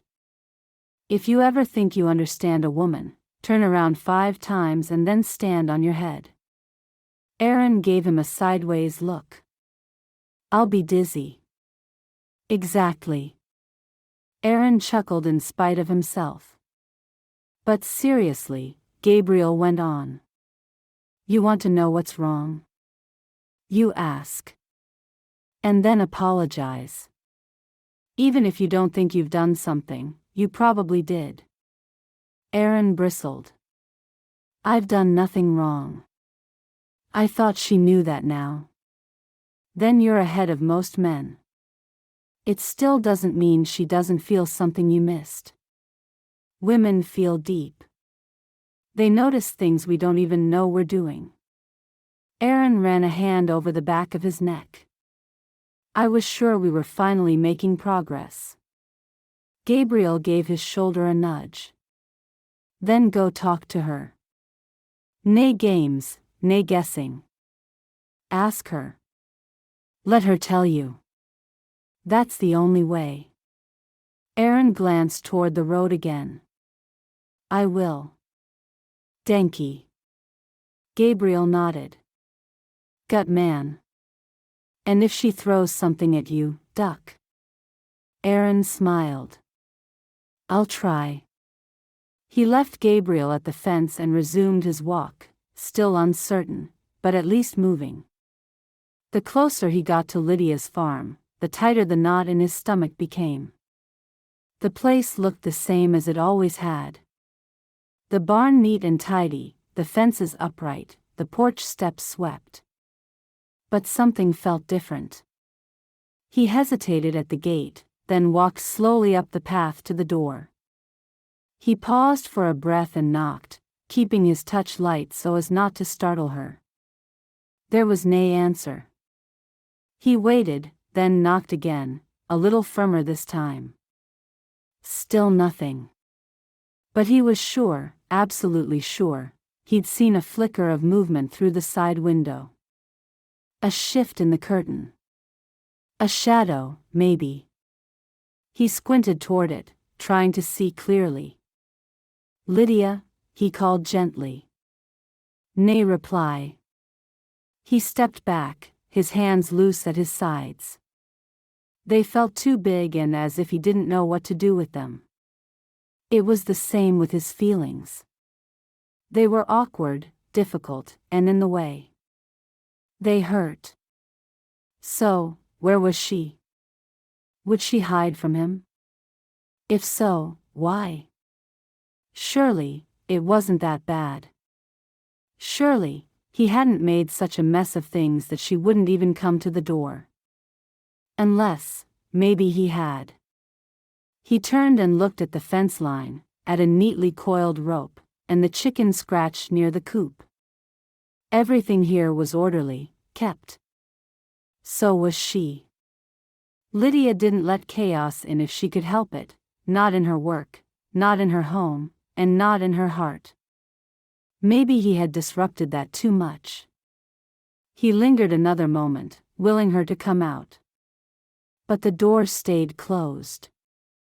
There were nay footsteps, nay voice. There was nothing more he could do. With a sigh, he turned and started back down the steps. The walk home stretched longer this time. He took his time, kicking stones and thinking through every word they'd shared in the last week. He tried to find the moment it went wrong, but nothing stood out. Maybe that was the problem. He had been too quiet. Too cautious. At home, he headed out to the barn. It would soon be dark, but there were animals to see to, a trough to scrub.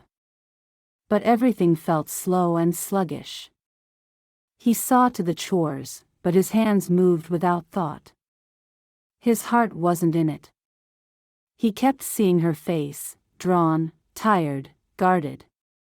The way her eyes had flicked away when she thought he was watching. And that smile. The one he'd only just got to see. Gone again. He leaned against the fence near the cornfield and watched the light slant across the stalks. A breeze picked up and tugged at his shirt sleeves. Somewhere nearby, a bird called out, a long, mournful note. What had he done? Or, what had he not done? Was it something he'd said? Or something he hadn't said? Had she felt he was too forward? Too hopeful? Too forgiving? Or not enough of any of those things? He rubbed the bridge of his nose. This was madness. He wasn't a boy. He'd never played games or toyed with a woman's heart. But somehow, with Lydia, nothing felt certain. Every step forward felt like a risk, every word a potential mistake. Chapter 30. Lydia should have known Ruth would meddle. She always meddled with a smile and a cake tin and a twinkle that meant resistance was useless. But I don't need help, Lydia had said that morning, clutching the hem of her apron as if it might anchor her to her intentions. Ruth poured 2 cups of coffee without answering. She passed one across the table and sat opposite, watching her with that maddening calm that made Lydia want to both shout and weep. It's just canning, Ruth finally said, sipping as if the conversation were about the weather. Plenty of tomatoes, a big pot, and jars enough for the entire district. 2 sets of hands make lighter work. That's all. You mean his hands, Lydia muttered. Ruth's smile widened. Aaron is very gut with a knife. His slices are even enough to impress the bishop himself. Besides, he can do the heavy lifting. I can do it on my own. But why? Ruth asked. What are you proving? Lydia looked down at the rim of her mug. That I'm not weak. That I don't need. Needing help isn't weakness. And neither is letting someone in. Lydia pushed her chair back, standing stiffly. If you want the jars filled, I'll do it. But I don't want to talk. Not about this. Ruth stood too, far faster than Lydia expected. She reached out and pressed a gentle hand to her arm. I'm not trying to hurt you, Lydia. I just see things. Lydia didn't answer. She picked up her apron and tied it with a snap. Then see that I'll be civil. But nothing more. As Ruth walked away, she thought about last night. How she'd stood behind the curtain, her heart pounding as he stood at the door. She wanted to run to him. To ask what he was playing at, but she would not humiliate herself so badly. He had another woman. She would simply treat him with the disdain he deserved, and that was that. By the time Aaron arrived, Lydia had already chopped 2 bowls of tomatoes and was pretending she didn't notice the nervous energy humming under her skin. She didn't turn as the screen door creaked, and his boots hit the kitchen floor. "Morning," he said. She nodded, not trusting herself to speak. He set down a bundle of fresh basil, and the scent reached her nose before anything else. She wanted to hate that he remembered she liked it in her tomato sauce. "I brought this from my garden," he added. "Figured it might brighten things." She kept chopping. "It'll do." They worked in tandem, the way they used to when they were younger, and everything between them was simple. Before secrets. Before pain. Before the ache in her chest that came every time he looked at her like he still cared. Aaron set up the jars. He checked the lids with care, his broad fingers nimble as he lined them up. Lydia stirred the pot on the stove, the bubbles hissing like quiet sighs. "Hand me that towel," he asked gently. She passed it without a word. He wiped a drip from the counter and said nothing more. The silence between them wasn't hostile. It wasn't easy either. It was loaded, like a pot about to boil over, and Lydia wasn't sure which of them would be the one to lift the lid. Around midday, Ruth brought in lemonade and left them with a knowing smile. Aaron poured them each a glass. He set hers down without speaking and went back to filling jars. Lydia sipped and watched him from the corner of her eye. He worked without fuss. He didn't try to fill the silence. He just moved with that quiet steadiness that made everything around him seem less sharp. Though he looked sad. As if he were carrying a weight on his shoulders that was a little too much to bear. But that quietness, that ease, that used to be what she liked most about him. She set her glass down harder than she meant to.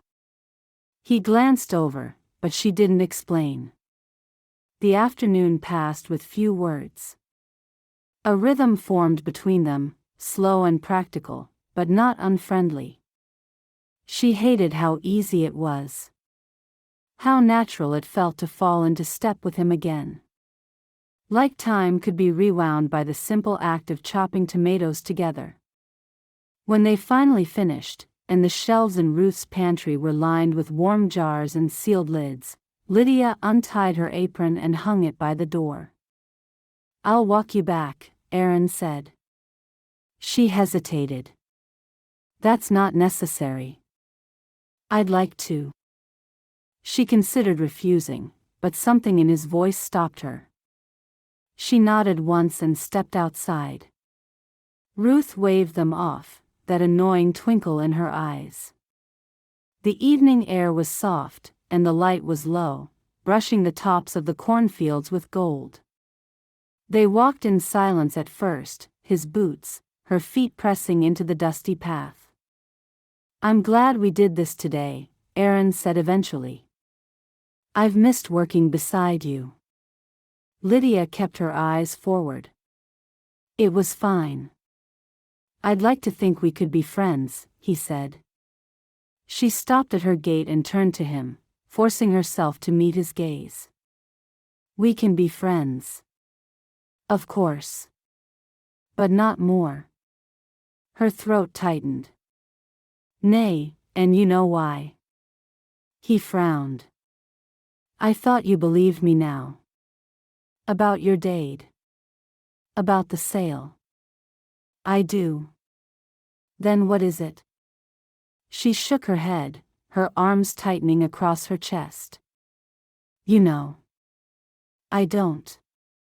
The pain in his voice almost undid her.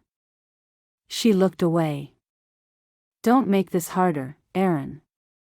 I'm not trying to. She stepped back toward the gate. Thank you for walking me home. He stood still, caught between wanting to ask more and knowing it would do nae good. Finally, he tipped his hat. You're welcome. She turned and walked up the steps. She didn't look back until the door closed behind her. Inside, the house felt too quiet. Too still. She leaned against the door, pressing her palm flat to the wood.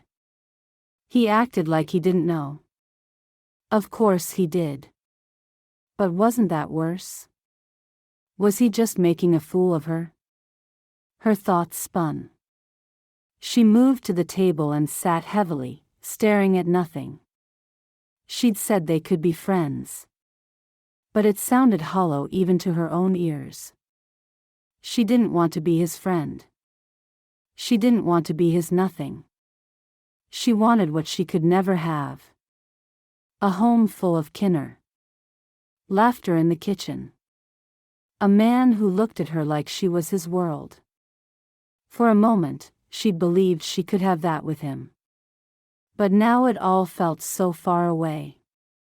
And the worst part was, she wasn't even sure who was to blame. Chapter 31. The sky had begun to purple around the edges as Aaron turned down the long track that led away from Ruth's house. His boots hit the dirt like weights, the dust rising faint in the late light. Crickets had begun their evening chorus, that rhythmic hum beneath everything. But he didn't hear it, not really. His mind was full of Lydia's face and the words she'd left him with. Friends. That's what she'd said. Friends, though her tone had held none of the warmth that words should have. And then she'd turned away, shutting the door as gently as a final page turned on something that might have been. Aaron kicked a stone off the road. It skittered into the weeds. What had he done wrong? He replayed their walk from Ruth's, the quiet between them, the tentative peace that had slowly softened the edges of her voice. She'd even smiled once, hadn't she? Not the wide grin he remembered from years ago, but something shy and fleeting, like the flash of a bird's wing in the trees. He'd taken it for a sign. Something was healing between them. He'd felt it. Or he'd imagined it. He shoved his hands into his coat pockets, shoulders hunched against the wind, though the evening was mild. Maybe she still blamed him for the land. Maybe the apology hadn't been enough. Maybe it had come too late. He looked up toward the horizon, where the last gold light spilled across the tops of the trees. Somewhere out beyond them was his house. His fields. The place he'd once hoped might become theirs. A foolish thought, maybe. But it had come from a place of hope. Hope was quieter now. Smaller. Tucked behind the ache in his chest that told him maybe it was time to stop. The road curved slightly, and he followed it, passing the wooden fence that bordered the old Miller orchard. The apple trees were heavy with fruit. He remembered picking apples with his dad here, years ago, before the trees were sold off and the house fell empty. Time passed. Land changed hands. People moved on. Why couldn't he? He stopped walking for a moment, his hands falling to his sides. The stillness pressed against him. He looked up at the sky and saw the first stars flickering into view. "God," he whispered.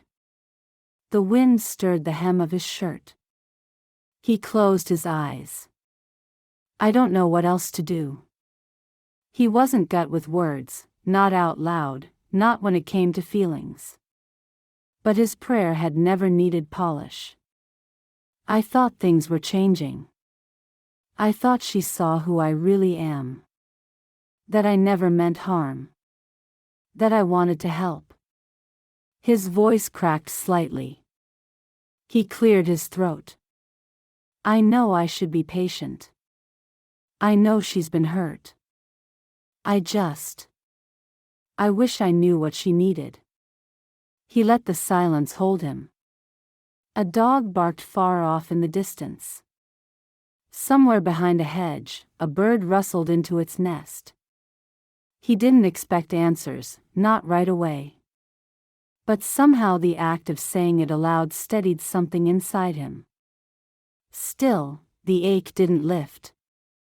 He started walking again. His boots found the rhythm without thought, carrying him past the hedgerow where wildflowers were beginning to bloom in messy tangles. Was he being stubborn?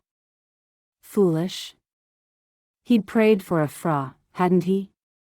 And when he thought of who he'd want beside him for the rest of his life, Lydia's face was the only one that came to mind. She was fire and iron and fierce loyalty. She had survived grief that would have broken others and still kept showing up, head high and hands steady. But she didn't want him. Not really. That thought settled like a stone in his gut. Maybe she never had. He didn't believe she was cruel, not even now. But whatever chance they might have had seemed to be slipping between his fingers like water he couldn't hold. He could chase it, but what would that make him? A man who pushed too hard? Who didn't listen when someone asked for space? He reached his gate and unlatched it slowly, the wood cool beneath his fingers. The farmhouse stood quiet ahead, windows dark. He hadn't lit the lamps before he left. He hadn't thought it would be this late when he returned. He paused at the door. Rested his hand on the frame. What would giving up feel like? He let the thought form fully. Allowed it to sit in him. He imagined closing the door on hope, walking away from the idea of a life with her. He could do it. He could finish planting the crops, tend the livestock, and sell his eggs and butter at market. Life would go on. But it would be a quieter one. Emptier. He stepped inside and lit the lamp near the hearth. The room flickered to life in warm tones, chasing back the dusk. He hung up his coat and sat down heavily at the table. He didn't unpack the basket Ruth had sent with him. He didn't feel hungry. Instead, he laid his hands flat against the table's surface and bowed his head again. "If I'm meant to stop," he said softly, "let me know. If I'm hurting her more by staying close, show me how to step back with grace. But if there's still something I'm meant to do, if there's some way to reach her, then give me the strength to try again." His voice didn't rise. He didn't cry.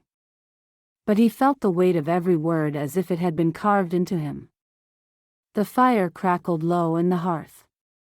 The walls of the house creaked as they always did in the cooling night. Outside, the wind picked up. Aaron looked toward the door once more. He would wait for now. But his heart hadn't let go. Not yet. Chapter 32. Lydia's knuckles were white around the handle of her market basket as she stomped up the path to Tabby's front door. The wind tugged at her skirt and sent the edge of her apron flapping, but she didn't care. If she didn't let it out, she'd burst. And if anyone could understand the pain of being misled by a man, it was Tabby Lapp. Tabby opened the door with a curious smile. "Lydia? You're up early." "I need to talk," Lydia said, brushing past her into the kitchen without waiting for an invitation. Tabby raised an eyebrow but followed. "Well, good morning to you, too. Would you like coffee, or are we skipping pleasantries today?" "Sorry. I don't want coffee." I want to scream. Tabby sat down at the table, folding her hands neatly. All right, scream. He's a liar, Lydia said, dropping her basket and pacing the room. A smooth-talking, clever, manipulative man who pretends to care and then goes behind your back and courts another woman.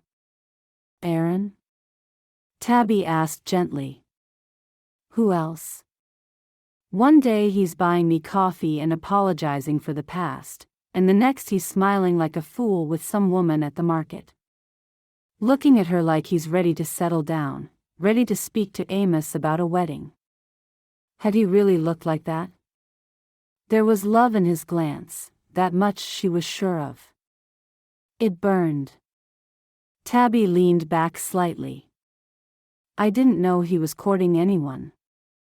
Well, clearly he is, Lydia snapped, her arms crossing tight across her chest. The words, and it isn't me, were bitten back quickly.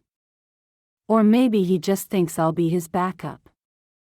Someone to laugh with and walk home at night while he builds a family with someone else. Someone to make a fool of. Did he tell you that? Lydia stopped. Nay. He didn't have to. So he hasn't actually said he's courting someone. Lydia threw up her hands. I saw them together, Tabby. What more do you need? She looked comfortable with him. Like they had something. And he looked like he belonged there. He looked at her with love. He put his arms around her. Tabby tapped her fingers lightly on the table. And this happened after he helped you with the deliveries? Lydia nodded, biting the inside of her cheek. Tabby stood and reached for the kettle anyway. I'm making coffee. You're not leaving until you drink something and breathe. Lydia sank into a chair, her arms still crossed. He made me feel like I mattered again. Like I wasn't just the girl left with a broken farm and a heart full of anger. And her voice cracked, I let myself believe in it. Even if it was just a little. Tabby poured water into the pot.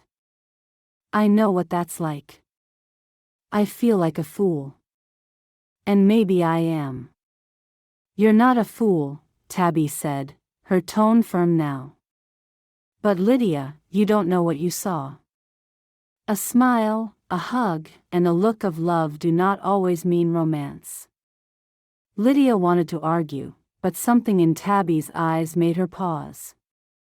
She's pretty, Lydia said softly. The kind of pretty that doesn't try. The kind that sneaks up on you. Tabby handed her a steaming mug and sat across from her again. You're hurting. That's fair. But ask yourself one thing.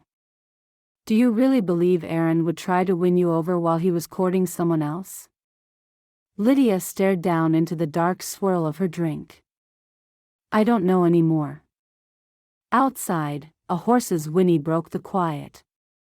Footsteps on gravel drifted to them. There was a creak of wood. The front door hadn't been fully latched. From where she sat, Lydia could see the blurred outline of someone standing just beyond it. The footsteps stopped, then turned and walked away. The air felt thick. Tabby rose and crossed the kitchen to close the door quietly. Then she sat again, frowning at the mug in her hands. Gabriel may have heard some of that, she said after a moment. Lydia closed her eyes. Wonderful. Tabby didn't smile. He's going to want to ask questions. Sure enough, the back door opened a few minutes later, and Gabriel's voice called, Tabby? In the kitchen, she answered. Lydia stood to leave, brushing her skirt with shaking hands. I should go. I didn't mean to cause trouble. Tabby put a hand on hers. Stay if you want. Lydia shook her head. I need to see Ruth anyway. She slipped out through the side door, her cheeks burning with embarrassment. As she disappeared down the lane, Gabriel came into the kitchen, drying his hands with a rag. "Is she all right?" Tabby sighed. "She thinks Aaron's courting someone else." Gabriel blinked. "What?" "She saw him with a woman. A beautiful woman, and she thinks he looked at her with love." Gabriel's frown deepened. "That could be his cousin. Esther. She's a widow with a Bopley and she just arrived from Lancaster." "I didn't know that," Tabby said. "And he doesn't know she saw them," Gabriel muttered. "Exactly." Gabriel shook his head. "I should go tell her." Tabby touched his arm. "Nay. Tell Aaron, then let him do it." Gabriel studied her for a long moment. "You sure about that?" Tabby nodded. "If he wants her to trust him, he needs to explain. Not have it explained for him." Gabriel exhaled slowly. "All right. I'll tell him what the problem is." He headed for the door, muttering under his breath, "Women. All of them riddles wrapped in riddles." Tabby just smiled, reaching for her broom. "And yet you love us anyway." "Sure do." Gabriel chuckled and disappeared through the door. Chapter 33. Aaron walked the long path that curved past the ridge and dipped toward the fields beyond Faith's Creek. His boots brushed through grass still damp from last night's rain, and the breeze carried the smell of earth and sun-warmed clover. He had no destination in mind, not really. He just needed to move, to walk out the ache that had been settling in his chest for days. The sky above was cloudless. The kind of bright blue that felt too cheerful when your heart didn't match. He kicked a stone from the path and sighed. He hadn't seen Lydia since Ruth told him she was done with their deliveries. Not angry, Ruth had said, just resolute. That was worse, somehow. Anger was fire. Fire could be fought. But silence? That was ice. He passed a slope dotted with Queen Anne's lace, some bluebells, and tall purple thistles bending slightly in the breeze. He stopped. They were just flowers. But she'd once told Ruth, not knowing he was in earshot, that her mam loved wildflowers more than roses. That a bunch of weeds could look like a prayer if gathered with care. Those words stayed with him. He crouched, his fingers grazing the stems. He chose carefully. A little of everything. Purple and white, soft greens, even a stubborn yellow bloom with its head cocked like it was listening. Maybe this was foolish. She didn't want him around. But he needed her to know he hadn't stopped thinking of her. That whatever storm had passed between them, he still hoped. By the time he reached her house, the bouquet was gathered into a neat fist, tied with a loop of twine he found in his pocket. Her buggy wasn't out front. The place was quiet, save for the sound of chickens clucking somewhere out back. He climbed the 3 porch steps and set the bouquet gently on the stoop. Nay note. Nay name. But she'd know, wouldn't she? He turned and walked away. Aaron didn't mean to linger, but when he heard the door creak open behind him, instinct made him duck behind a bush. Lydia stepped out into the pale morning light. She was barefoot, her apron slightly wrinkled as if she'd just thrown it on. Her eyes swept the step, then landed on the bundle of wildflowers. He watched as her brow furrowed. She crouched slowly and picked them up, holding them as if they were something fragile and puzzling at the same time. He should have walked away. But he stayed, hidden by a veil of lilac and alder, his heart pounding in his chest like a drum. She turned the stems in her hand, as if looking for a note. There wasn't one. Just the flowers, gathered in quiet hope and tied with a piece of old twine. She didn't smile. She didn't frown either. She just stared, and Aaron stood frozen, watching the wind catch the edge of her cap, watching her lips part as if she wanted to say something, even though no one was there to hear it.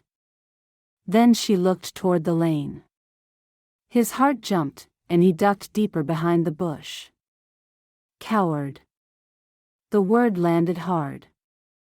But he didn't go back. Instead, he turned down the road and headed home, his feet dragging in the gravel.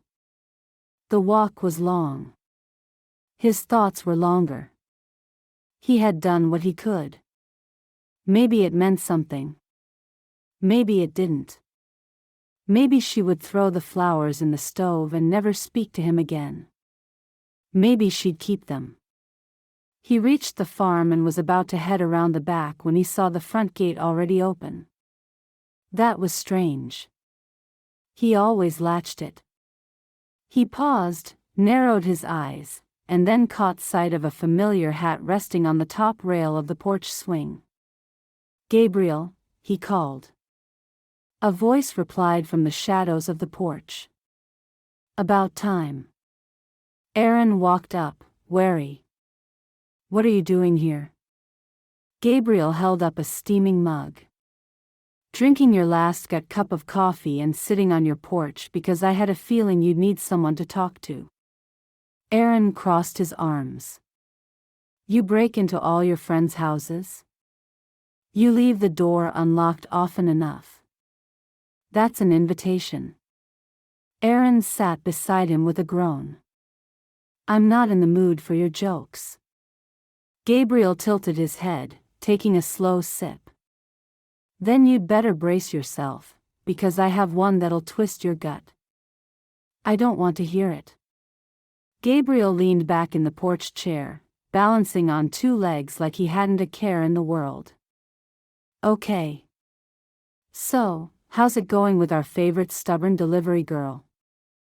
Aaron sighed and ran a hand through his hair. "Not gut." Gabriel lifted his brows. "That's not what I expected. You've been all moony-eyed for weeks." "She said she wants nothing more to do with me. Refused to see me and told Ruth that if I do the deliveries with her, then she won't do them. I just wish I knew what I'd done." Gabriel gave a low whistle. "Ouch. What did you do?" "Nothing," Aaron muttered. "Or at least I don't think so. Maybe it's still about the land. Maybe she never really believed me." Gabriel scratched his jaw. "Could be. Or maybe you stepped in something and didn't notice."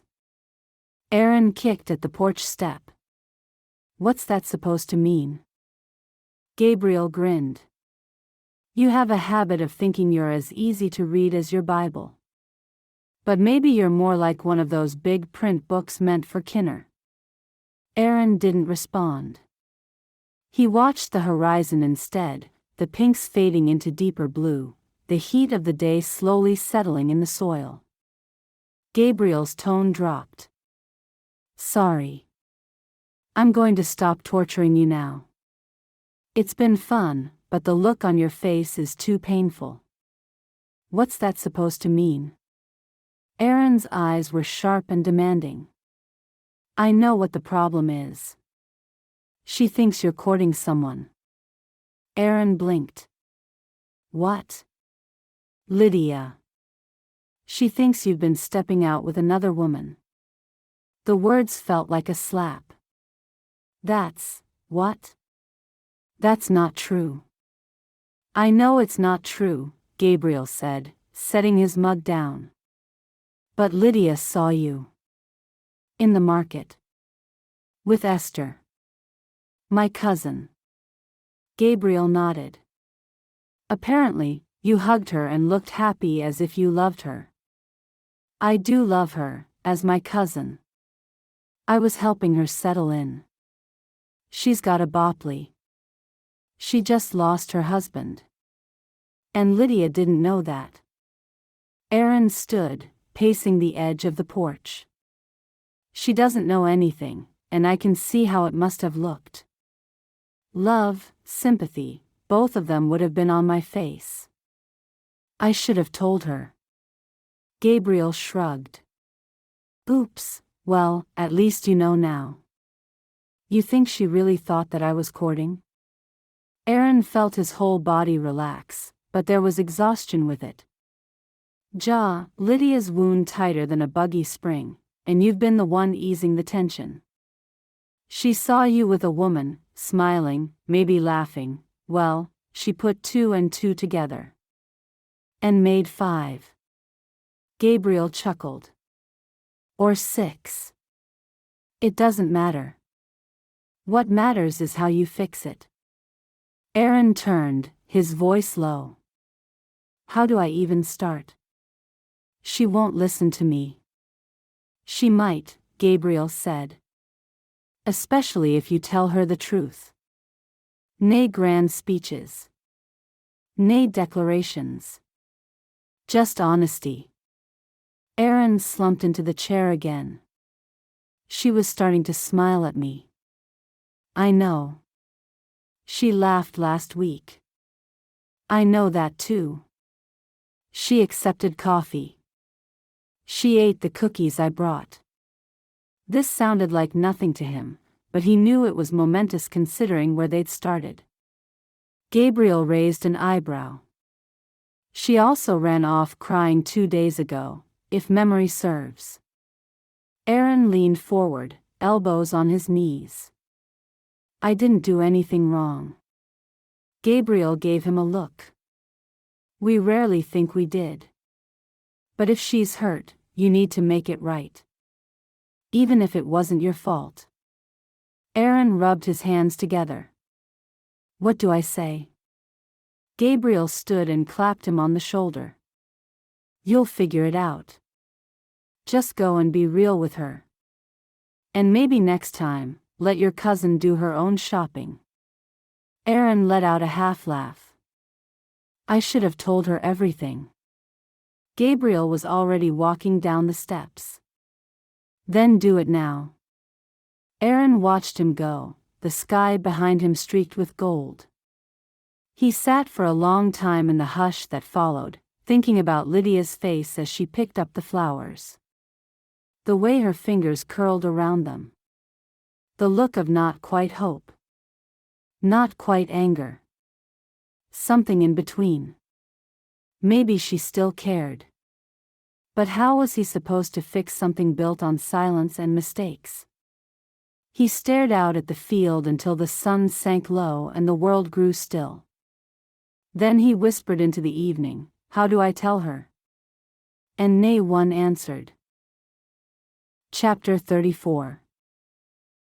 Aaron adjusted his collar as he walked up the path to Lydia's house, one hand steadying the basket of cookies Esther had insisted they bring.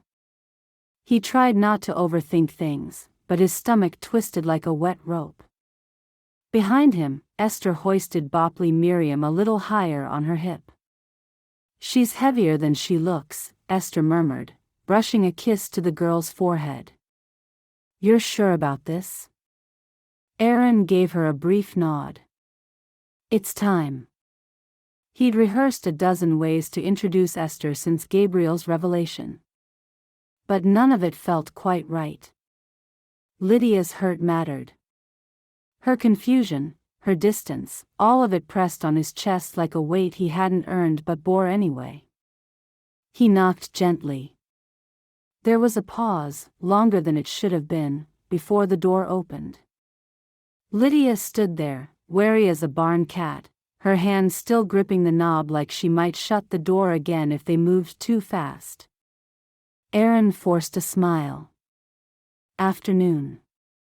Her eyes flicked from him to Esther, then to the Bopley in her arms, and her face softened.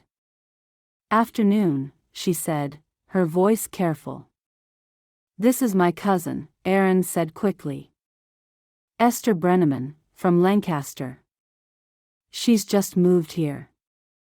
Esther smiled, tilting her head slightly. And this little one is Miriam. She's 14 months and doesn't sit still for anything, even prayers. Lydia's expression didn't shift, but her grip on the door loosened. Her gaze moved to Miriam, who blinked up at her, then gave a loud, delighted babble and thrust out a sticky fist. Aaron's heart gave a lurch. Lydia glanced at him, then back at the Bopley. Pretty. She's loud, Esther said with a grin, but I'm hoping she grows into pretty. There was an awkward pause, and then Lydia stepped aside. Would you like to come in? Aaron let out a long breath, and a stone seemed to lift from his stomach. Inside, the kitchen smelled faintly of apples and yeast. There was a pie cooling on the windowsill, though the scent had faded. Lydia motioned toward the table. Please, sit. Esther settled herself gently, bouncing Miriam on her knee. The Bopley squealed and slapped her hands on the wood. Aaron watched Lydia move about the room.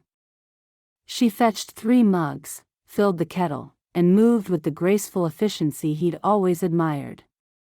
But her face stayed guarded. We brought cookies, Esther offered, pushing the basket forward. Oatmeal and honey. Miriam ate 2 on the way. Lydia's lips twitched. Did she leave any? Miriam let out another squeal as if understanding the joke. Lydia reached for a cookie and placed it on a plate. Would you like some coffee? Please, Aaron said. It smells gut. While Lydia poured, Esther rubbed Miriam's back in slow circles. Aaron told me you might know some of the other women here, quilters and such. I could use a friend. I lost my husband last year, and most days I feel like I'm just trying to keep my shoes on the right feet. Lydia didn't answer immediately. She placed the mugs on the table and sat down slowly. That's hard, I'm so sorry. It is. There was a silence, but it didn't feel heavy. I could take you to the market this week, Lydia said. There's a quilting circle that meets on Thursdays. They'd welcome you. Esther's face lit up. That would be wonderful. Danky. Aaron stirred his coffee and kept his eyes low. He didn't want to push, didn't want to ruin this small sliver of peace with clumsy words. But Miriam had other ideas. The Bopley toddled off Esther's lap, waddled over, and planted herself at Lydia's knee. Her tiny hand gripped the edge of Lydia's apron and tugged. Lydia looked down, startled. Miriam gave a wide, toothy grin. For a moment, Lydia didn't move. Then, slowly, she reached down and lifted Miriam into her lap. You're heavier than you look, too. Esther laughed. Told you. Lydia's arms settled around the girl, who leaned her head against her chest without hesitation. Something in Lydia's face shifted, softer now, gentler. There was a look of awe in her eyes that she tried to hide. Aaron watched and felt the ache spread behind his ribs. Ruth would have been proud of this moment. She would have winked and handed them all another slice of something sweet to mark the occasion. Speaking of which, I baked shoofly cake, Lydia said suddenly, as if trying to recover herself. Would you like some? Esther nodded enthusiastically. I haven't had shoofly since I left Lancaster. I'd love a piece. Aaron almost said nay, his stomach was still knotted, but Miriam clapped her hands as if voting ja, and Lydia disappeared into the pantry. She returned with a covered dish and a soft cloth. The molasses aroma hit them first. It was rich, deep, and familiar. Lydia sliced carefully, served generously. They ate in quiet contentment. When it came time to go, Aaron walked them out. Lydia handed Miriam back to Esther and brushed off her skirt. "I'll walk you to the buggy," she said. The afternoon sun was low, casting gold across the fields. The breeze had the hush of early evening. At the gate, Aaron turned. "Lydia." She looked up, cautious again. He rubbed a hand along the back of his neck. "Would you walk with me tomorrow evening? Just a short one. Nothing formal." Lydia blinked. Next to her, Esther gave her a nudge with her elbow and smiled. Miriam, as if prompted by heaven itself, reached out and tugged at Lydia's apron again, letting out a giggle that cut through the tension like a bell. Lydia stared at Aaron for a long second. Then, with her chin slightly tilted and a shrug that tried to pretend it wasn't a big deal, she said, "Call around. If I'm free, I'll think about it." Aaron nodded, hiding his smile. As they climbed into the buggy, Miriam let out a delighted shout and waved a tiny hand at Lydia. She lifted her hand halfway, then dropped it again. Inside the house, Aaron knew she would probably sit down and tell herself she didn't mean anything by it.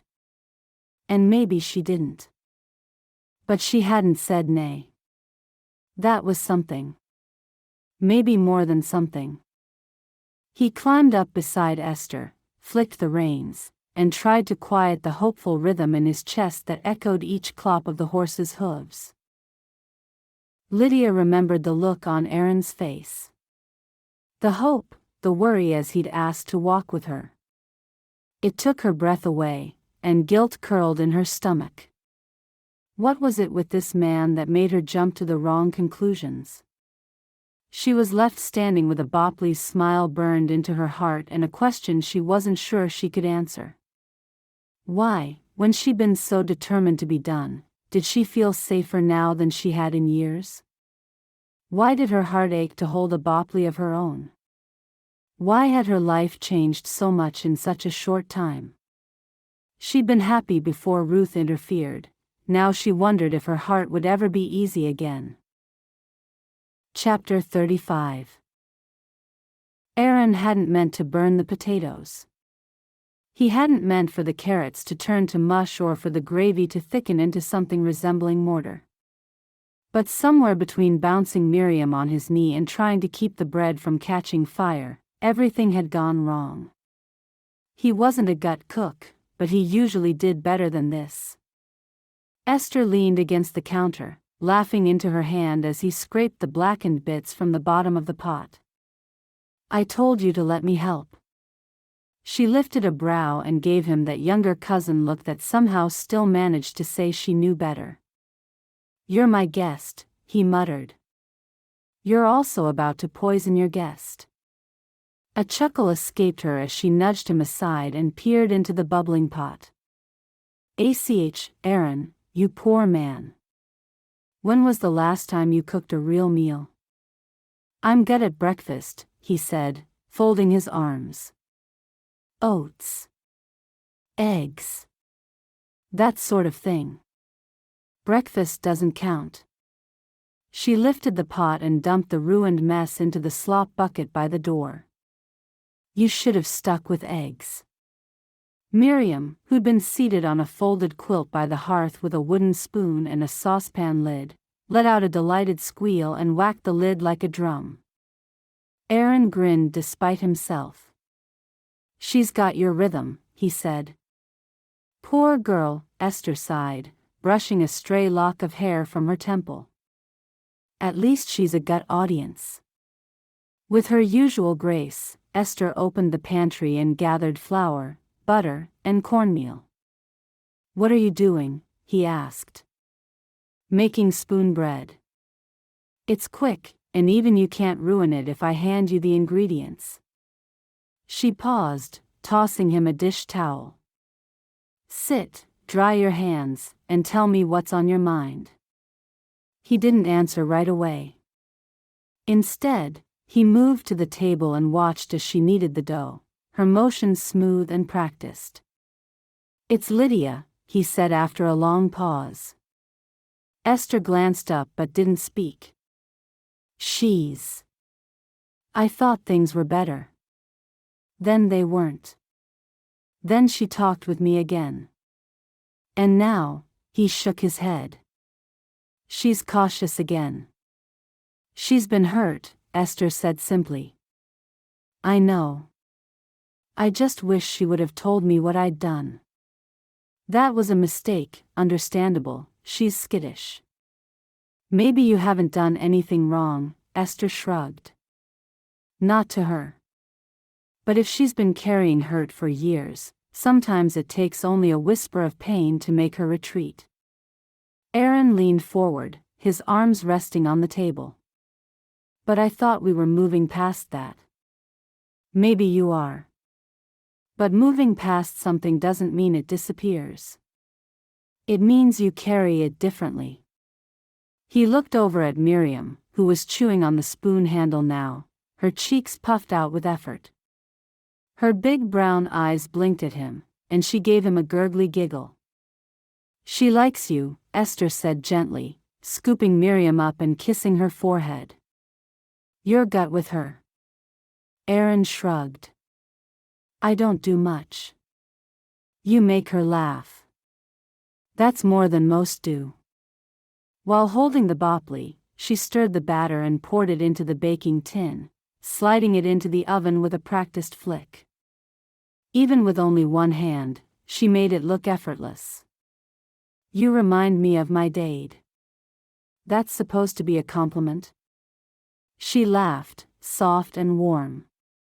"He was kind. Steady. Took in every stray cat I found and never once raised his voice. And Ma'am said she fell in love with him because he made her feel safe." Aaron swallowed. Esther sat across from him, cradling Miriam in her arms now that she'd begun to yawn. "Maybe that's what Lydia needs," she said. "Not grand gestures. Not flowers. Just someone who's there when the wind picks up and she's trying not to blow away." "I asked her for a walk," he said quietly. "She said she'd think about it." "I saw, and it means jaw, if you don't mess it up." He looked at her sharply. "You're so sure she likes me?" "She watches you when she thinks you're not looking," Esther said. "She blushes when your name's mentioned." "And she didn't throw those flowers in the bin, did she?" Aaron gave a half smile. "She looked confused." "She looked moved," Esther corrected. "Women don't always jump when they want something. Especially not when they've been dropped before. Sometimes we wait, because we need to be sure it's safe." Aaron stared at the flames dancing low in the stove. "What if she never is?" "Then you keep being who you are," Esther said. "Keep being kind. Keep being steady. That's how we know." The spoon bread began to scent the room, warm and yeasty. Aaron rose to check it, turning the tin with a tea cloth in hand. "Looks better than mine," he said. "I should hope so." When the bread was done, they ate quietly. Miriam nodded off in her mother's arms after nibbling on a small wedge. Aaron had never seen anything more precious than her sleepy smile and the way her little hands stayed curled around Esther's sleeve. He wanted that for himself. He wanted it with Lydia. Would it ever be possible? His heart ached, but for now, he would let the pain simmer and listen to Esther. Maybe she was right. Later, Aaron hitched up the buggy and drove them toward the house he'd helped find for her on the edge of town. The stars were out, clear and bright over the fields, and Miriam was already asleep by the time they pulled up. Esther turned to him as he helped her down. "Pray on it, Aaron," she said. "And have faith." He nodded, unable to speak. She gave his hand a gentle squeeze. Gut men are rare. But I think she's starting to see that you are one. He watched her disappear inside, the lantern in the window casting a golden square across the steps. Aaron climbed back into the buggy and turned toward home, his thoughts full. Tomorrow, he'd ask Lydia again. But this time, he'd let her come to him in her own time, her own way. And he'd wait. As long as it took. Chapter 36. Aaron. He stood at the edge of Lydia's garden, trying not to smooth down his hair again. He'd already done it twice, and it looked worse each time. The breeze ruffled the collar of his shirt as he stared at her front door, debating whether to knock or walk away and pretend he hadn't come. But he'd promised himself he'd try. Lydia had said, "Call round." Not come by, not I'd like that, but if I'm free, I'll think about it. He didn't know what that meant. Not really. Still, here he was. He shifted his weight from one foot to the other, then finally walked up to the house, climbed the 2 steps, and tapped once on the doorframe. A moment passed. Then it opened. She looked surprised, maybe even a little startled, but not upset. She blinked, pushed a loose strand of hair back beneath her prayer covering, and said simply, "You came." He swallowed. Would you like to walk?" For a heartbeat, she said nothing. Then she nodded. "Let me get my shawl." He waited, his heart thudding like it had when he was a boy about to take the stand in a Sunday reading. The door clicked shut, and he studied the worn edges of the steps, the single bloom of a rose near the side. He wondered if Lydia had planted it, or if it had sprung up wild, stubborn, and soft all at once. Then the door opened again, and she stepped out, her shawl gathered over her shoulders. "Let's go." He nodded, falling into step beside her. Neither of them spoke as they headed toward the creek path, but he could feel something shifting. Not ease exactly, but something quieter than before. And maybe, just maybe, that was a start. Lydia. The creek sparkled under the midday sun, its banks lush with new growth. Willow branches trailed the current, dipping low like they were eavesdropping. Lydia adjusted her shawl and kept her eyes forward as she walked beside Aaron, careful not to step too close, though the path was narrow and full of roots. The silence between them wasn't uncomfortable exactly, but it crackled with unsaid things. He was quiet. Too quiet. Which only made her more aware of her own breathing, the way her skirt brushed his trouser leg every now and then when the wind shifted. Once, their hands almost touched as they both reached to steady themselves against a low-hanging branch. She felt the heat of his skin before they both jerked away. She cleared her throat. Ruth said the bishop's planning another quilting bee for next week. Aaron nodded. I heard. He wants to use it as a fundraiser for the new roof at the schoolhouse. Oh. Lydia nodded, then immediately wanted to kick herself. Why had she said that? Of course, he already knew. The conversation died again. The sound of the water filled the gap, babbling cheerfully in contrast to the clumsy hush between them. She glanced at him from the corner of her eye. His jaw was set, his expression unreadable, which only made her stomach flutter in ways she didn't like to acknowledge. He wasn't walking ahead of her, or behind, but exactly beside, as if he was afraid to make the wrong move. Or maybe just not wanting to. Maybe he didn't want to be here at all. The thought turned in her stomach like a stone. Was it too much? She asked suddenly, the words slipping out before she could second-guess them. Aaron looked at her, his brows drawn. What was this? She said, gesturing vaguely between them. Walking together. I wasn't sure if you wanted to. He didn't answer right away. His silence stretched, and every second of it scraped at her resolve. She shook her head, trying to smile but failing. Never mind. Still, he said nothing. Which, of course, she took as confirmation. She blinked against the sun and focused on the creek again. The water glinted like silver threads pulled taut across the rocks. Everything about this moment should have been peaceful. The birdsong. The breeze.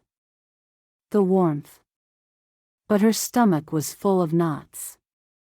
She stepped on a loose stone and stumbled a little. His hand shot out instinctively, brushing her elbow. She steadied herself and moved away again, pretending it hadn't happened. Her face burned. I didn't mean to, he began. It's fine, she cut in. They walked on. Aaron. Why was this so hard? The path was familiar. He'd walked it dozens of times. But never with Lydia beside him, silent and guarded and somehow luminous in the sunlight. He couldn't read her, not properly. She moved like someone trying not to disturb the air. Spoke like each word had been measured before she let it leave her mouth. And when their hands nearly touched, he'd felt that jolt. It was like grabbing hold of something still hot from a forge.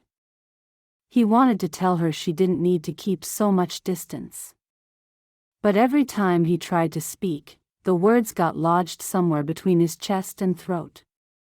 Her question, was it too much? Hit him harder than he expected. He didn't know what to say. Because it hadn't been too much. It hadn't been enough. But how did you say that to someone who barely looked at you unless she had to? He bent to pick a stray branch off the path, mostly so he didn't have to keep staring straight ahead. The silence was turning into something unwieldy. He needed to fix it. Somehow. You ever fish here? He asked. She blinked, startled. Not since I was 16. He smiled slightly. You used to sneak down with a biscuit in your pocket and string for a line. I remember you caught a catfish bigger than your arm one summer. You remember that? Her voice lifted in surprise. Of course. He kicked a stone off the path, letting it plop into the water. You were furious when Levi stole it and told you girls shouldn't be fishing. I chased him with a switch and got grounded. You also made your dad fry it up that night. She smiled. Just a little. It made his chest ache. He looked over and saw she'd tucked her hands into her sleeves. Not cold. Just guarded. Always guarded. He wanted to ask her why. Wanted to say he never meant to be the reason she pulled away from joy. But he didn't. Because what if she didn't want him to? Lydia. He remembered the catfish.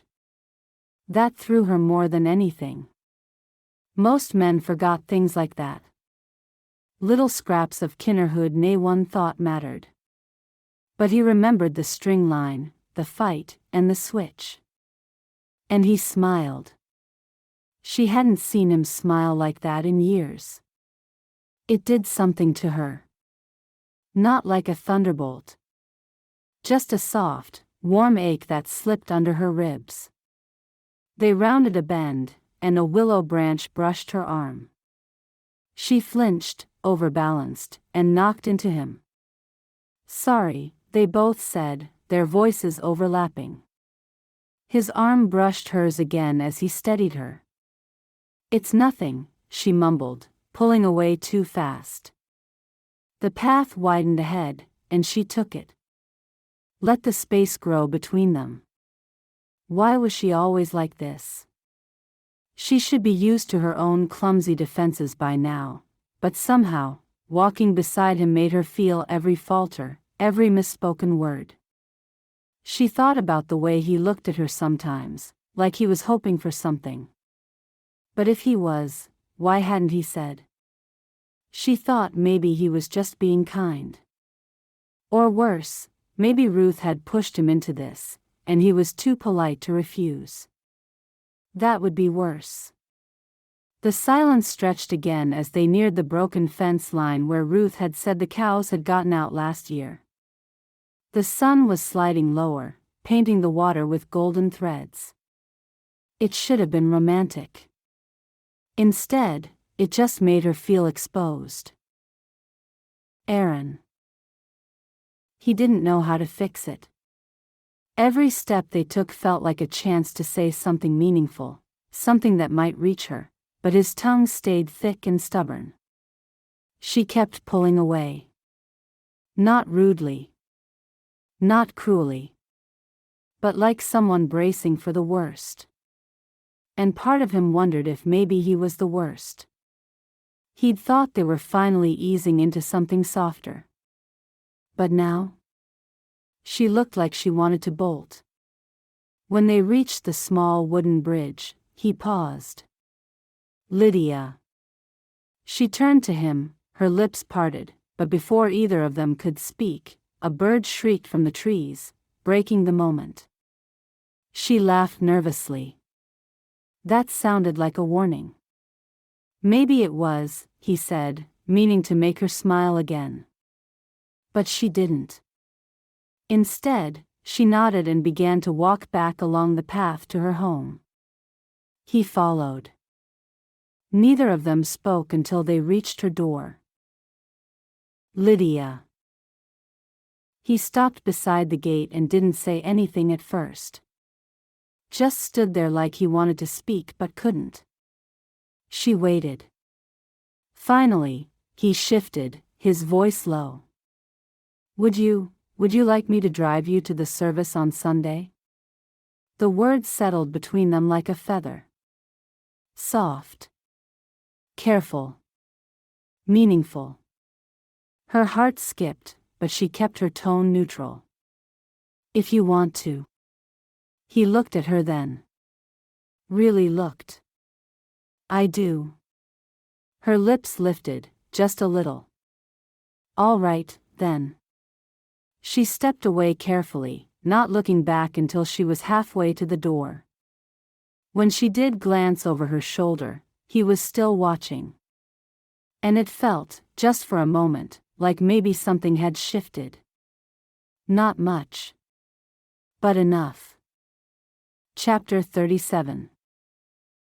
Aaron.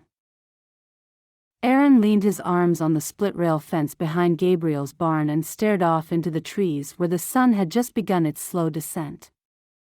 The smell of manure was faint under the stronger scent of pine and sawdust from the morning's work. Gabriel stood beside him, his arms folded, chewing on a toothpick he'd been using as a wedge to mark a measurement. So? Gabriel asked without looking at him. Aaron shifted his weight. So what? You went walking with her yesterday. By the creek. That's a whole afternoon of suspense in the eyes of Ruth Esch. Aaron sighed. It was fine. Nay, it was awkward. Gabriel smirked. Awkward gut or awkward? I don't know. We talked, sort of. Mostly, we tripped over each other's sentences. She laughed once, but I think it was at me, not with me. And when I took her home, I asked if I could drive her to service, and she looked like I'd asked if I could borrow her buggy and sell it for parts. Gabriel laughed, then clapped him on the shoulder. You're overthinking. Maybe, Aaron muttered, kicking a small stone with the toe of his boot. You like her, Gabriel said. Aaron nodded. More than that. Then be steady. We all make fools of ourselves when it matters. I once tried to bake Hannah a birthday cake and used salt instead of sugar. You didn't. I did. She married me anyway. Aaron gave a half-hearted laugh. Just be yourself. You're not a bad man, Aaron. You're honest. She'll see it. I hope you're right. Did she say ja? She did. Well then, you must have done something right. Gabriel tilted his head. Thinking of backing out? I don't want to make her uncomfortable. I thought she was warming up. Then yesterday, she barely looked at me. Gabriel turned fully toward him now, more serious. Look, if she didn't want to go, she wouldn't have gone. That woman's more stubborn than a mule with its tail stuck in a gate. If she showed up, she wanted to be there. Aaron nodded, slowly. But, Gabriel added, if you're planning to run scared, you better let Ruth know before she drags you both to the altar out of sheer determination. Aaron let out a dry chuckle. That's what I'm afraid of. He walked home with heavy steps, his mind clouded.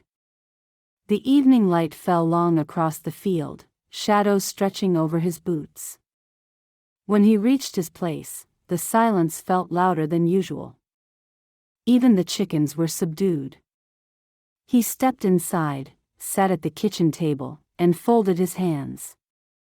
Lord, I don't know what to do. If I'm not the man she needs, tell me now. And if I am, give me the strength not to give up. The wind rattled the shutters softly, but no answers came. Only the slow sinking of the sun and the ache in his chest that whispered he might have lost her without ever really having her. Lydia. The morning sun filtered through the curtains, casting bars of light across the edge of Lydia's bed. She lay still, one hand resting on her stomach, the other curled under her cheek. She'd dreamed of him. Not the awkward, stumbling version of him from yesterday, but the Aaron from years ago. The one who used to smile like the world was simple, who worked with quiet confidence and didn't ask for thanks. In her dream, he held her hand. Now her chest ached like it had been real. She sat up and reached for her robe, the cool floorboards grounding her as she walked to the wash basin. Her cheeks burned, and she splashed cold water over them, hoping it would wash away the image, the feeling. What had she done? He hadn't done anything wrong. Not really. He'd invited her for a walk. He'd been kind. Gentle. And she had pulled back again. Cold. Distant. Defensive. She didn't want to be that woman anymore. But something inside her still curled up in warning whenever she got too close. She brushed her hair, tied it back under her cap, and moved to the kitchen. The list Ruth had left for today's delivery sat on the counter, neatly folded. She didn't touch it. Instead, she poured herself a cup of yesterday's coffee and sat by the window. The sunlight caught on the rim of the mug. It should have felt peaceful. It didn't. Should she tell Ruth not to send Aaron? She was supposed to ride with him to service tomorrow. She had agreed. She'd said ja. And now it loomed like a wall she wasn't ready to climb. He probably thought she wasn't interested. Maybe he even regretted asking. He'd looked so unsure when she'd said ja. She put the mug down and stared out toward the road. It would be easier to just not go. Or to send word that she had other plans. That would be the kind thing, wouldn't it? Spare him the awkwardness. But the idea of not seeing him twisted in her chest like a rope pulled too tight. "ACH," she whispered, resting her head against the cool window frame. "What is wrong with me? Her thoughts circled. Was it fear? Or pride? Or both? He'd stood there, asking her with no expectation in his voice. Just an offer. A hope. And she'd made him walk away with nothing but uncertainty. She rubbed at her chest as if she could ease the knot there. Maybe I should send a note, she murmured. Say I'm not coming. But her hand didn't move toward the pen. Instead, she turned to the window again, and somewhere in the back of her mind, she hoped he was thinking about her too. Chapter 38. Lydia smoothed the skirt of her plain plum dress and glanced down the lane again. The morning sunlight glinted off the dew-damp grass, but her heart thudded louder than the distant birdsong. Where was he? She'd never waited like this for a man before, not even in jest. But today felt different. Her fingers fidgeted at the edge of her prayer covering, and she took a breath to steady herself. The scent of wood smoke from the chimney mixed with the freshness of new grass. It should have calmed her, but her nerves only prickled more. Aaron King was not the type to be late.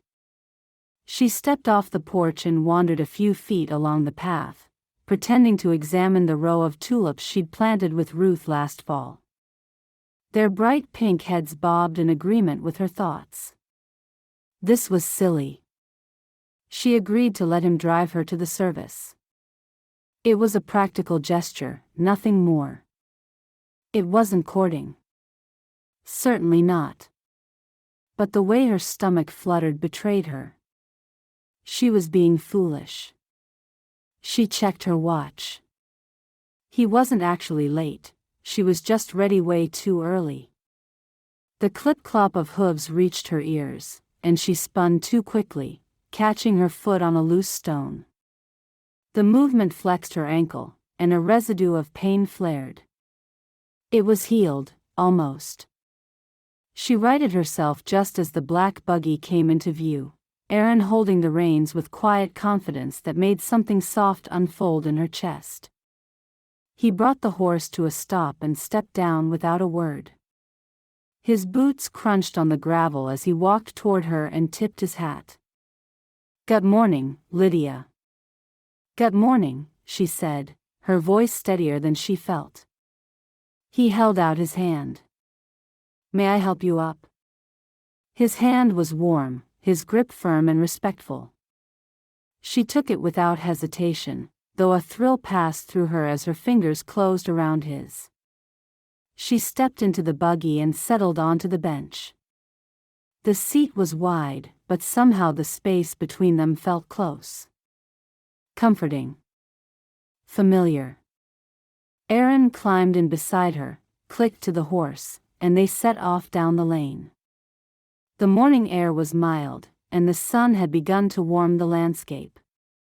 Lydia watched the familiar farms pass by, her eyes following the lines of fences and the newly sprouting rows of corn. The smell of tilled earth filled the buggy, and she felt herself begin to relax.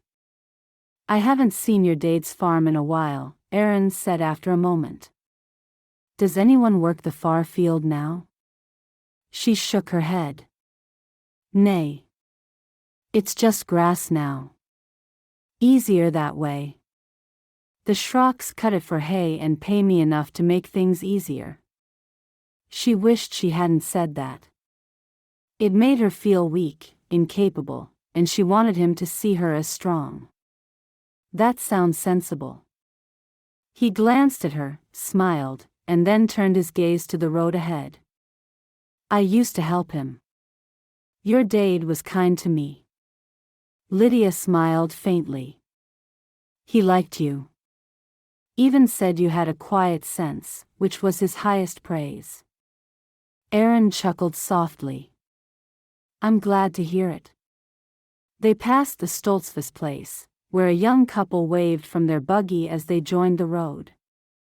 Lydia waved back automatically, then glanced at Aaron's hands on the reins. Steady. Capable. She felt her cheeks color. What would the Stoltzfuses think? That she was courting? He caught her glance. Something on your mind? I was wondering about your family, she said, her voice gentle.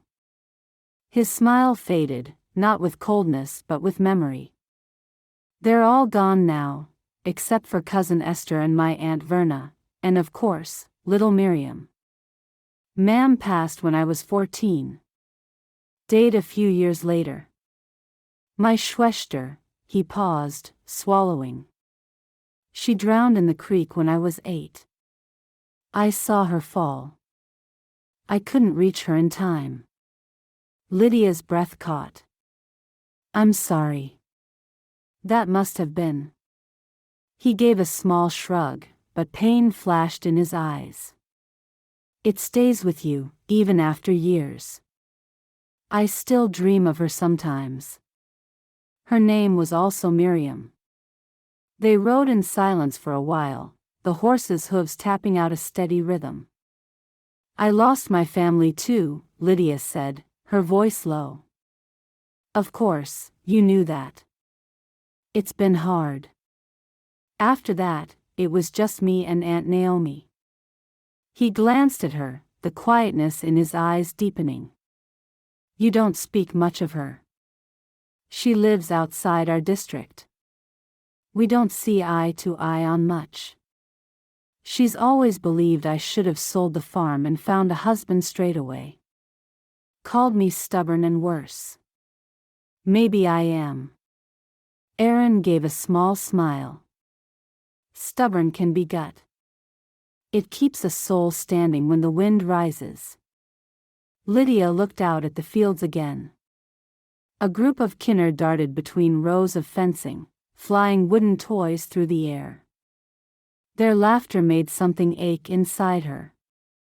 Sometimes, she said softly, I think I've been standing so long I forgot how to move. Aaron was quiet for a moment.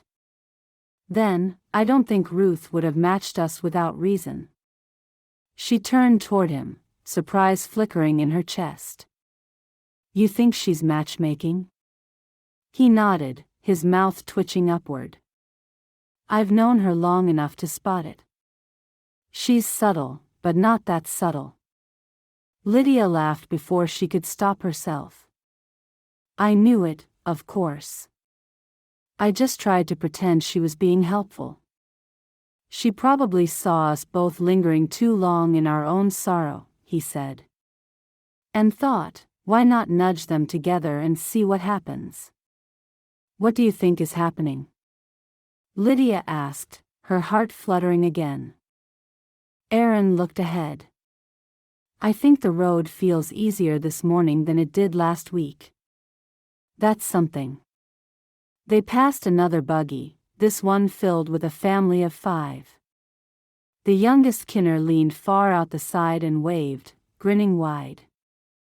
Lydia waved back, her heart squeezing again. Her arms longed to hold something small and warm. Someone to love who needed her. Do you want kinner? She asked, surprised by her own boldness. Aaron didn't flinch. I do. Not just for the sake of it, but to build something lasting. To be part of someone's beginning. She nodded.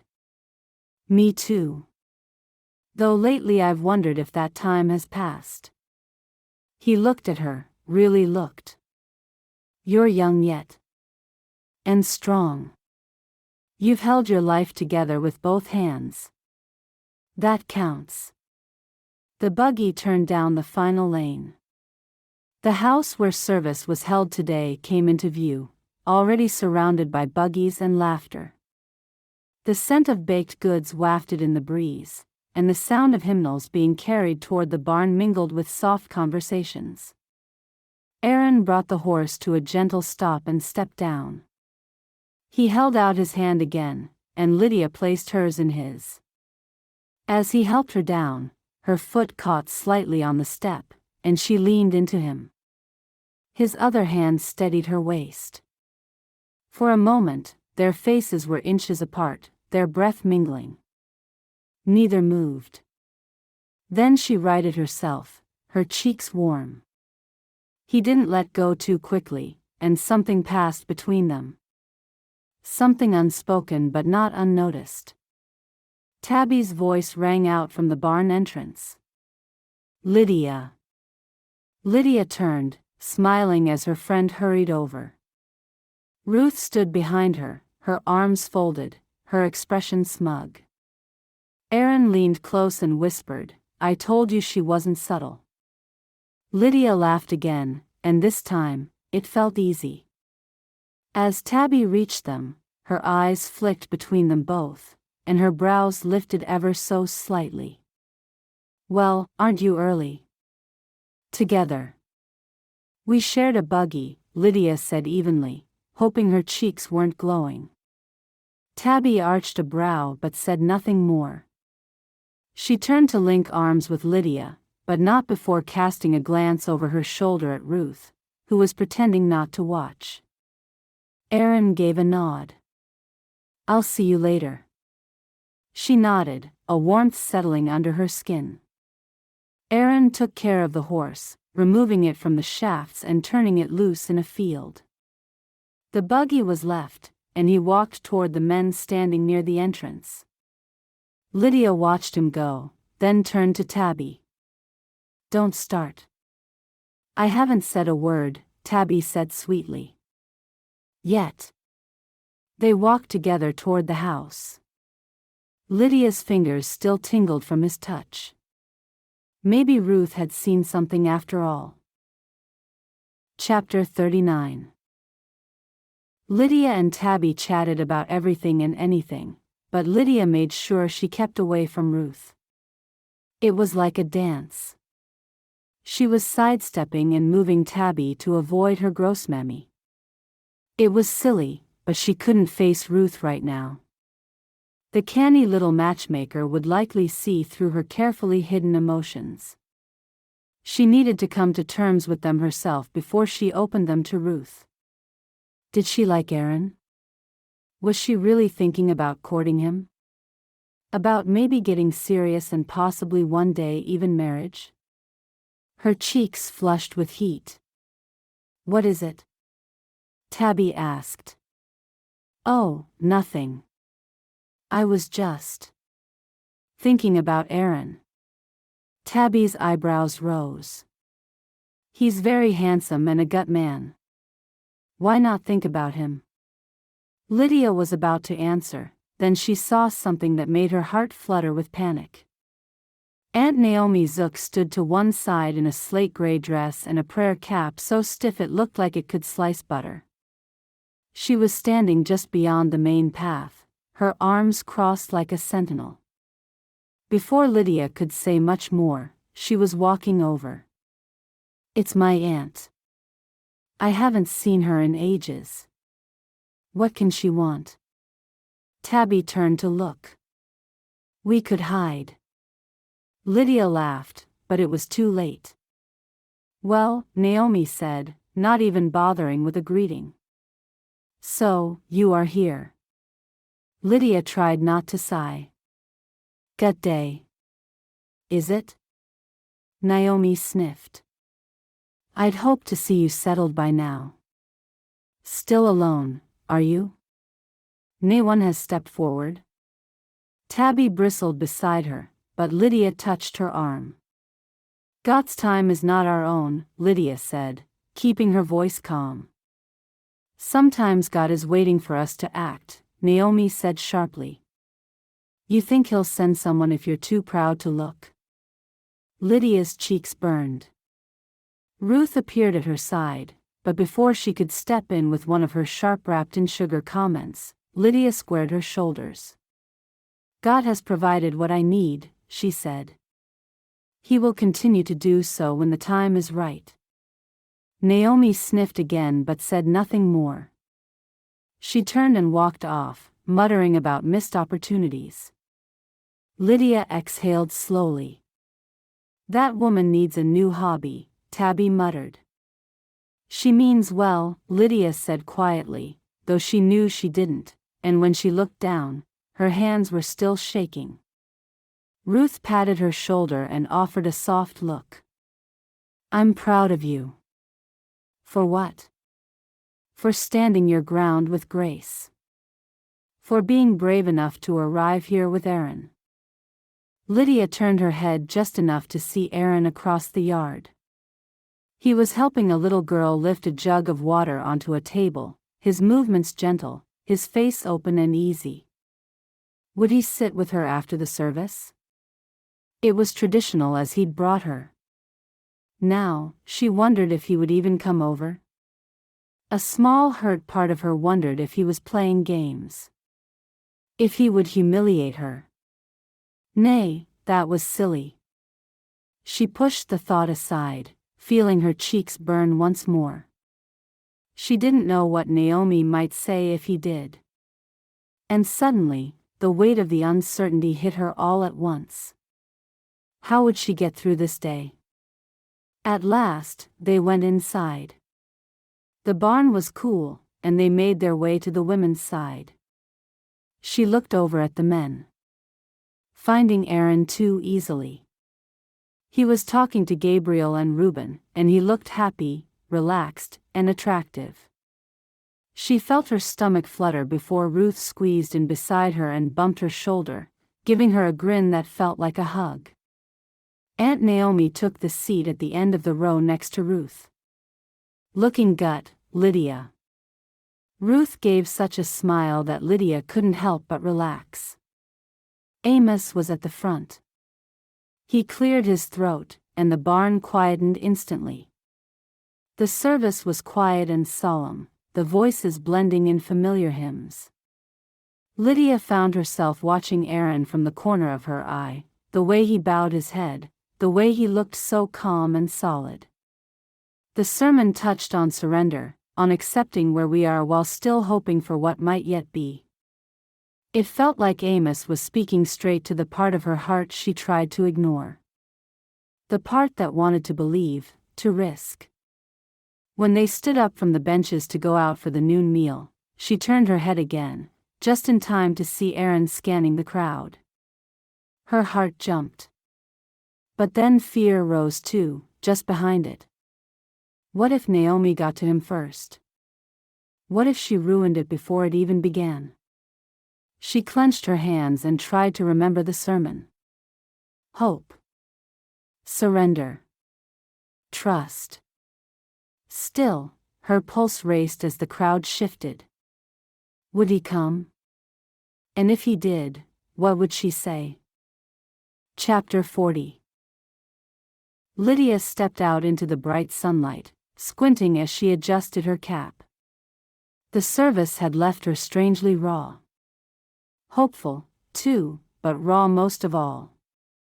She still felt the echoes of the final hymn in her chest as the others filed out behind her, the sounds of benches scraping and quiet conversation filling the spring air. She glanced around and immediately spotted Aunt Naomi hovering near the side of the barn where the meal tables were being set up. Ruth gave her a warning look, but Lydia shook her head. Not yet. Maybe not ever. She wasn't ready to deal with whatever her aunt had planned. Tabby nudged her shoulder. Come on, we've got food to carry. Glad for the distraction, Lydia followed her toward the row of wagons, where the women were already gathering their contributions. She grabbed her crock of potato salad and a tray of apple squares, careful not to trip over the two little Yoder boys who were crawling underfoot. Shoo, Tabby whispered, nudging them with her foot. This isn't a hiding place. Is too, said the eldest, wriggling past her legs and disappearing behind a bench. Lydia chuckled and set her tray down on the long table, her mind half on the kinner and half on avoiding Naomi. She ducked around the back of the barn to collect a jug of fresh lemonade she'd brought, only to find herself nearly face to face with her aunt. Oh, Naomi said with a thin smile. There you are. Hiding? Nay, Lydia replied, lifting the jug. Just fetching this. I was looking for you. I'm busy. The meal needs preparing. Too busy to talk to your family? Ja. Lydia smiled sweetly. Exactly that. Before Naomi could answer, a shriek erupted from the other side of the barn. The Yoder boys had found a frog and were chasing their Schwester with it. Excuse me, Lydia said, hurrying toward the chaos and using the distraction as cover. Tabby caught her eye and grinned, mouthing, smooth. They finished laying out the food with minimal catastrophe. One pie was tipped sideways, a dish of green beans went cold faster than expected, but nothing was burned, broken, or spilled on anyone's prayer coverings. Lydia had just returned from fetching more cutlery when she saw Aaron smiling at her from across the lawn. Her breath caught. He looked so at ease, his shoulders relaxed, eyes bright with the sun behind him.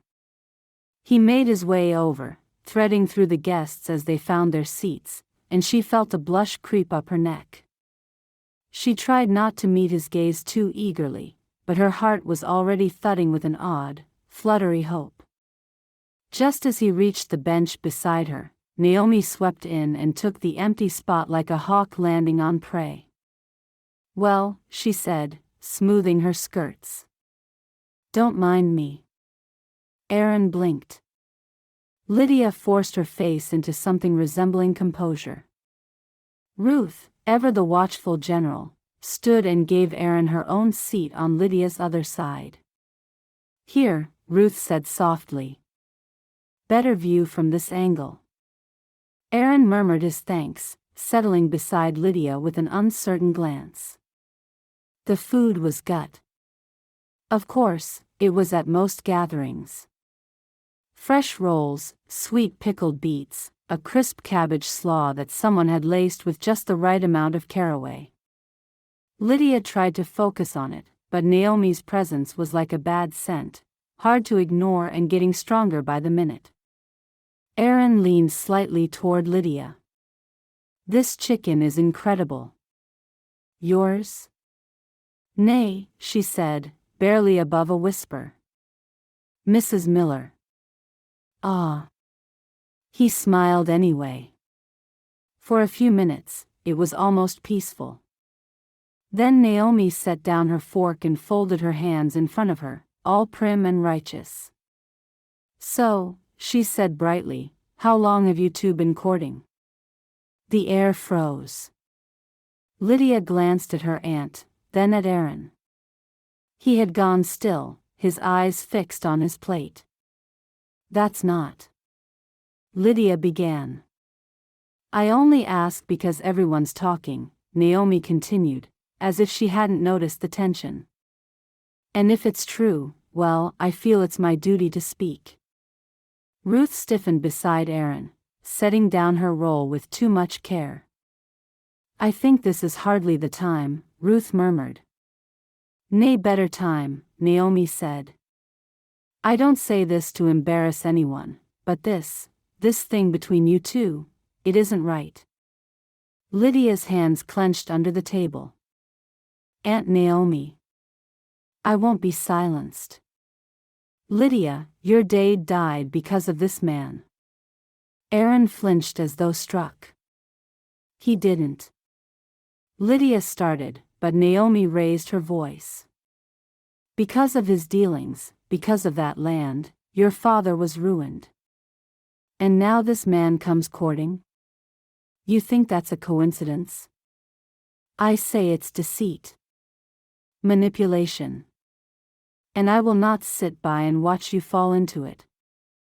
The surrounding tables had gone quiet. Lydia felt the heat of shame rise into her face. Her heart pounded so hard she thought she might be sick. I know a much better match for you, Naomi continued, lifting her chin. My friend, Jedediah. He asked about you last winter, and I told him you were too grief-stricken. But perhaps it's time. That's enough, Ruth said flatly. Nay, Lydia said, finding her voice at last. Jedediah was not a nice man and was much, much older than Lydia was comfortable with. Nay, let her speak. Let everyone hear how Aunt Naomi thinks grief has a timer. That women can be passed around like jars of jam at a sale. Gasps rippled along the table. Naomi's eyes widened. You speak of duty, Lydia said. But where were you when I needed comfort? When my mampest? When I was trying to hold things together on a farm I didn't ask for and didn't know how to run? Naomi opened her mouth, but Lydia didn't stop.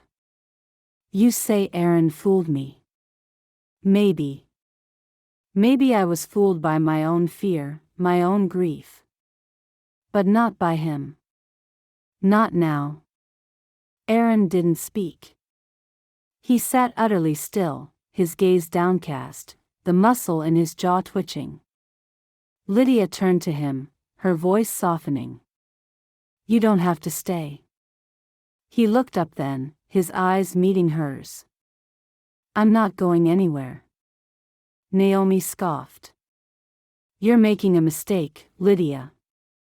Lydia felt as if her blood was boiling.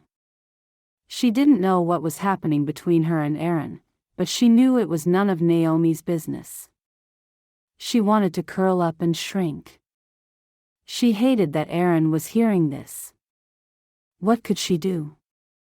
Should she just go and accept that she would be alone for the rest of her life? Chapter 41. My only mistake is talking to you. Lydia straightened her back. She would not let Naomi bully her. Not anymore. Well, that's what happens when you let a man like that come courting, Naomi muttered, just loud enough for several people to hear. You lose all manners and respect. Someone should teach you a lesson. The clatter of cutlery slowed. Lydia set her fork down and met the woman's narrowed gaze across the potluck table. Her cheeks burned, but not with embarrassment. It was fury, tight and hot. Aaron, seated quietly beside her, didn't flinch, though his jaw tightened. The man was quiet. Contained. Searing underneath. That's not fair, Lydia said, her voice clear and carrying, not loud but with enough conviction to silence the low murmurs of those seated nearby. Naomi blinked, caught mid-mouthful, and glanced about as if someone else had spoken. Lydia didn't flinch. Aaron has done nothing wrong. He helped my family more than you know, and he's been a blessing to the community since. She turned to the table at large, her voice still steady. We're grateful for that, or at least I am. Aaron slowly lifted his gaze, eyes catching hers for a flicker of a moment. Whatever he found there softened the lines around his mouth. Naomi's lips twisted, but she didn't respond. She simply speared another piece of pickle and bit into it with sharp finality. The awkward quiet that followed was broken a moment later by a familiar voice behind them. Well now. Bishop Amos Beeler appeared at Lydia's shoulder like a tree rooted overnight, his tone as mild as a spring breeze. Isn't this a fine gathering? A hush fell across the table. Lydia shifted slightly so the bishop could be better seen, and Ruth scooted over on the bench to offer him space. Amos didn't sit. His eyes, still blue though faded with time, scanned the faces before landing with interest on Naomi. Naomi Yoder, he said, voice lifting. ACH, I thought you'd left the district. Several heads turned in unison. Naomi swallowed her pickle hard and set her fork down. Oh. Well. I haven't exactly left, Bishop, she said, one hand fluttering vaguely toward her shawl. It's just, ACH, I've had a lot of bother lately. My arthritis. My back is near useless come the mornings. And with my boys all gone and the horse lame, I've had nae easy way to get to service. Her tone suggested this should be considered a personal tragedy and civic inconvenience rolled into one. But now, she continued, lips tugging into what she clearly hoped was a proud smile, my friend, Jedediah, is home. He's thinking of joining the church after all and brought me today. Oh. Amos's brows lifted. Well then. That's gut news. Is he here today? Naomi gestured toward the wagon row. He's out with some of the other men. Said he wanted to get a feel for things again. Ruth, who'd remained silent through the awkwardness earlier, let out a small puff of air through her nose. Got luck with that, she said dryly. He's a horrible man. Got thrown out of Oak Plains District. Amos's face stayed neutral, but there was a glint in his eyes. Aaron coughed into his coffee. Lydia bit down on the smile that threatened to spread across her face. Naomi gasped as though slapped, her cheeks mottling to a blotchy red. I beg your pardon? Ruth didn't even blink.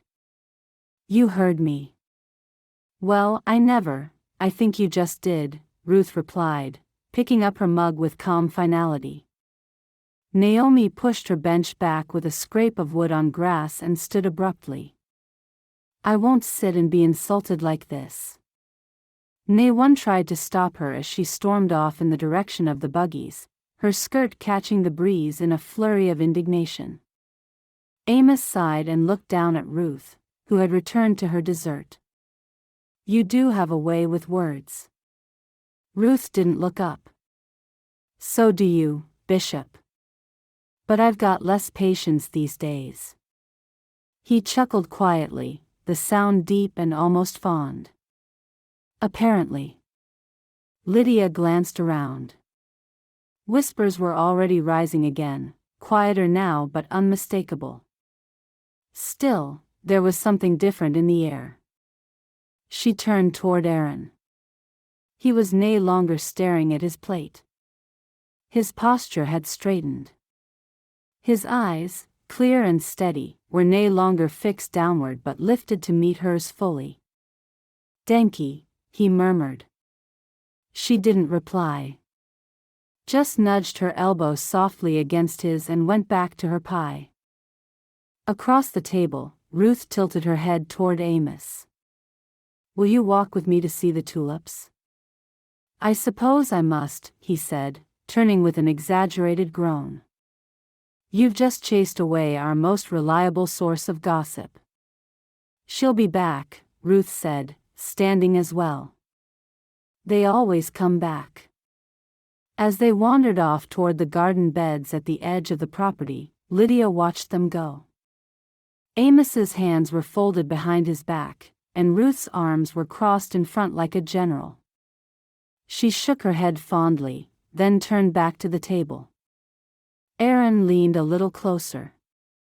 That was brave. It wasn't bravery, Lydia said. It was truth and more than a little anger. He studied her a moment longer. It meant a lot. She looked at him. Really looked. His sandy hair was sunlit at the temples.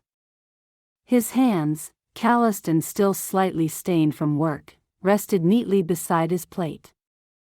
There was a quiet steadiness to him she hadn't fully noticed before. Lydia picked up her fork. Well, she said lightly. If you're going to become part of my life, you'll need all the help you can get. She looked away, feeling her cheeks glow with embarrassment. Had she really just said that? Did she mean it? She did. She wanted to get to know him and to see where this went, but had she scared him away? Aaron tilted his head.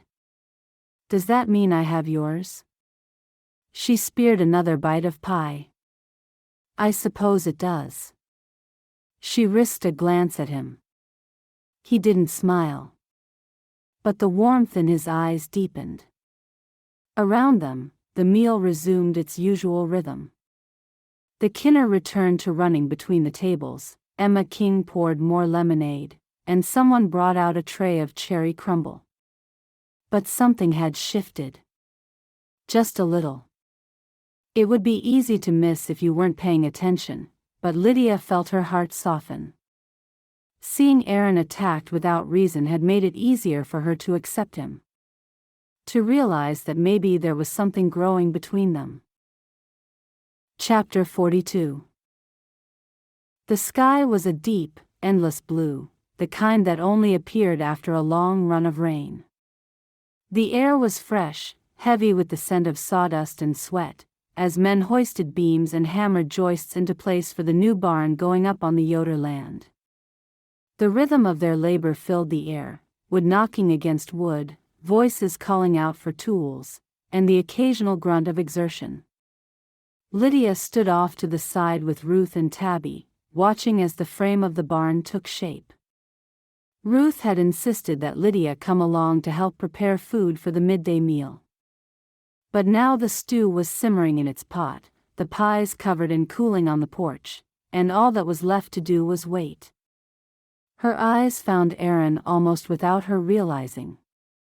He stood tall on the wooden scaffolding, a hammer swinging easily in one hand. His shirt clung to his back, damp with sweat, and when he paused to call out a measurement, the men around him nodded with a kind of deference that caught Lydia by surprise. Even the older ones, men like Henry Troyer and Jacob Bender, seemed to look to him for direction. "He knows what he's doing," Ruth murmured beside her. "Always did. That boy built his first chicken coop with his dade when he was 5. Straight as an arrow, too. Some men are just born leaders, and he is one of them." Lydia said nothing, though her stomach fluttered in a way she didn't like. It was the heat, surely. The sun was strong. Ruth nudged her elbow. "You've been staring so long you're going to burn a hole in that poor man's back." "I have not," Lydia said quickly, "but had she?" "You have." Ruth's eyes twinkled. "You look all dreamy," Tabby added once Ruth moved off to check on the pies. "Like you're seeing something no one else can." "I do not." Lydia could feel her cheeks coloring, and she looked away. What if he'd seen her staring? What would he think? She shook her head. She hadn't been staring, had she? Tabby grinned and looped her arm through Lydia's. "You like him." "I do not," Lydia insisted again, though her voice lacked conviction. She looked back toward the barn. Aaron had stripped off his shirt and hung it on a beam. He bent to retrieve a nail, and Lydia's eyes caught the strong curve of his back, the way the muscles in his arms flexed as he moved. "I'm helping Ruth with lemonade," she said abruptly. "That's all." Tabby just smiled. Aaron shifted the heavy beam into place and tapped the peg through the joint. Gabriel passed him another and gave him a sidelong look. "You've been off rhythm all morning." Aaron wiped sweat from his brow with the back of his hand. "What do you mean?" "I mean," Gabriel said, lowering his voice, "you've been looking over at the food tables every 5 minutes like you expect Lydia to be dancing a jig just for you." Samuel chuckled from the other side. "He's not wrong." Aaron ignored them and focused on the next beam. "She's wearing that blue dress again," Gabriel continued. "You know the one. Makes her eyes look like river glass." "Gabriel," Aaron muttered. "Her dress is the same as every woman's. That's the point of our clothes, nothing. And her cap's at a jaunty angle today, with just a little more hair showing than normal," Samuel added. "You think she did that for you?" "Both of you, stop," Aaron said, though he couldn't help the smile tugging at his lips. "She's sweet on you," Samuel said. "Even if she's too stubborn to admit it." "Let the man work," Gabriel said with mock solemnity. He's trying not to fall off the barn. And if he does, well, she might not be too impressed. They all laughed, and Aaron shook his head, but the warmth that rose in his chest lingered. He stole another glance. Lydia was helping Ruth set out pies on the table. Her head was tilted slightly as she listened to something Tabby said, her hand brushing something from her skirt in a way that was so cute that he almost did fall. They were right, that wouldn't make him look good in her eyes. By early afternoon, the barn frame was done, and the men broke for a rest under the trees. The women moved among them, handing out cool drinks and slices of fresh pie. Lydia balanced a jug of lemonade in one hand and a basket of cups in the other. She offered drinks to Gabriel and Samuel, to Mr. Miller and young Nathan Troyer, but she kept scanning for one particular figure. She spotted Aaron under the wide shade of a walnut tree, sitting on the grass, leaning against the trunk, his hat tipped back on his head. He looked up as she approached and stood. "You're working too hard," she said, her voice steadier than she felt. "Just earning my pie." She held up the jug. "Only a few drops left." "Then I guess I'd better take what I can get." She poured what remained into the last cup and handed it to him. He took a sip and then held it out to her. "There's enough for one more taste." She hesitated, then sat beside him and accepted the cup. Their fingers brushed as he passed it over, sending a jolt through her arm. They shared the lemonade in silence. The quiet stretched between them, gentle but charged. He turned to her. "This has been a gut day." "It has. I haven't seen you run away yet." She looked at him sharply, but he was smiling. "I'm teasing," he said quickly. She looked down, fiddling with the hem of her sleeve. "You shouldn't tease."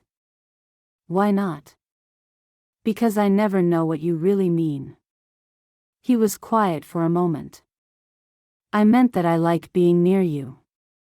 I like it even more when you stay. Sometimes, you are like a skittish colt, always ready to run." Her breath caught. A bird chirped from above, and somewhere across the yard a kinner laughed. She glanced up at him. "Do you ever stop working?" "When you're not watching me," he said lightly. She blushed. "I wasn't watching." "I know." His eyebrows rose in question. A blush crossed her cheeks, and she lowered her gaze. The way he said it made her think he knew exactly how much she'd been watching. Their eyes met, and for a long moment, neither of them moved. Then slowly, almost without meaning to, she leaned in. So did he. Their shoulders brushed, his hand resting on the grass just inches from hers. The air between them seemed to still. She could feel his breath, his lips so close, so tempting. Her eyes closed, they were going to kiss, and she wanted it so much. Then something panicked in her chest. She stood abruptly, nearly tipping the empty jug. "I have to get back," she said, not meeting his eyes. "Lydia." But she didn't wait. She turned and walked away, fast, her heart pounding so loudly she was sure Tabby could hear it from across the field. She didn't stop until she reached the porch, the empty jug still swinging in her hand, her chest tight with something she didn't have a name for. Back under the walnut tree, Aaron stood alone. Chapter 43. Aaron couldn't stop thinking about the way she looked at him. One breath, one blink, and it could have been a kiss. He'd leaned in, his heart pounding like the framing hammers echoing around them, and Lydia hadn't pulled away, at least not at first. Her eyes had closed, she held her breath, but then her eyes shuddered, her body stiffened, and she jumped back like she was racing from a storm. And he knew. He shouldn't have done it. Not after everything she'd been through. Not with their history. Not with half the district watching and whispering about them before the ridge beam was even up. He told himself it was the moment. The shared work, the laughter over a crooked nail, the way she bit her lip and curled the ties from her cap while looking down with a sweet blush. He hadn't meant to reach for her. It just happened. But it was a mistake. A big one. Because now, she wouldn't look at him. Wouldn't say more than what was polite. Wouldn't even come near him with the next jug of lemonade, and Ruth was watching. And what hurt most was, he understood. He just didn't know how to live with it. Aaron left the raising late that afternoon, the heat getting to him in a way it hadn't in years. The barn was almost complete. Most had already left. Usually, he would stay to the end, but he couldn't breathe. He told Gabriel he needed to drop off an order at the mercantile. Truthfully, he just needed air and space. Some time to think away from the watchful eyes of the district. The town was bustling with post-raising energy, men unloading supplies, women trading rhubarb and gossip, kinners skipping in uneven lines between buggies. He passed them all without really seeing. His boots carried him up the back steps of the mercantile, where he set a small box of hinges they hadn't used, just inside the rear door. He didn't go in. Instead, he walked around the building and leaned against the shaded side. With a shaky breath, he closed his eyes. He wasn't the kind of man who believed in signs. But lately, he'd been praying more than usual. Not for miracles. Just for clarity. Because if he couldn't have Lydia Brandt, he didn't know what came next. He wasn't a half-hearted man. If he gave his feelings, he gave them whole. And somewhere between patching Ruth's fence and bandaging Lydia's ankle, he'd realized, he wanted to marry her. Not someday. Not eventually. But soon, now if she'd have him. He wanted to build her a porch where she could plant those stubborn wild roses. He wanted to hear her voice when the sun came up and see her sitting across from him at supper. He wanted everything. And he didn't think he'd ever want anyone else. The sound of footsteps brought him back to the moment. Two voices, just around the corner, light, female, unmistakable. Lydia. And Hannah Schrock. Aaron didn't move. He hadn't meant to eavesdrop. He meant to go inside or go home. But something in Lydia's laugh rooted him where he stood. "I can't believe how long you've been gone," Lydia said, her voice softer than usual. "I thought you'd vanished into the mountains." Hannah chuckled. "Nearly.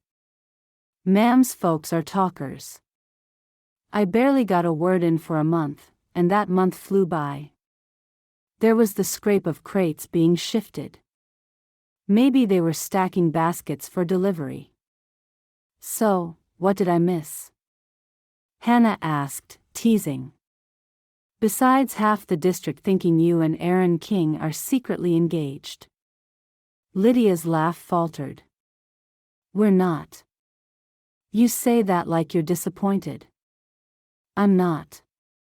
We're not. It's complicated." Aaron felt his stomach tighten. Hannah made a sympathetic hum. "Well, if you're not tied up in knots over him, you should know someone else is asking after you. He's very interested." Aaron's hand froze against the siding, his hammering heart stuttered and stopped. "Eli Detweiler," Hannah went on. "He asked about you at the hymn singing. Said he always thought you had a kind face. And since he's back now, helping with the cabinetry workshop, well, he's looking to remarry." Lydia interrupted, gently. "I don't know, Hannah. You don't know what? If I'm interested. But you could be. He's a gut man. Kind. Steady. Doesn't talk much but listens like his ears are tied to his heart. Lydia didn't answer right away. Aaron leaned away from the wall, but he couldn't make his feet move. Maybe, she said at last. He is a gut man. The word struck like a hammer to the ribs. Aaron stepped back, his boots scraping slightly. He caught himself too late. The women didn't notice, or if they did, they didn't say. He turned and walked down the back alley, each step heavier than the last. Eli. Of course, it would be Eli. He was everything Aaron wasn't, untangled, uncomplicated, untouched by Lydia's past. And if Lydia wanted peace, real peace, he would give it to her. Aaron shoved his hands in his pockets and turned toward the long path home. The day had turned humid, the air full of sun and dust and aching silence. He passed the old feed store, now shuttered until autumn, and slowed near the fence where wild morning glories twined between the slats. He remembered Lydia's voice from just weeks ago. My ma'am liked wildflowers better than roses. She said a bunch of weeds could look like a prayer if gathered with care. It had stuck with him. So much about her did. He could still feel the tickle of her breath on his lips, just early today. He could still see the uncertainty in her eyes as they'd leaned in toward each other in the barn's golden half-light. And now she was thinking about Eli Detweiler. Maybe that was for the best. Aaron kicked a stone from the path and watched it skip down the ditch. He shouldn't have tried to kiss her. Shouldn't have wanted to. Shouldn't have hoped. But he had. He still did. He reached his farm as the sun started to dip. An old oak cast long shadows across the yard. He paused beneath it, the memory of her beneath another tree, a walnut, lingering there as a ghost. His gaze drifted to the sky, the soft streaks of pink forming against the blue. They were due for a beautiful evening. And he was alone again. Just like before. Only this time, it hurt worse, because now he knew exactly what he was missing. Chapter 44. 2 days had passed since the barn raising, but the world didn't feel lighter. Lydia thought it might, that the pounding of hammers and lifting of beams might have built something more than just a roof. That day was seared into her memory. She'd almost kissed Aaron King. Or maybe he'd almost kissed her. She didn't know anymore. All she knew was that something fragile had cracked open between them, and then she'd shut it again before either of them could see what was inside. Now she couldn't sleep. Couldn't think straight. Her chest felt tight, and her thoughts busied themselves with regret. At the time, she'd panicked and ran from him. But now, she wished she'd stayed. She wanted to feel his lips on hers, even if Amos had come over and pulled them apart. Even if the bishop had shamed them for behaving so badly. Though he was much more likely to stand there and clear his throat and tut loudly. But life went on. She was tired and ached from nights of tossing and turning, thinking about what she should have done. What should she do now? Only, it seemed she'd ruined things. Aaron had kept away from her, and that hurt the most. All the time she hated him and pushed him away, he kept trying. Now that she liked him, now that she wanted to see what was there, she'd ruined it. She stepped onto Ruth's porch late in the morning, clutching her empty basket. The sun was strong today, baking the dust of the path and making the porch boards warm under her feet. She didn't knock. Ruth never expected her to. The door stood ajar as usual, a sweet breeze lifting the edge of the gingham curtain in the kitchen window. Ruth looked up from the jars she was sorting on the table. She didn't smile right away. This was not her usual cheerful greeting. Instead, she paused, her eyes narrowing slightly as she took Lydia in. "You're later than usual," she said. Lydia shrugged and tried to find a smile. "I was slow this morning. You know. I didn't sleep well. Maybe I'm coming down with something?" Hum. Ruth turned back to her jars. "You look like a woman with a stomach full of stones." "I'm fine." Ruth didn't argue. She never did, not at first. Instead, she set the jar in her hand down and crossed to the stove. "Sit," she said. "You'll feel better with coffee in you." "I don't need." "You do," Ruth said firmly, already reaching for the mugs. Lydia sat because it was easier than protesting. Her hands folded in her lap, fidgeting with the corner of her apron. She heard the coffee begin to pour, smelled the warm strength of it, and felt the tightness in her throat grow worse. Ruth brought the mugs over and set one in front of her, then took the seat across the table.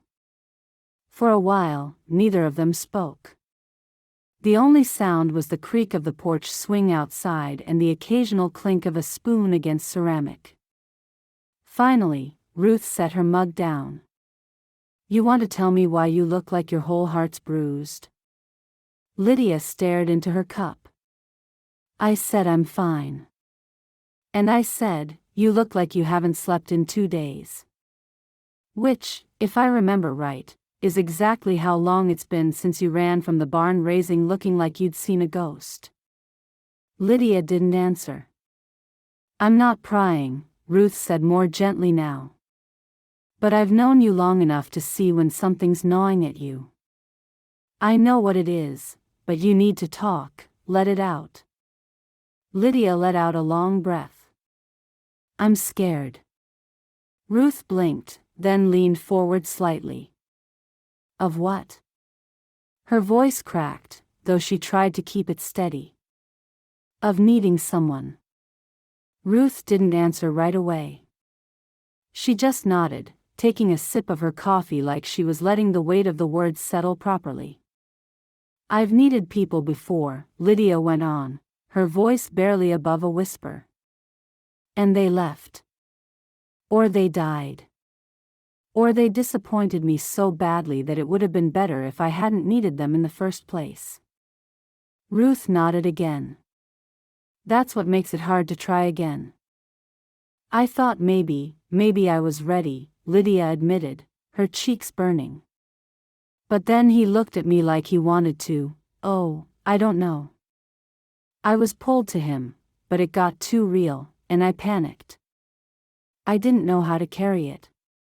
And now I think I've broken something I didn't even let myself want." "You're talking about Aaron." Lydia nodded slowly.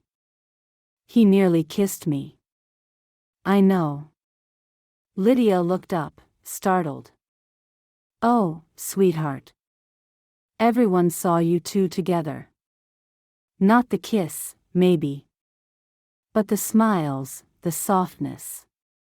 The way he looked at you like you just lit up the whole barn." Lydia buried her face in her hands. That makes it worse." "Why?" "Because I was foolish. I let something show that I didn't know how to carry through. And now I'm ashamed. What if they all saw? What if they thought, what if they expected?" Ruth reached across the table and laid her hand over Lydia's. "They thought," she said gently, "that it was beautiful to see you happy. That's all." Lydia's throat closed. She gripped the edge of the table until her knuckles ached. "I saw him in the market yesterday," she said at last. Ruth sat back a little.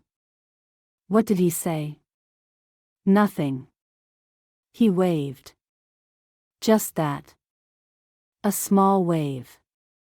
Then he walked on." She swallowed hard. I thought he'd come over. I was standing by the baked goods. I thought maybe he'd say something, maybe tease me, or buy something we could share. But he didn't. He just kept walking. Ruth said nothing, but her eyes were full of understanding. I don't know if I hurt him, Lydia whispered. Or if he's finally just taken the hint. The last words came out sharp, bitter. Her voice caught on them, like a splinter in her throat. Ruth stood and moved to the stove. She busied herself with the pot, as if giving Lydia a moment to gather herself. Then she returned with a small plate and 2 thick slices of spice cake. Eat, she said simply, setting the plate between them. You can cry, you can rage, but you'll do it with food in your belly. Lydia managed a thin smile but took the cake. You're not the only one who's scared, you know, Ruth said as she sat down again. Aaron's a man who's walked alone for a long time. That makes a person quiet. It also makes them unsure of their welcome. I gave him nothing but reasons to walk away. You gave him you. Even if only for a moment. That might have been more than he's had in a long time. Lydia poked at her cake with her fork. I thought he'd chase me. Just a little. Ruth smiled softly. He's not a man who chases. He's a man who waits. Lydia looked up. But he's also a man who gets tired, Ruth said. Even the most patient hearts wear thin. And you've pushed hard, my girl. I didn't mean to. No one ever does. They sat in silence again for a while. The cake was warm and moist, full of cinnamon and something that tasted like comfort. Outside, the wind picked up, rustling the leaves of the apple tree near the porch. A horse clip-clopped slowly passing on the road, its hooves rhythmic and soothing. You said something before, Lydia said finally. That everyone needs someone. I did. Even people who've learned to get by without? Ruth nodded. Especially those. I thought needing someone meant being weak. It doesn't, Ruth said softly.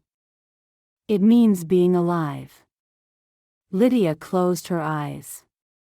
A tear slid down her cheek, and she wiped it away quickly. I miss him, she said before she could stop herself.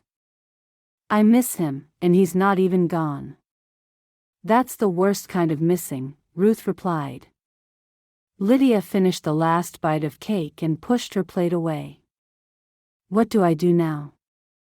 Ruth leaned back, thoughtful. You could keep pretending it didn't mean anything. Let the silence between you stretch until it breaks. Lydia's stomach turned. Or, Ruth said gently, you could go to him. Tell him what you just told me. That you're scared. That you're sorry. That you're not ready to be perfect, but you're ready to try. Lydia was quiet for a long time. Then she shook her head. What if he's already looking elsewhere? Is that what your heart tells you? Nay, Lydia admitted. But it's what my fear says. Ruth reached over and squeezed her hand. Then listen to your heart, not your fear. Lydia stood, slower than usual. Her limbs felt heavy, but her chest was lighter. Her basket still waited by the door, but the deliveries wouldn't wait. For the first time in days, she didn't feel rushed. I don't know what I'll say, she murmured. You'll find the words, Ruth said. When it's true, it doesn't need to be perfect. Just honest. Lydia walked to the door and paused. The breeze caught her cap and lifted the edge gently, like the day itself was nudging her forward. I'll think about it, she said. You do that, Ruth replied. But not too long. Some hearts don't wait forever. Lydia nodded and picked up a load of parcels. She stepped out into the sunlight, loaded up the buggy, and then went back for the basket. It was still empty. But maybe she wasn't. Chapter 45. Aaron heard the knock, but by the time he got to the door, Ruth had already let herself in. She always did that. Never waited. Just breezed in like she belonged, with the scent of gut intentions trailing behind her. He stepped back as she passed, carrying a cloth-covered basket in one hand and a pie dish in the other. She didn't even glance at him as she made straight for the kitchen. "You look like you haven't eaten in a week," she said over her shoulder. Aaron didn't argue. His stomach gave an audible growl that made him wince. When was the last time he'd eaten?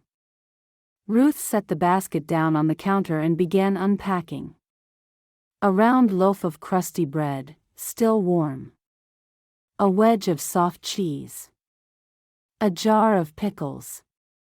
And finally, a cherry pie that glistened under the morning light coming through the kitchen window. Aaron rubbed the back of his neck.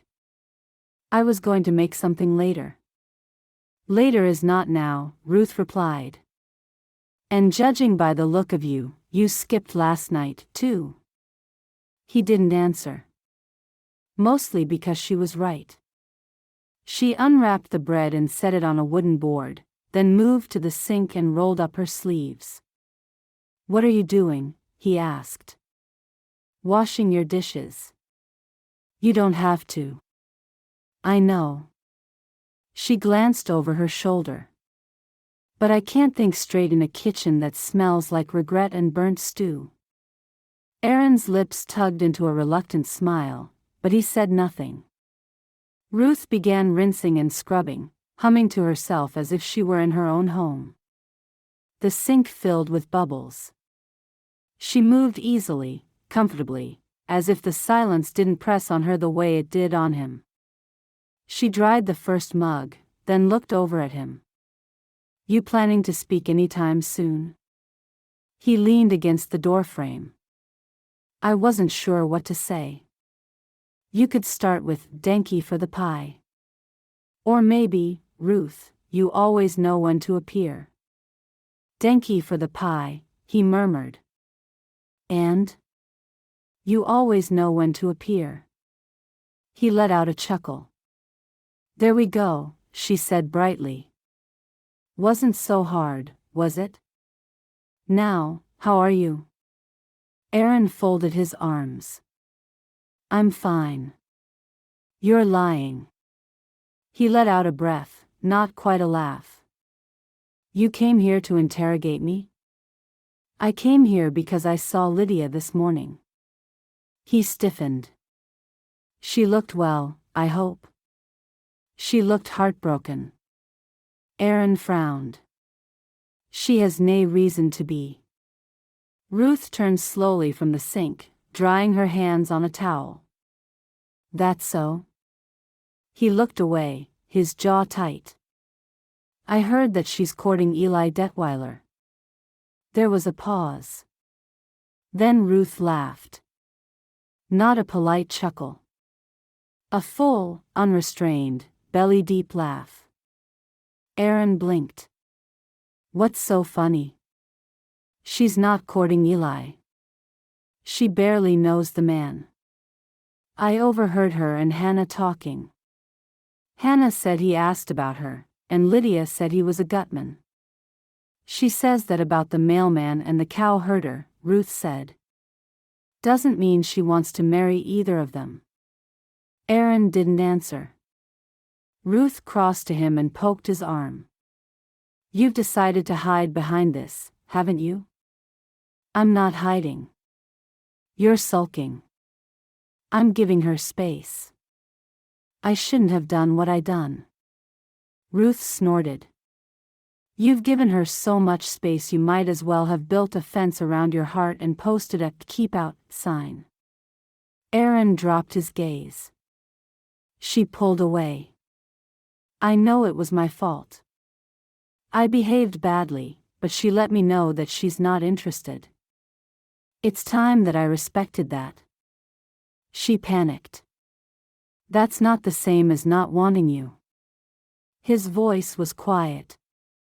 I nearly kissed her. Ruth raised a brow. Nearly?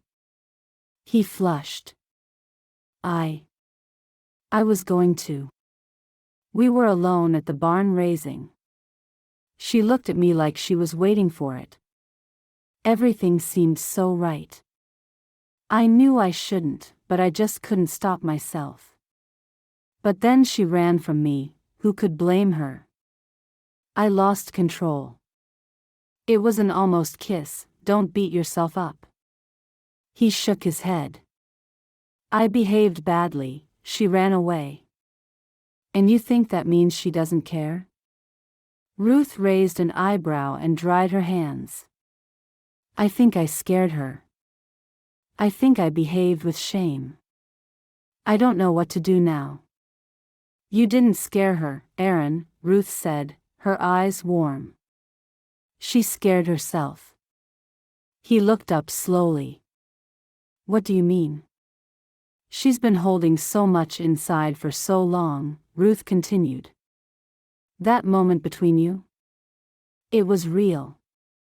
And real things, when you've been living behind walls, are terrifying. Aaron stared at the floor. I thought maybe she regretted it. She didn't. She wanted it, and that's what scared her. He rubbed his face with both hands. I feel foolish. Like I jumped on her. Ruth laughed again. You didn't jump on her. You leaned in. She leaned in too. You think a simple kiss, nearly or otherwise, is enough to scandalize the district? I thought it might be against the ordinance. Oh, it probably is, Ruth said cheerfully. But let me tell you a secret. Every married couple I know has had at least one moment of weakness before the banns were read. It's called being human. Aaron gave her a look. Even you and Samuel? She smiled, wistful now. Especially me and Samuel. He sank into the chair by the table. I don't know what to do. About? About her. About all of it. If she's not courting Eli, and she's not angry, and she's not ashamed, then what do I do to fix it? Ruth sat across from him. You stop waiting and start acting. I'm not a man for grand gestures. Then don't be grand. Be sincere. Do something that speaks in your language and in hers. What does that even mean? Ruth tilted her head. What can you do for her that no one else can? What does she want that you can provide? He thought for a moment. I don't know. Well, think about something that would make her feel good. I don't know. Think and pray. There must be something you can do, or make, or give to her. With your hands. With your heart. Let her see what's inside of you without needing to hear it. Aaron rubbed at the back of his neck. You make it sound simple. It's not simple, Ruth said. It's vulnerable. Which is much harder. He gave a soft laugh.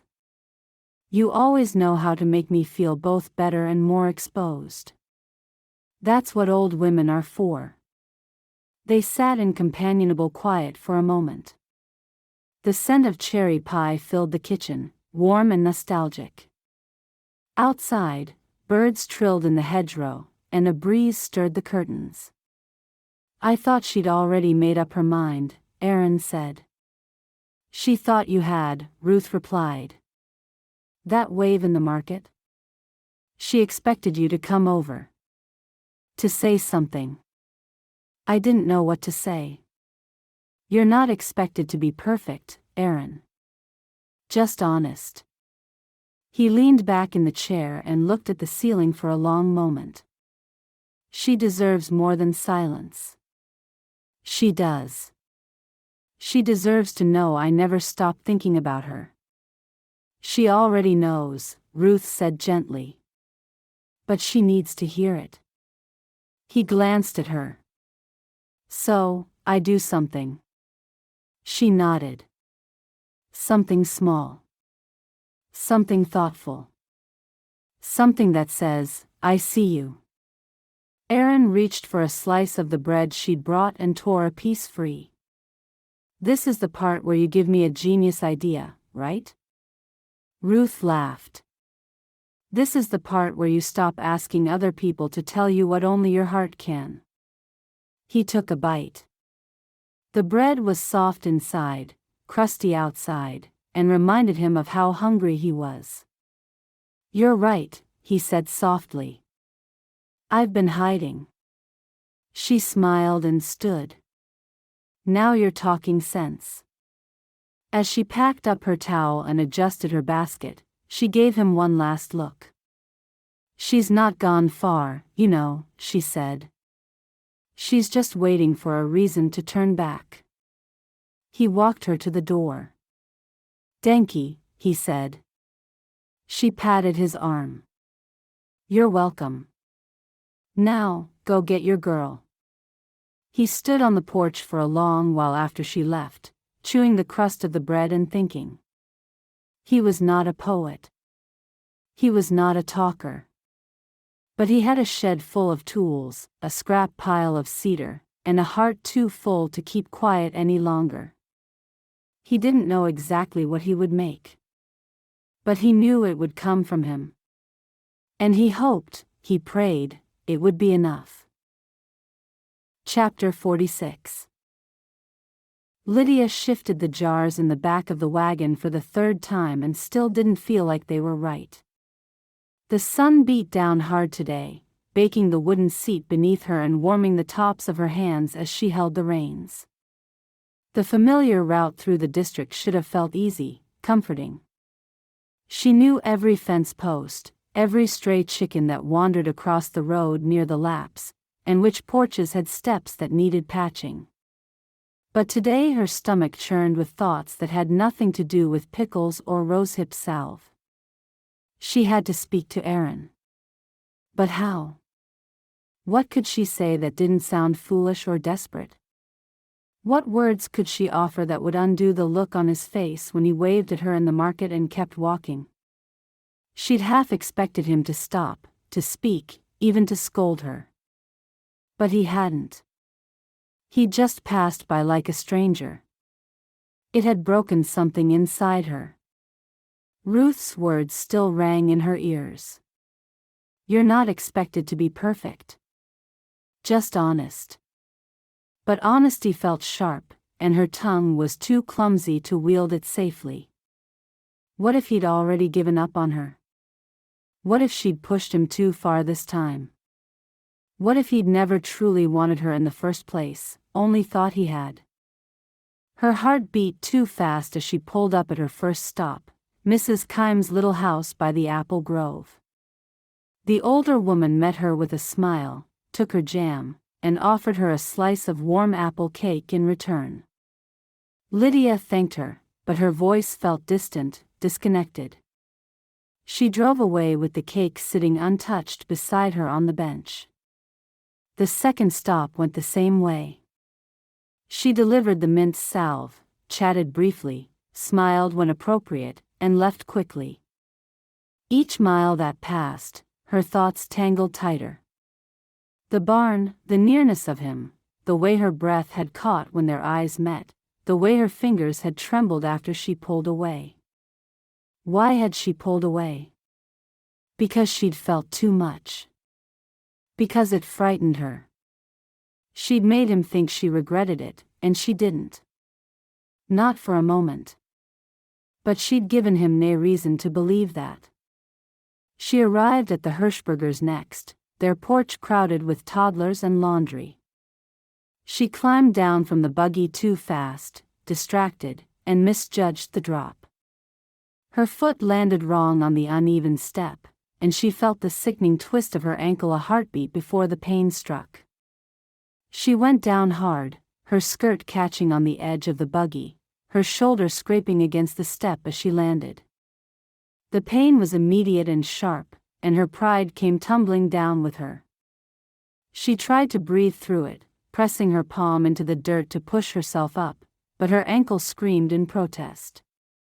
She sat there, helpless, the sun too bright in her eyes, the killer staring with wide, worried expressions.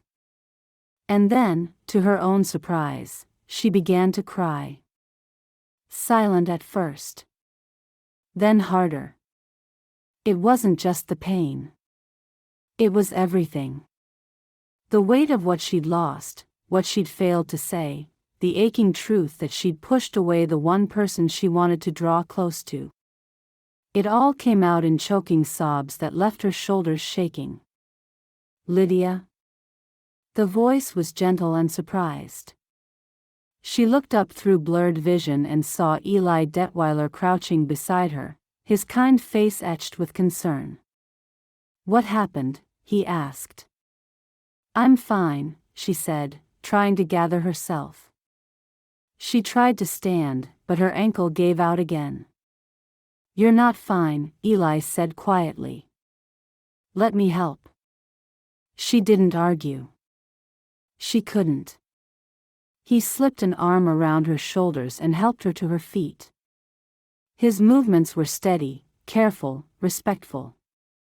He helped her into the wagon as if she were made of spun glass, and once she was seated, he made the delivery for her and then climbed up beside her and took the reins without question.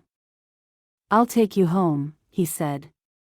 Lydia nodded, still wiping at her face with the corner of her sleeve. They rode in silence for a while.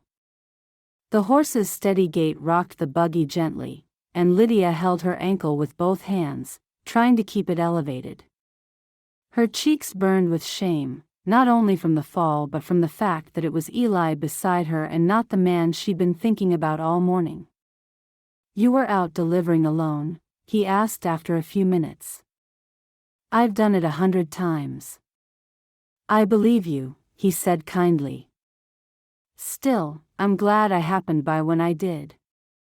She didn't reply. The road curved around a stand of trees, and up ahead, just past the Miller place, she saw a figure walking beside a buggy, reins in one hand, his hat tucked under his arm. Aaron. He looked up as they approached. Lydia's heart seized. He slowed, moving to the side of the road, his eyes unreadable. The horse trotted past him slowly enough for her to see the moment recognition flickered across his face. His gaze landed on her, then on Eli beside her. His mouth opened, and his eyes seemed wide. Then he turned away. His face changed. His shoulders dropped slightly, his mouth tightened. And just for a second, she saw something that stole her breath more than the fall had. Hurt. Real, deep, unmistakable hurt. He thought she'd chosen someone else. The wagon passed, and he disappeared from view behind them, but the weight of that moment lingered like a shadow on her skin. Eli glanced at her. He looked surprised. She didn't answer. You care about him, he said softly. Lydia closed her eyes. I thought so. I didn't mean for you to think, Eli smiled, not unkindly. You didn't do anything wrong, Lydia. I was offering help, not asking for anything. She nodded, grateful and ashamed all at once. You should tell him, Eli said after a pause. Whatever it is that's weighing you down. I want to, she whispered. I don't know how. Eli didn't reply, but his silence was full of understanding. When they reached her house, he helped her down again, slower this time. She winced as her foot touched the ground, and he steadied her with both hands. "Do you want me to send for someone?" he asked. "Nay. I'll be fine. I have some salve and can bandage it up. A night's rest and I'll be as good as new." He looked at her for a moment longer, then nodded. "Then I'll see to the horse. You take care of that ankle. And your heart. Denki, Eli." He tipped his hat and left her at the door. Once inside, Lydia sank into the rocker by the cold stove, tears slipping silently down her cheeks. Her ankle throbbed, but it was nothing compared to the ache in her chest. She'd wanted to find Aaron today. She'd wanted to tell him the truth. Instead, he'd seen her riding beside another man, tears still fresh on her cheeks, and misunderstood everything. And she didn't blame him. Not one bit. Chapter 47. Aaron led his horse slowly along the edge of the road, one hand loose on the bridle, the other gripping the collar of his jacket against the breeze. He hadn't meant to walk this far, but the sky had been clear, the fields golden with light, and his thoughts had needed the space. He'd been trying all morning to think of something. Something he could do for Lydia that wasn't clumsy or too late. Ruth's words still echoed in his mind. That Lydia loved him, and about how she was only scared. But every time he tried to come up with a plan, doubt rose like a wall. He'd been driving the buggy at first, but he needed to move. Stopping, he stepped down and led the horse down the dusty road. Maybe walking would clear his mind. The thoughts turned and tumbled. He wanted to go to her to tell her how he felt. To say he cared and he wanted to be in her life. But what if he pushed too hard? What if he'd misunderstood everything? He was halfway to the crossroads when the soft creak of buggy wheels and the clip-clop of hooves reached his ears. Aaron turned. A small black buggy approached from the east. He recognized the horse before the riders. Then his stomach dropped. Eli Detweiler was driving Lydia's buggy, and Lydia sat beside him. She wasn't looking Aaron's way. Her head was turned slightly toward Eli, her hands folded tightly in her lap. Eli said something, and she gave a small nod. She didn't smile, but she didn't pull away either. Aaron stepped instinctively to the side of the road, lowering his gaze as they passed. Eli lifted a hand in greeting. Lydia turned and saw him. An expression crossed her face. Was it horror? Was she ashamed that he'd seen them together? He gave them a brief nod, careful not to look at Lydia before turning away. The last thing he wanted was for her to see his pain. She's made her choice, and it wasn't him. The buggy rolled on. Aaron stood still long after it disappeared around the bend. His hand tightened on the reins. His horse gave a soft huff, but he barely noticed. Ruth had been wrong. It was clear that they were together. He was driving her buggy. Taking her where? Home, they were headed in the right direction, but where had they been? To the cafe, the baker's, for ice cream, or a picnic. All the things he wanted to do with her. Maybe she was going to marry him. Maybe that's why she'd been so quiet the last time they spoke. Maybe his trying to kiss her only confirmed to her that he wasn't the one. He drew in a slow breath and turned back the way he'd come, cutting across the pasture instead of following the road. He needed to think. He needed to breathe. He followed the creek path until the familiar hush of water and trees surrounded him. Here, with the whisper of leaves and the bubbling stream, he finally let the ache rise. "Lord," he whispered, sinking to his knees. "I thought there was still time." The water said nothing. The wind offered no answer. I wanted to give her something. I thought if I could just show her how much she means to me, she'd see. But maybe she already has. Maybe she's chosen someone steadier. Someone safer. He looked up across the stream.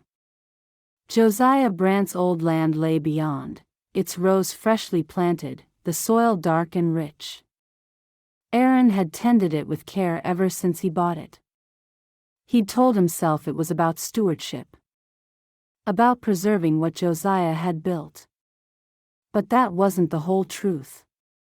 He suddenly realized that he'd been holding it for her. His chest tightened, but the resolve came quietly, without force. Even if she was going to marry Eli, she should have it. Not out of guilt. Not as a gesture to win her. But because it was hers in every way that mattered. He rose slowly, brushed the dirt from his trousers, and walked home with purpose. The house was dim when he entered.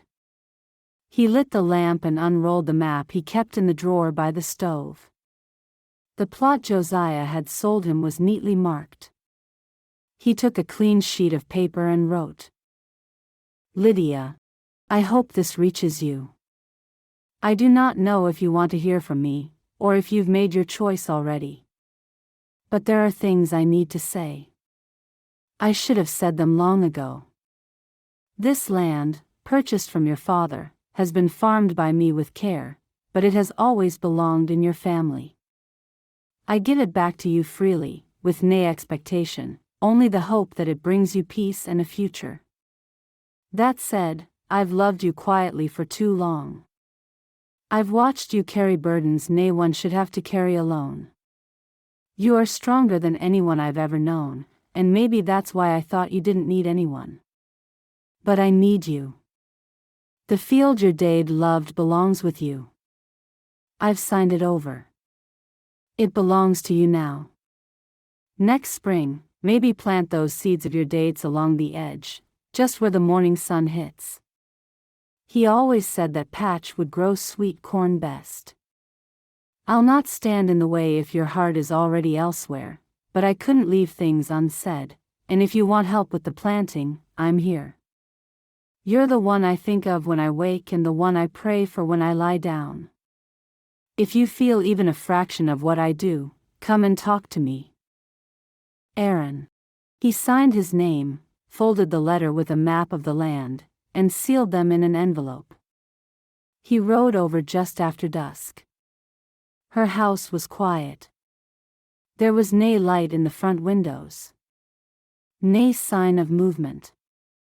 He stood on the porch for a long moment, listening. But she wasn't home. And a small voice inside him whispered, "Maybe she's still with Eli." He set the envelope down on the wooden bench beside the door, where she'd be sure to see it. Then he looked out across the quiet yard one last time. "Be well, Lydia," he whispered. There was a scent of storm in the air, and clouds had been gathering for a few hours. Ignoring the threat, he turned and walked into the deepening dusk. Chapter 48. Lydia crossed the field with care, her steps slow but steady.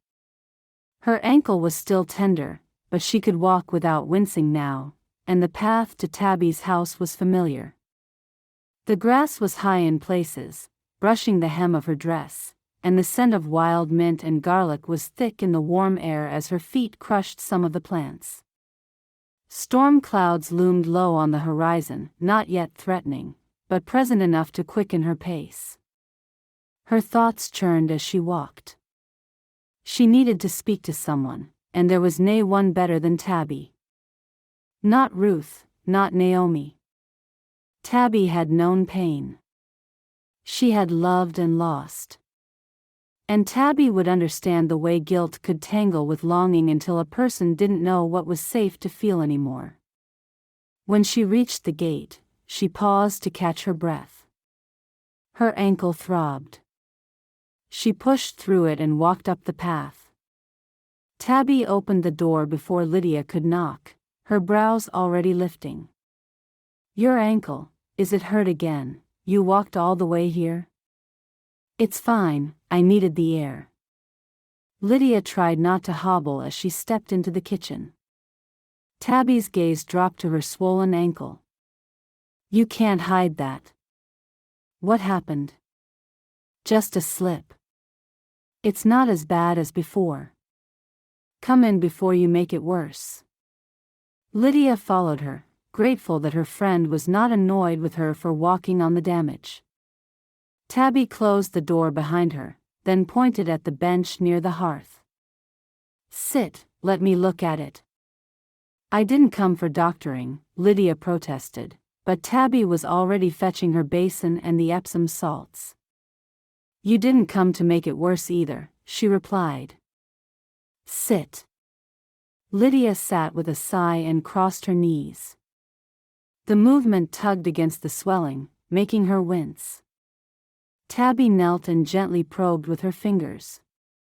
The bruising was faint now, green fading into yellow, but the joints still looked puffy. Just a slip, huh? Lydia nodded. Uh-huh. Tabby poured warm water into the basin and stirred in the salts. And did you fall, or did something else knock you over? I was flustered, Lydia admitted. I had things on my mind and wasn't paying attention. I was hurrying with a delivery. She wanted to tell of the ache she felt for Aaron, but after what he'd seen, it all felt so complicated, so difficult. Was there a way out of this mess? Tabby raised an eyebrow but said nothing as she guided Lydia's foot into the steaming water. The sting made her gasp softly, then exhale. The heat eased the tightness almost instantly. Tabby stood to fetch her salve. You look like you haven't slept since. I haven't slept well. Let me guess.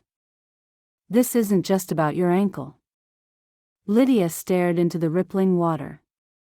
I saw Aaron. Tabby paused, hand on the jar. He saw me, too, Lydia added. Eli was driving me home. Aaron was by the roadside, leading his horse and buggy.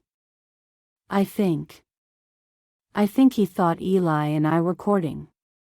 Tabby returned to the hearth and crouched down again, rubbing the salve between her fingers. Are you? Nay, Lydia said firmly. It was nothing like that.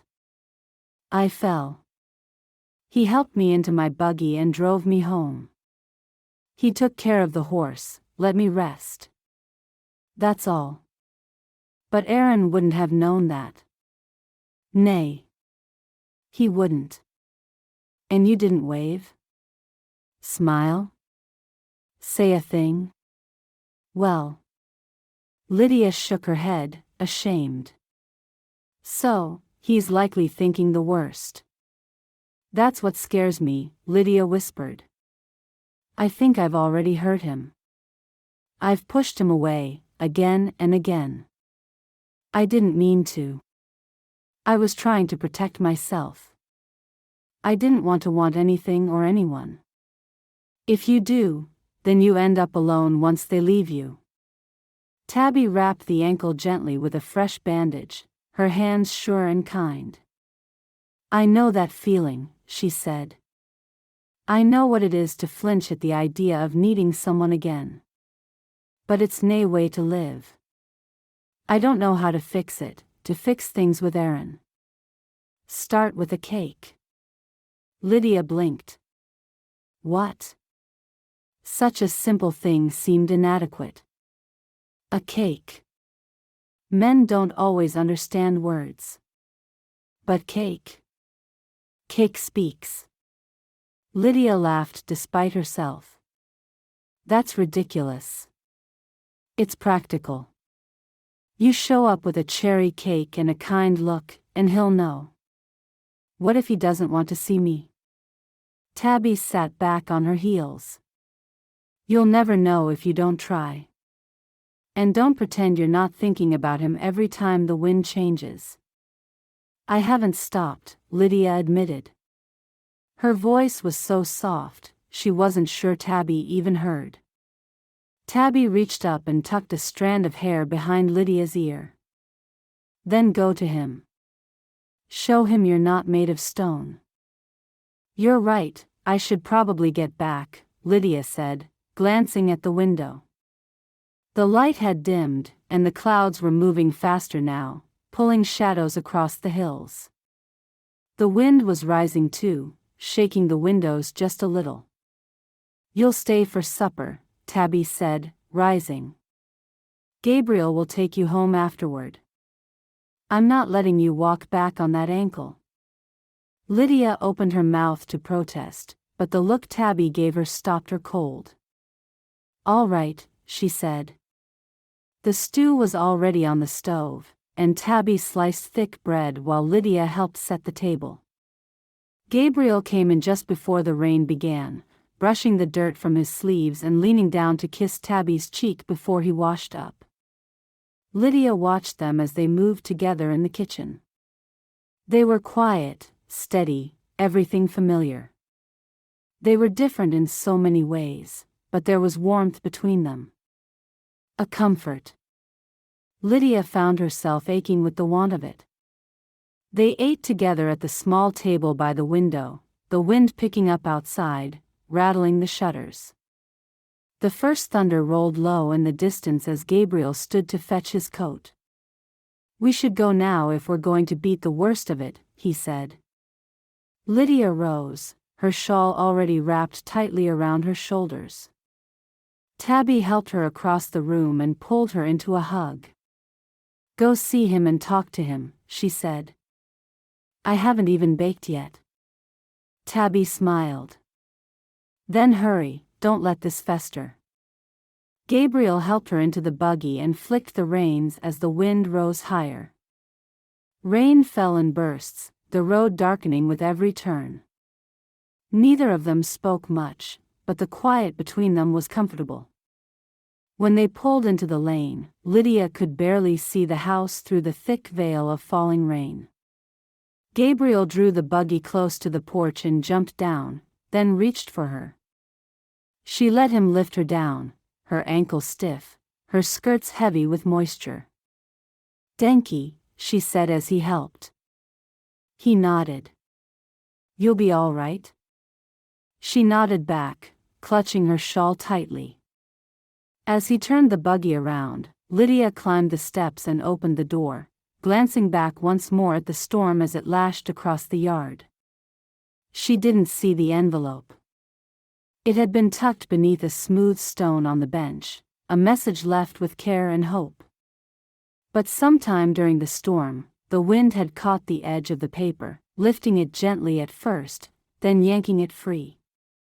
It skittered across the porch, fluttered down the steps, and tumbled across the yard like a wounded bird, until it lodged against the side of the chicken pen. Rain soaked the parchment. The ink began to run.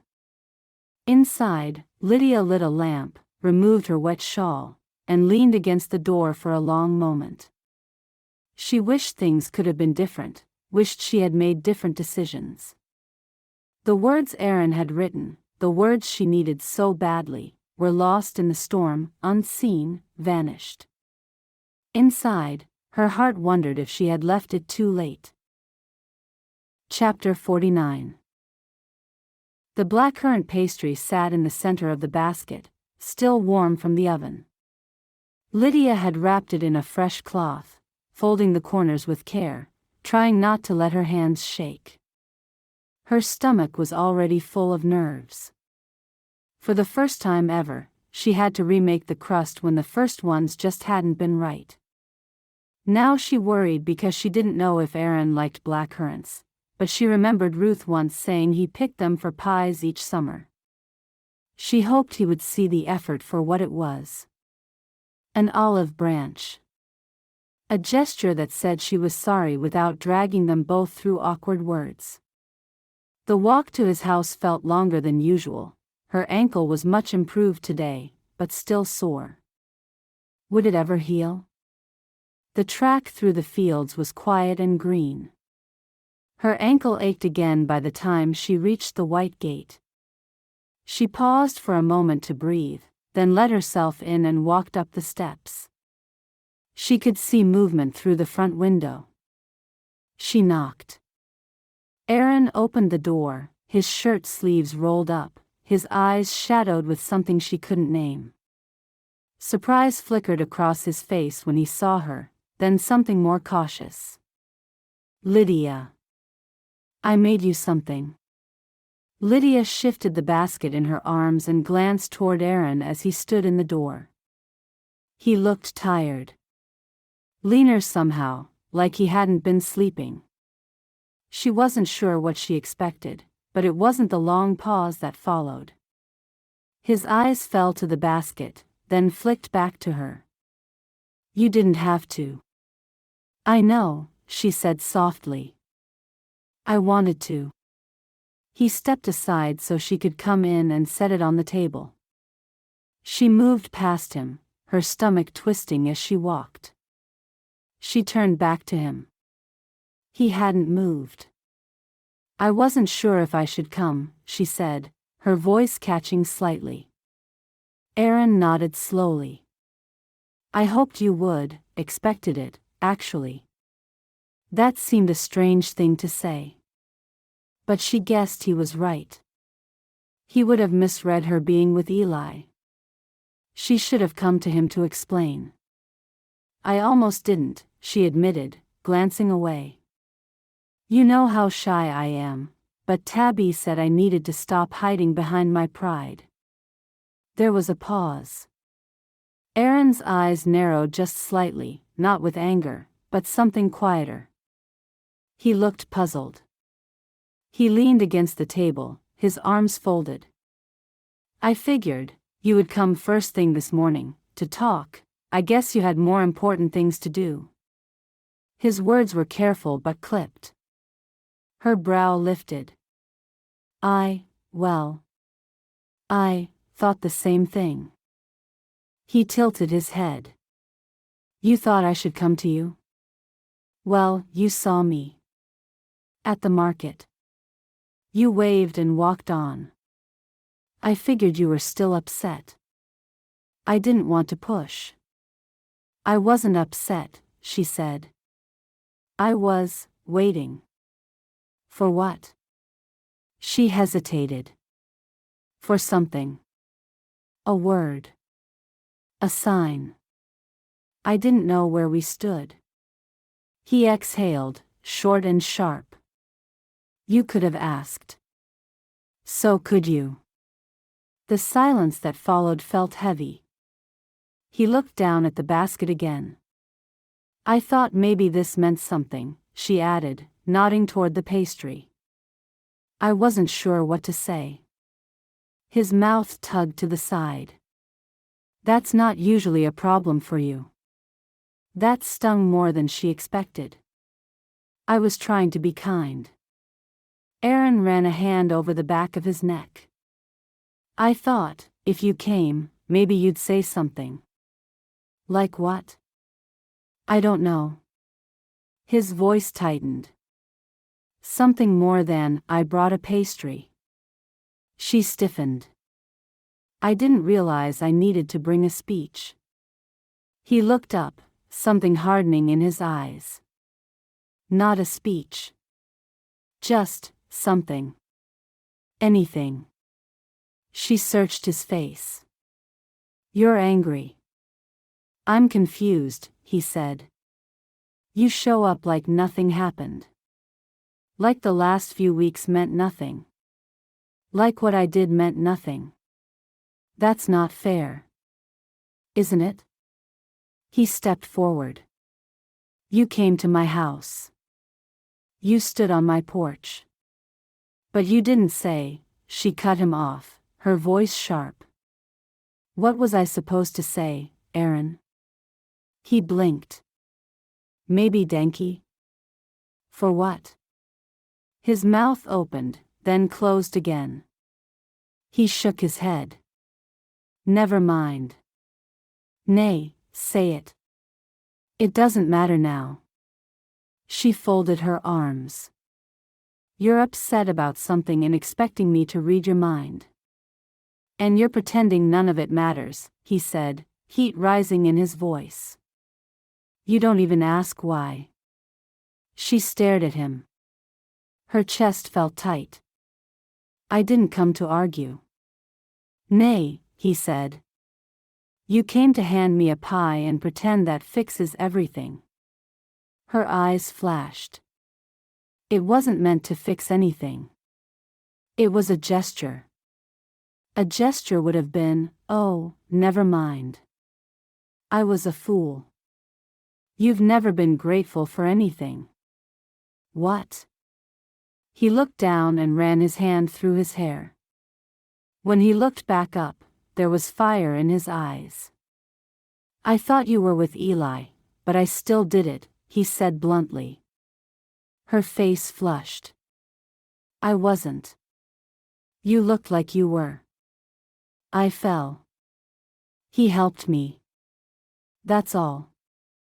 But still, you have nothing else to say? She looked at him.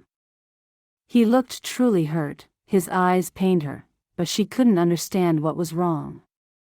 The Eli thing was such a silly mistake, and she'd cleared it up. She cooked him a pie and he couldn't be grateful. What was wrong with him? I'm sorry if I did something wrong, she said.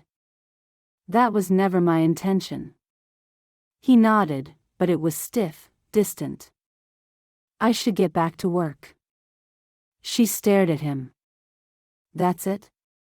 Aaron stepped toward the door, holding it open. Lydia walked past him, her chin lifted. But as she stepped off the porch, she looked back once. His face was turned away. As the basket swung gently from her hand, she whispered, I did care. I just didn't know how to say it. He didn't answer. She kept walking. And he watched her go, thinking she'd never once said Denki. Not for the land. Not for the letter. Not for his heart, which he'd handed over piece by piece and never gotten back. She turned, the pain in her ankle flaring as she stepped down the porch stairs.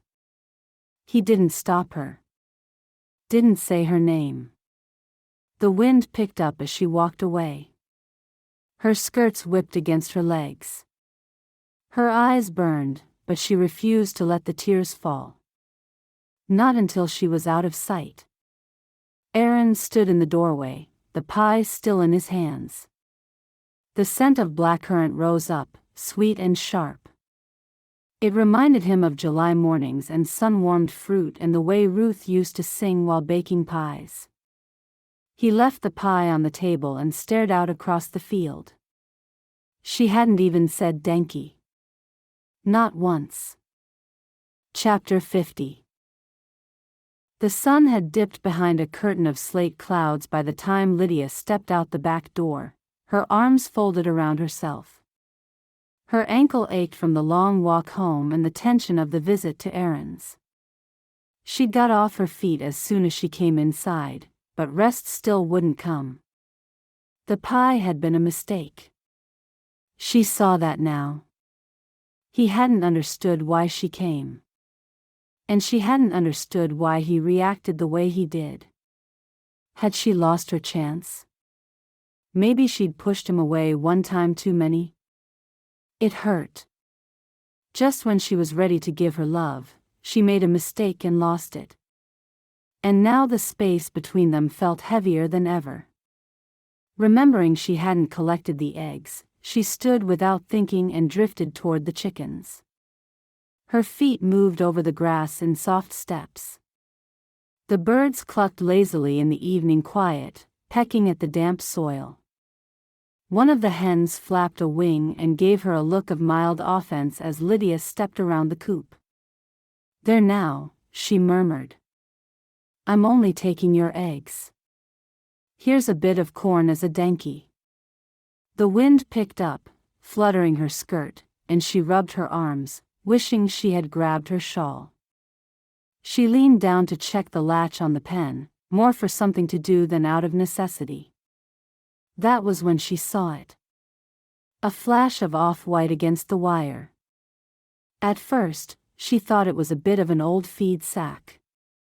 But as she reached for it, her breath caught. It was paper. Heavy, water-wrinkled, the edges speckled with dirt. She pulled it free and turned it over. Her name was written across the front in Aaron's careful hand. Her stomach dropped. She ran with it to the porch, brushing the worst of the mud away.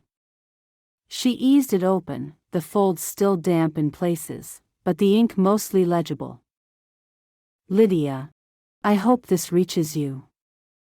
I do not know if you want to hear from me, or if you've made your choice already.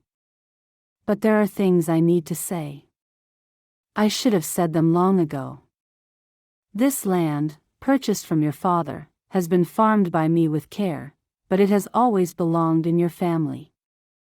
I give it back to you freely, with no expectation, only the hope that it brings you peace and a future.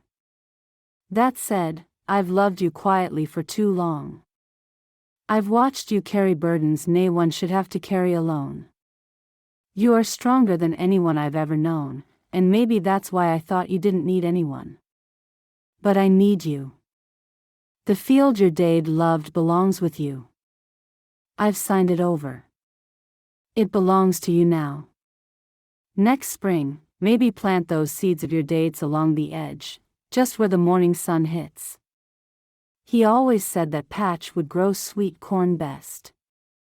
I'll not stand in the way if your heart is already elsewhere, but I couldn't leave things unsaid, and if you want help with the planting, I'm here.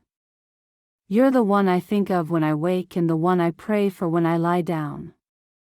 If you feel even a fraction of what I do, come and talk to me. Aaron. Her hands trembled as she finished reading.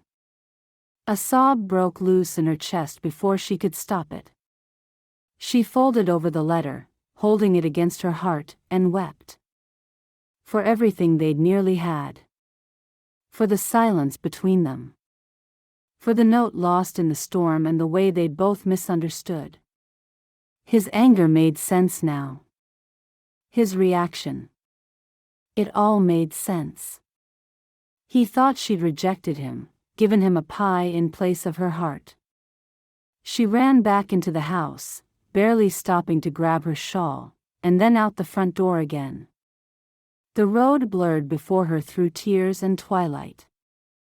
She raced along it, her bare feet pounding the ground and grass. Her ankle holding but tender as she reached Aaron's gate with her heart thudding in her ears, her cap slipping, and a lock of hair unraveling down her back. She tucked it back under, catching her breath. The house was still. Nay lamplight in the window. Nay scent of smoke from the chimney. The front door was latched, and the shutters closed. She knocked anyway. Once, then again, louder. Nothing. She circled to the side and peered through the small window near the kitchen. The hearth was cold.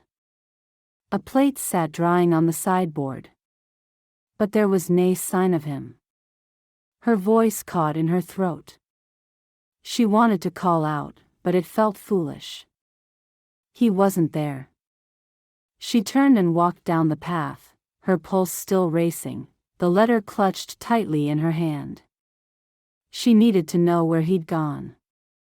A pain clenched her chest. Had she left it too late? Something about the house felt abandoned.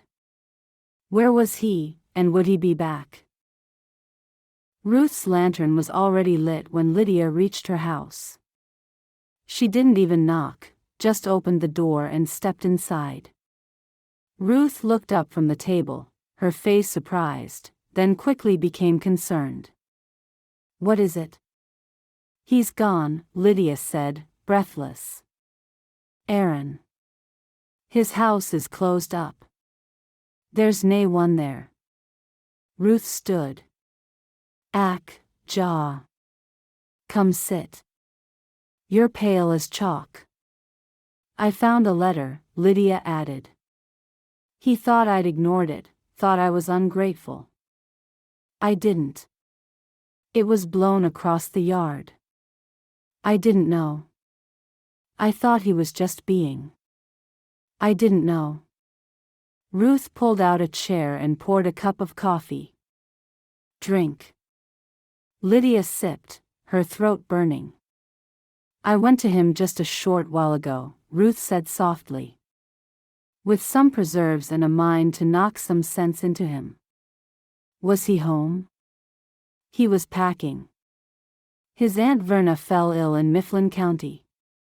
He got the message just before I arrived and left after I saw him. Lydia's chest sank. So he didn't leave because of me? Nay. But you can bet you were on his mind. I wanted to tell him I'm sorry. That I care. That I'm not afraid anymore. Her voice trembled. Now I don't even know when he's coming back.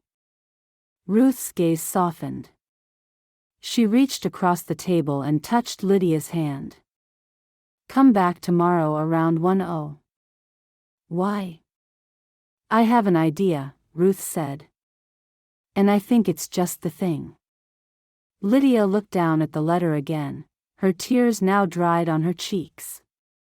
Her heart still ached, but a new hope stirred beneath the sorrow. I thought it was too late. It's not, Ruth said gently. Not if you still mean to try. Lydia nodded. I do. Then come back tomorrow.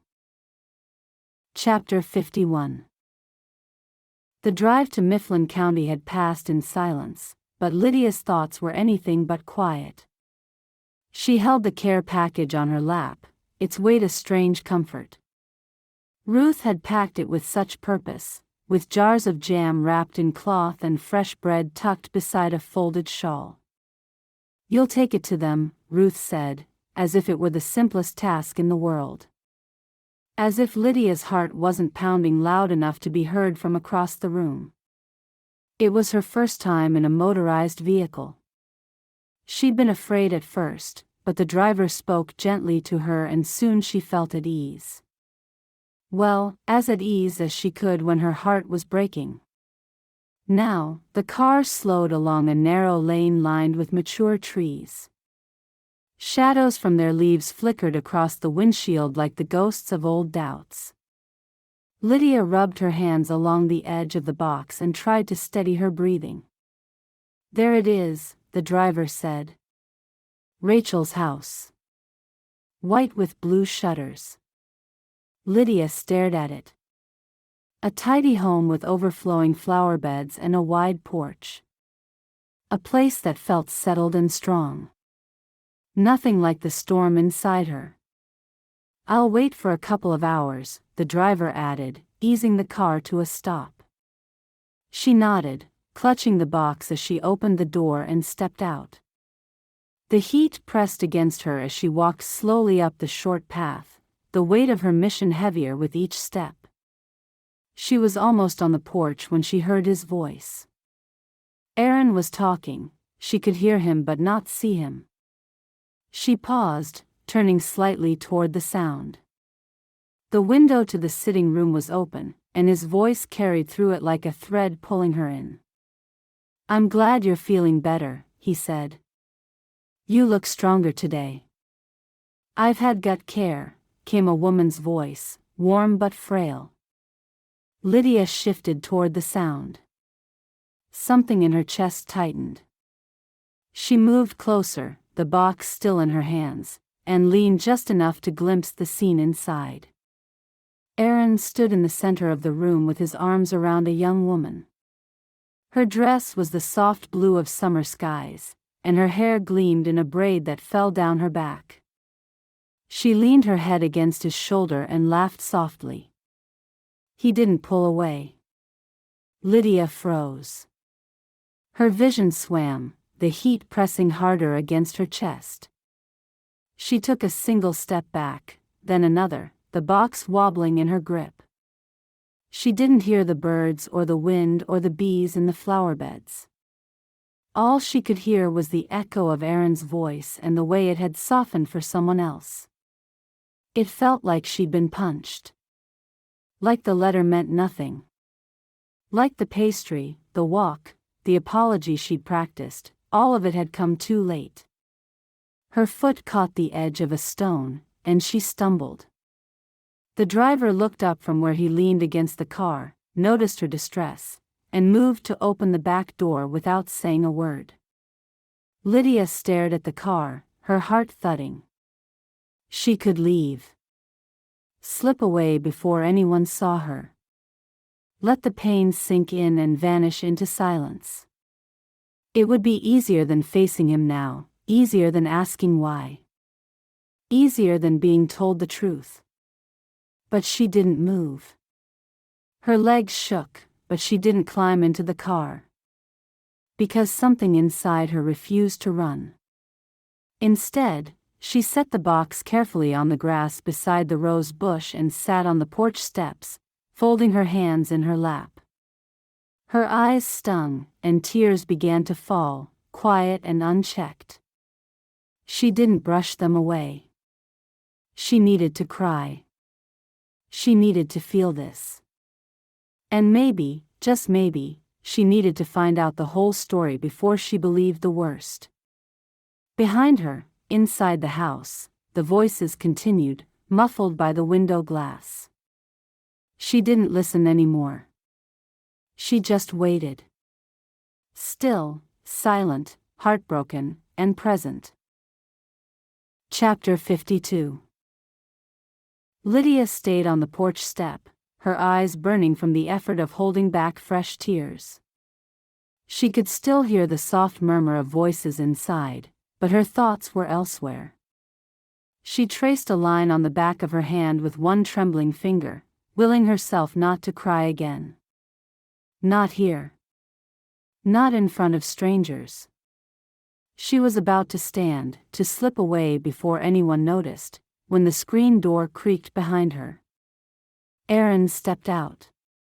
His eyes swept the porch, passed right over her, then returned in surprise. He stopped mid-step. Lydia? His voice cracked with something raw, something more than relief. She stood slowly, brushing her skirt, the letter still folded tightly in her pocket. He crossed the porch in 3 strides and stood before her, his face alight. The lines of worry that had furrowed his brow since the barn raising seemed to ease all at once. "You came," he said, as if he couldn't quite believe it. "I did." "You didn't get the letter before?"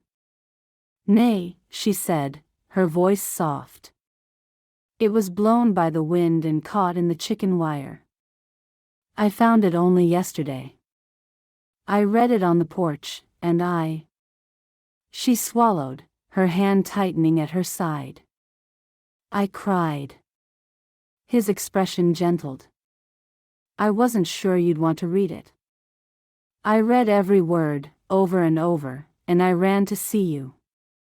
"Danke," he said. "And for the pie. I thought it was a consolation prize. Ruth had to knock some sense into me. It was delicious. Rachel has already claimed the last slice for herself." Lydia gave a watery laugh. "That's fair." He smiled, and for a moment, the tension faded between them. He moved as if to take her hand, maybe to draw her into an embrace, but she stepped back slightly and lifted a hand. "You have someone?" she asked, her voice strained. Aaron blinked. "Someone? I saw you. Through the window. You were holding someone." "Oh." His face flushed. "Nay. That's Rachel Schlebach. She's been staying here with her Bopley, Elsie. They've been looking after my aunt." "Your cousin?" He shook his head quickly. "Nay. We aren't related, not by blood. Rachel was here when I arrived. She had Elsie on her hip and a washcloth in the other hand. She's been doing everything. I hugged her because she was frightened. And grateful. And Aunt Verna told me to. She was sitting there on the bed and said, "You give that girl a proper denkie or I'll get up and do it myself." He gave a crooked smile, clearly embarrassed. Lydia let out a long breath. "Oh." Aaron looked away, rubbing the back of his neck. "I should have known how it would look. You seeing that, not knowing." "I wanted to leave," she admitted. "I almost did, but I guess that was what you felt when you saw me with Eli." He nodded. "I'm glad you didn't." "So am I." He stepped a little closer. "Lydia, I meant every word in that letter." "I know. That's why I'm here." She reached into her pocket and handed it to him. He didn't take it, just looked at it like he already knew it by heart. "I couldn't believe I had missed it," she said. "That I thought you were angry, or finished." "I was never finished. Just confused. And then I saw you with Eli and thought maybe I'd been foolish. I twisted my ankle. That was all. He helped me home." Aaron let out a quiet laugh. "We're a pair of fools, aren't we?" She smiled. "It would seem so."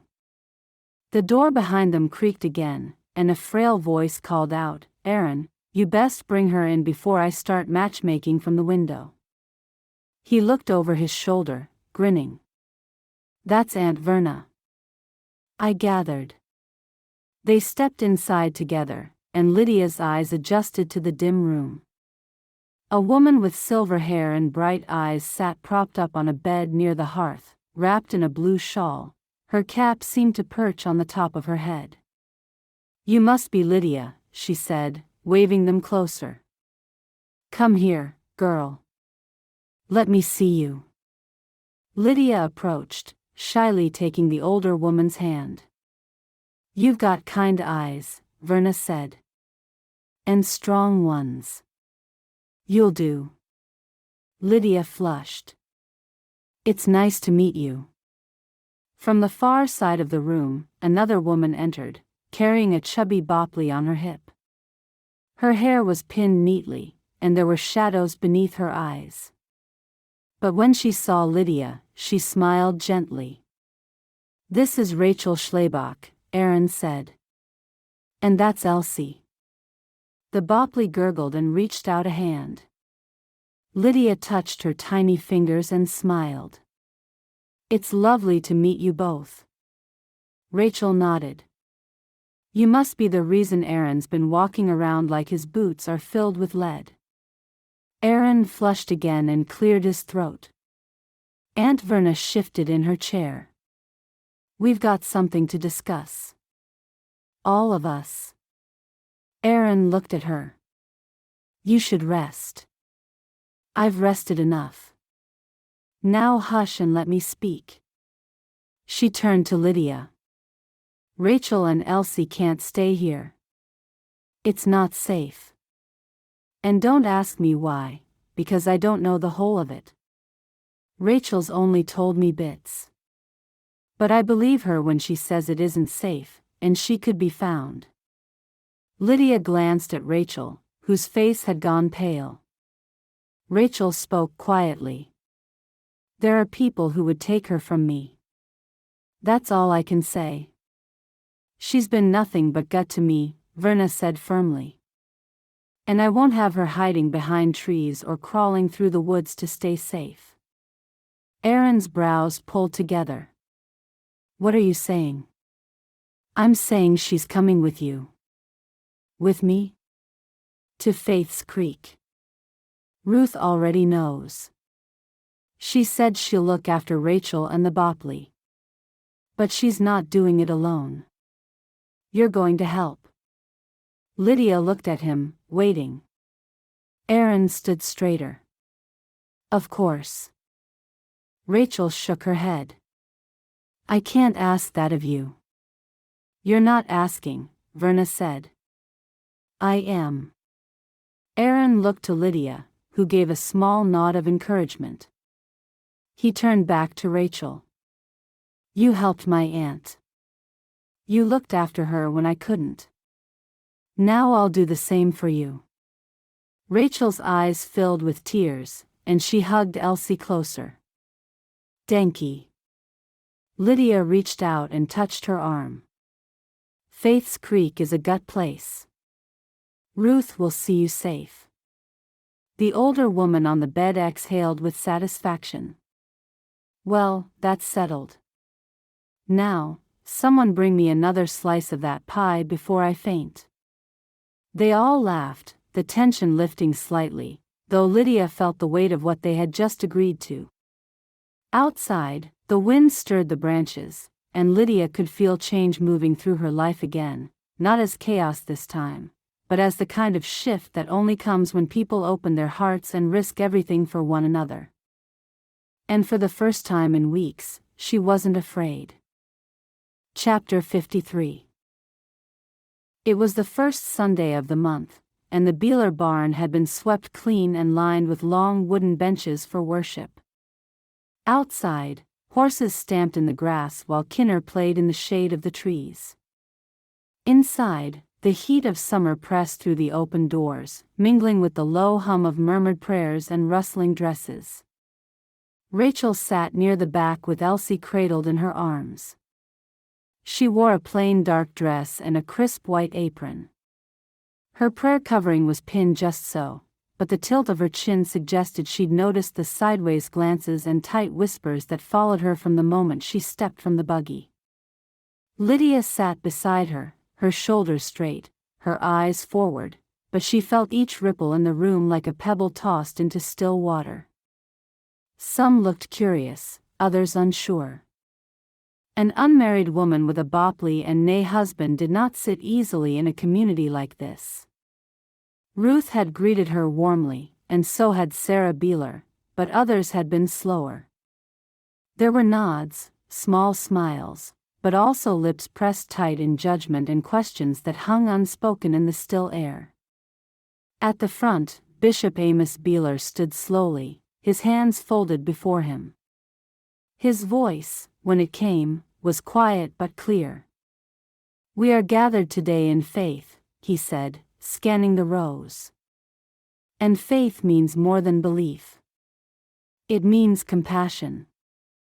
It means stepping forward even when we do not understand. He looked toward the back, his faded blue eyes resting for a moment on Rachel and her Bopley. Sometimes people come to us with stories they cannot tell. Sometimes they carry burdens we are not meant to pry open. But we are not asked to judge. We are asked to love. There was a pause. A few in the congregation shifted. One or two nodded. Amos continued. Let us remember that our Lord welcomed all with open arms, even those cast out by others. Let us show our hearts, not just our rules. Rachel bowed her head, the Bopley sleeping quietly against her chest. Lydia felt her throat tighten. She wanted to reach over, to take her hand, but before she could move, the sound of hoofbeats echoed down the lane. Heads turned. Even Amos paused as the doors swung wide and a figure stepped inside, blinking in the light.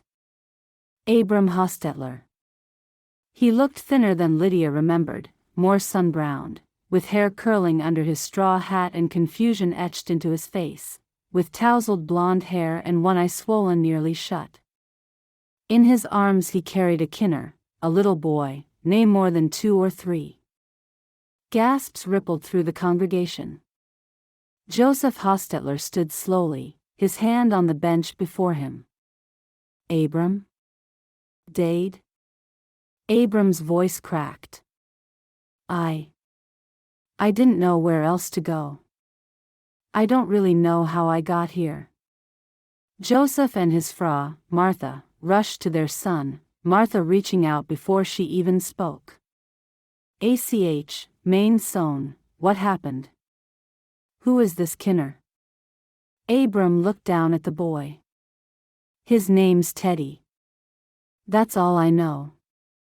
I found him near the highway, crying. I think something happened. He was in the back of a truck. When I stopped to help, the driver sped off. The little boy whimpered then, clutching tighter to Abram's shirt, pulling the sleeve back and revealing a tattoo of a snake curled around a rose. Dr. Yoder came quickly, pressing his hand gently to the boy's forehead. Rachel looked on, her eyes wide, her breath short as the shirt moved over the tattoo. She stepped back, her eyes flicking to the barn door. Elsie stirred in her arms but did not wake. He's a little thin, the doctor murmured. But healthy. He turned to Abram. That's a nasty bump. Black eye too. You need rest. This might be a concussion. Teddy looked around, clearly frightened, then buried his face in Abram's neck. Has he said anything? Joseph asked. Abram shook his head. Only that his name is Teddy. He doesn't know his last name. Or where he's from. Martha reached to brush the Kinner's hair from his brow. Then he stays with us until we know more. We will have to inform the authorities. They may wish him to go into care, Amos said. A Kinner like that, Rachel said quietly. He needs more than a roof. He needs someone to hold him through the night. Someone safe. Abram looked up, meeting her gaze. I know what he needs. The air between them snapped tight. Rachel did not look away. You just brought him into a service like a stray pup, she said. Did you think there wouldn't be questions? I thought he needed help. And you needed attention? His eyes narrowed. What is that supposed to mean? Lydia stepped quickly between them, with one hand held up. Enough. They fell silent. Amos cleared his throat from the front. We will finish service in silence, he said. Let each of us pray with our own heart. The benches creaked as people shuffled back to their places. Whispers worked around the room, but no one said much aloud. Lydia helped Rachel back to the bench. She seemed angry. Abram sat stiffly beside his parents, Teddy still clinging to him. Rachel glanced back once, her expression unreadable. After the service, Ruth met Lydia outside. Well, she said. That was not how I imagined the morning going. Nay, Lydia agreed. But I suppose we should get used to surprises. Ruth handed her a folded cloth. Rachel should rest. So should the Bopley. Take her back to my house. I will. From the buggy, Rachel looked back one more time. Abram was still standing near the barn, watching them go. She didn't speak, but Lydia saw it in her eyes. She was frightened. This was not over. Chapter 54. Aaron could not sleep. Since the service the day before, thoughts had whirled around his mind like dried leaves caught in the wind. Rachel and her little girl were now staying at Ruth's. Though she was talking about leaving. Saying it was dangerous here. He tried to persuade her it wasn't and hoped he'd succeeded. Teddy, the bewildered boy, was curled up on a cot in the Hostetler home. Abram had been treated by Dr. Yoder, who hoped his memory would come back in time. He had lots of bruises and a severe bump on the back of his head. Amos had contacted the authorities, but they had been unable to verify Abram's story, and Nay Bopley was missing. Aaron had helped bring in supplies that morning, then walked the fence line in silence, even split a small stack of wood, hoping the physical work might bring clarity. But nothing cleared the noise inside him. He remembered his aunt's voice as she lay resting that final day before he left Mifflin County. "You watch over that girl," she'd said, her fingers cool and dry in his hand. "She's carrying more than just a Bopley in her arms. Someone must make her feel safe." At the time, he'd nodded, not knowing what else to say. He had promised. But now he didn't know what that meant. Was he meant to marry Rachel? Offer her the protection of his name? Was that the Lord's path? Was that what his aunt wanted? He hoped not. He paced the small kitchen, then walked out into the warm afternoon air. His feet carried him, almost without thought, down the dusty road and around the back way to Amos's house. The bishop's garden shimmered in the sun, bright with rows of green beans and cabbage. Amos himself sat on a bench beneath a tree, peeling apples with a short knife and dropping the skins into a basket for the chickens. He looked up as Aaron approached. "You're walking like a man with thoughts too loud to carry." "I suppose I am," Aaron admitted. Amos gestured to the bench. "Sit. Tell me." Aaron sat, his hands clasped between his knees. "Rachel and her Bopley. I promised my aunt I would look after them." "I see. But I've been thinking. Maybe I should. I don't know. Marry her. Give her and Elsie a proper home." Amos sliced a neat wedge from an apple and handed it to him. Aaron took it without eating. "I don't love her," he added. "But maybe it would be the right thing." Amos didn't speak for a moment. Then he set his knife down and leaned back. "Aaron, the Lord does call us to care for one another. But marriage isn't just a shelter against a storm. It's a covenant, not a contract." Aaron nodded slowly. "The district will care for Rachel," Amos said. "And for her Bopley. It is not yours alone to carry." "I thought maybe." "What does your heart say?" Aaron looked away.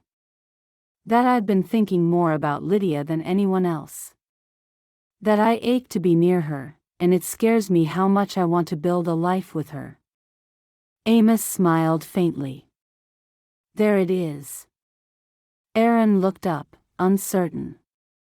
"Pray on it," the bishop said. "Go where you feel most still. Ask the Lord to show you the path that leads to peace, not just duty." Aaron stood. "Denki. Go now. And listen." He left the bishop and his apples behind and followed the familiar trail down toward the creek. The path was soft beneath his boots, the trees heavy with leaves. Birds sang, but their calls seemed far off. The only sound he really heard was the water, trickling slow and steady over the rocks. But he was not alone. At the bend in the path, just before the clearing where the creek widened, he saw her. Lydia. She knelt on the grass, her hands folded, her lips moving in silent prayer. He stopped. Her cap had slipped slightly, and a few strands of hair had fallen loose across her cheek. Her back rose and fell with each breath.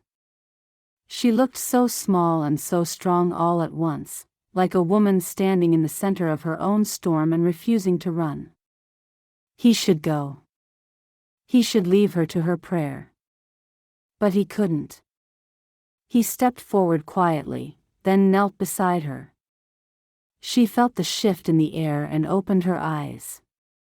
Aaron reached for her hand. Her fingers curled into his, warm and trembling. "I didn't mean to interrupt," he said, his voice low. "You didn't." "I came here to pray," he said. "To ask what I should do." But seeing you here, his eyes searched hers. It felt like the answer was already waiting. Lydia swallowed. I was asking too. Whether I should let go or hold on. Whether I should stop hiding what I feel. He took her other hand, both of them kneeling now by the water, the breeze stirring the leaves around them. I love you, he said. Her eyes filled with tears. I love you, Lydia Brandt. And I want to marry you. I don't care what has happened or what people think or what we nearly lost. I want a life with you. If you still want that too. She nodded, her face crumpling as the tears slipped free. I do, she whispered. I was so afraid. That I needed you too much. That I'd chased you off. You never did. I thought maybe you'd given up. Never. And then he kissed her. Gentle, reverent, a promise more than a passion. Her hands came to rest on his shoulders, and for the first time in a long while, Lydia let herself believe she was safe. When they pulled apart, they sat on the edge of the water, their fingers still laced. Are you sure? She asked. I'm certain. She smiled and leaned her head against his arm. The water whispered its blessing, and the birds sang again, and everything else, the fear, the silence, the waiting, all began to wash away. Epilogue. The Beeler barn had never looked more beautiful.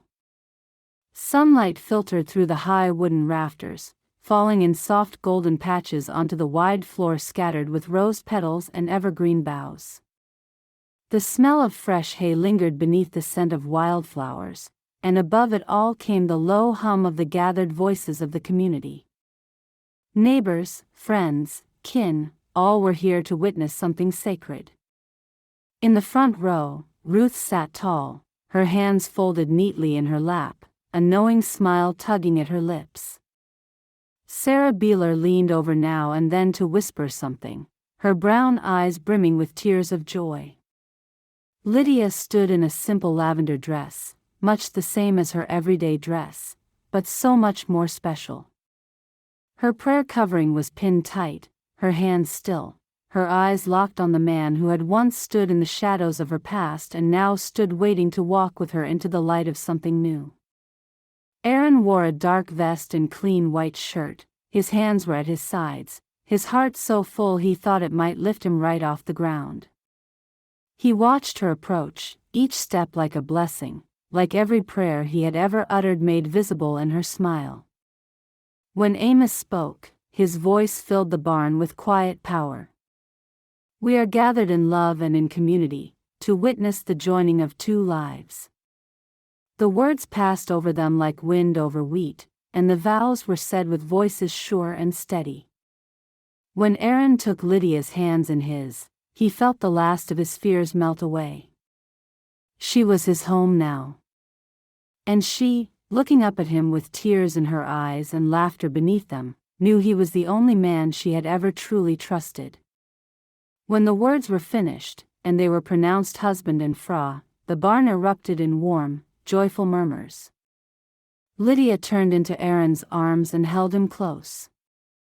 Around them, the world carried on, benches creaked, Kinner giggled, but they stood in stillness, wrapped in something more powerful than celebration. Love. Ruth dabbed her eyes with the corner of a handkerchief and muttered, "That's another one." Tabby, standing beside her, let out a quiet chuckle. "You're impossible." "Nay, my dear, I'm just observant. I have a gift." The meal afterward filled the barn with even more laughter and warmth. Plates of roast chicken and buttered noodles made their rounds. Pies and cakes lined every table. Sassy, the Ballar's young farm cat, wound between legs and under benches, hoping for crumbs. At one long table, Ruth had made her arrangements with suspicious ease. Abram Hostetler sat with Rachel Schlebach, a sullen scowl settling across his brow. Across from him, little Elsie clapped her hands while Teddy gnawed on a soft roll. Crumbs stuck to his cheeks. Rachel passed Elsie a bit of apple tart without acknowledging Abram. "Do you always frown at weddings, or is that just for me?" He blinked. "I'm frowning because you made me spill coffee on my boots. You tripped over your own feet. You startled me. You're easily startled." Teddy let out a giggle.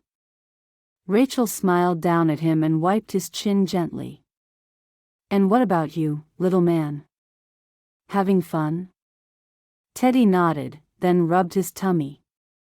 "I like the pie." Abram muttered, "That makes one of us." "Excuse me?"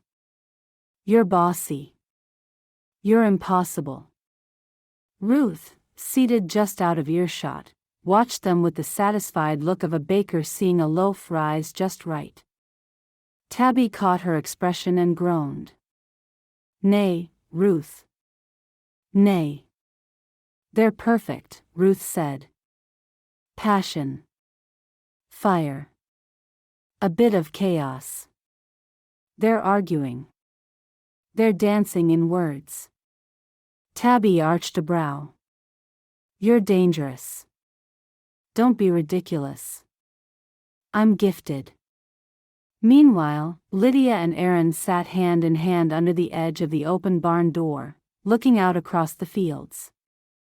The sun hung low now, casting a golden hue across the tall grass and swaying corn. Lydia leaned her head against his shoulder. "I didn't think I'd ever have this," she said softly. Aaron kissed her temple.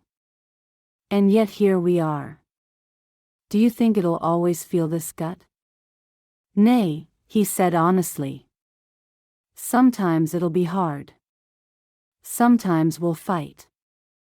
Sometimes the cows will get out and we'll be ankle deep in mud and mad at the world." She laughed. "But I'll love you every single one of those days," he added. "Even when the pie burns. Even when you forget to feed the chickens. I never forget the chickens. I'm just saying, even then." She turned to look at him, her hand resting over his heart. "I love you," she whispered.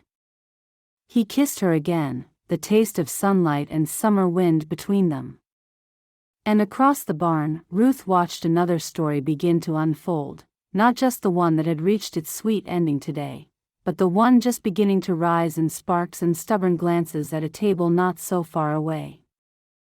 She smiled to herself and folded her hands. "Now," she murmured, "let's see what we can do with those two next." Thank you for listening and spending time with these characters. If you'd like more free audiobooks like this one, you can subscribe to the Indiana Wake and Friends YouTube channel and come along for the next story.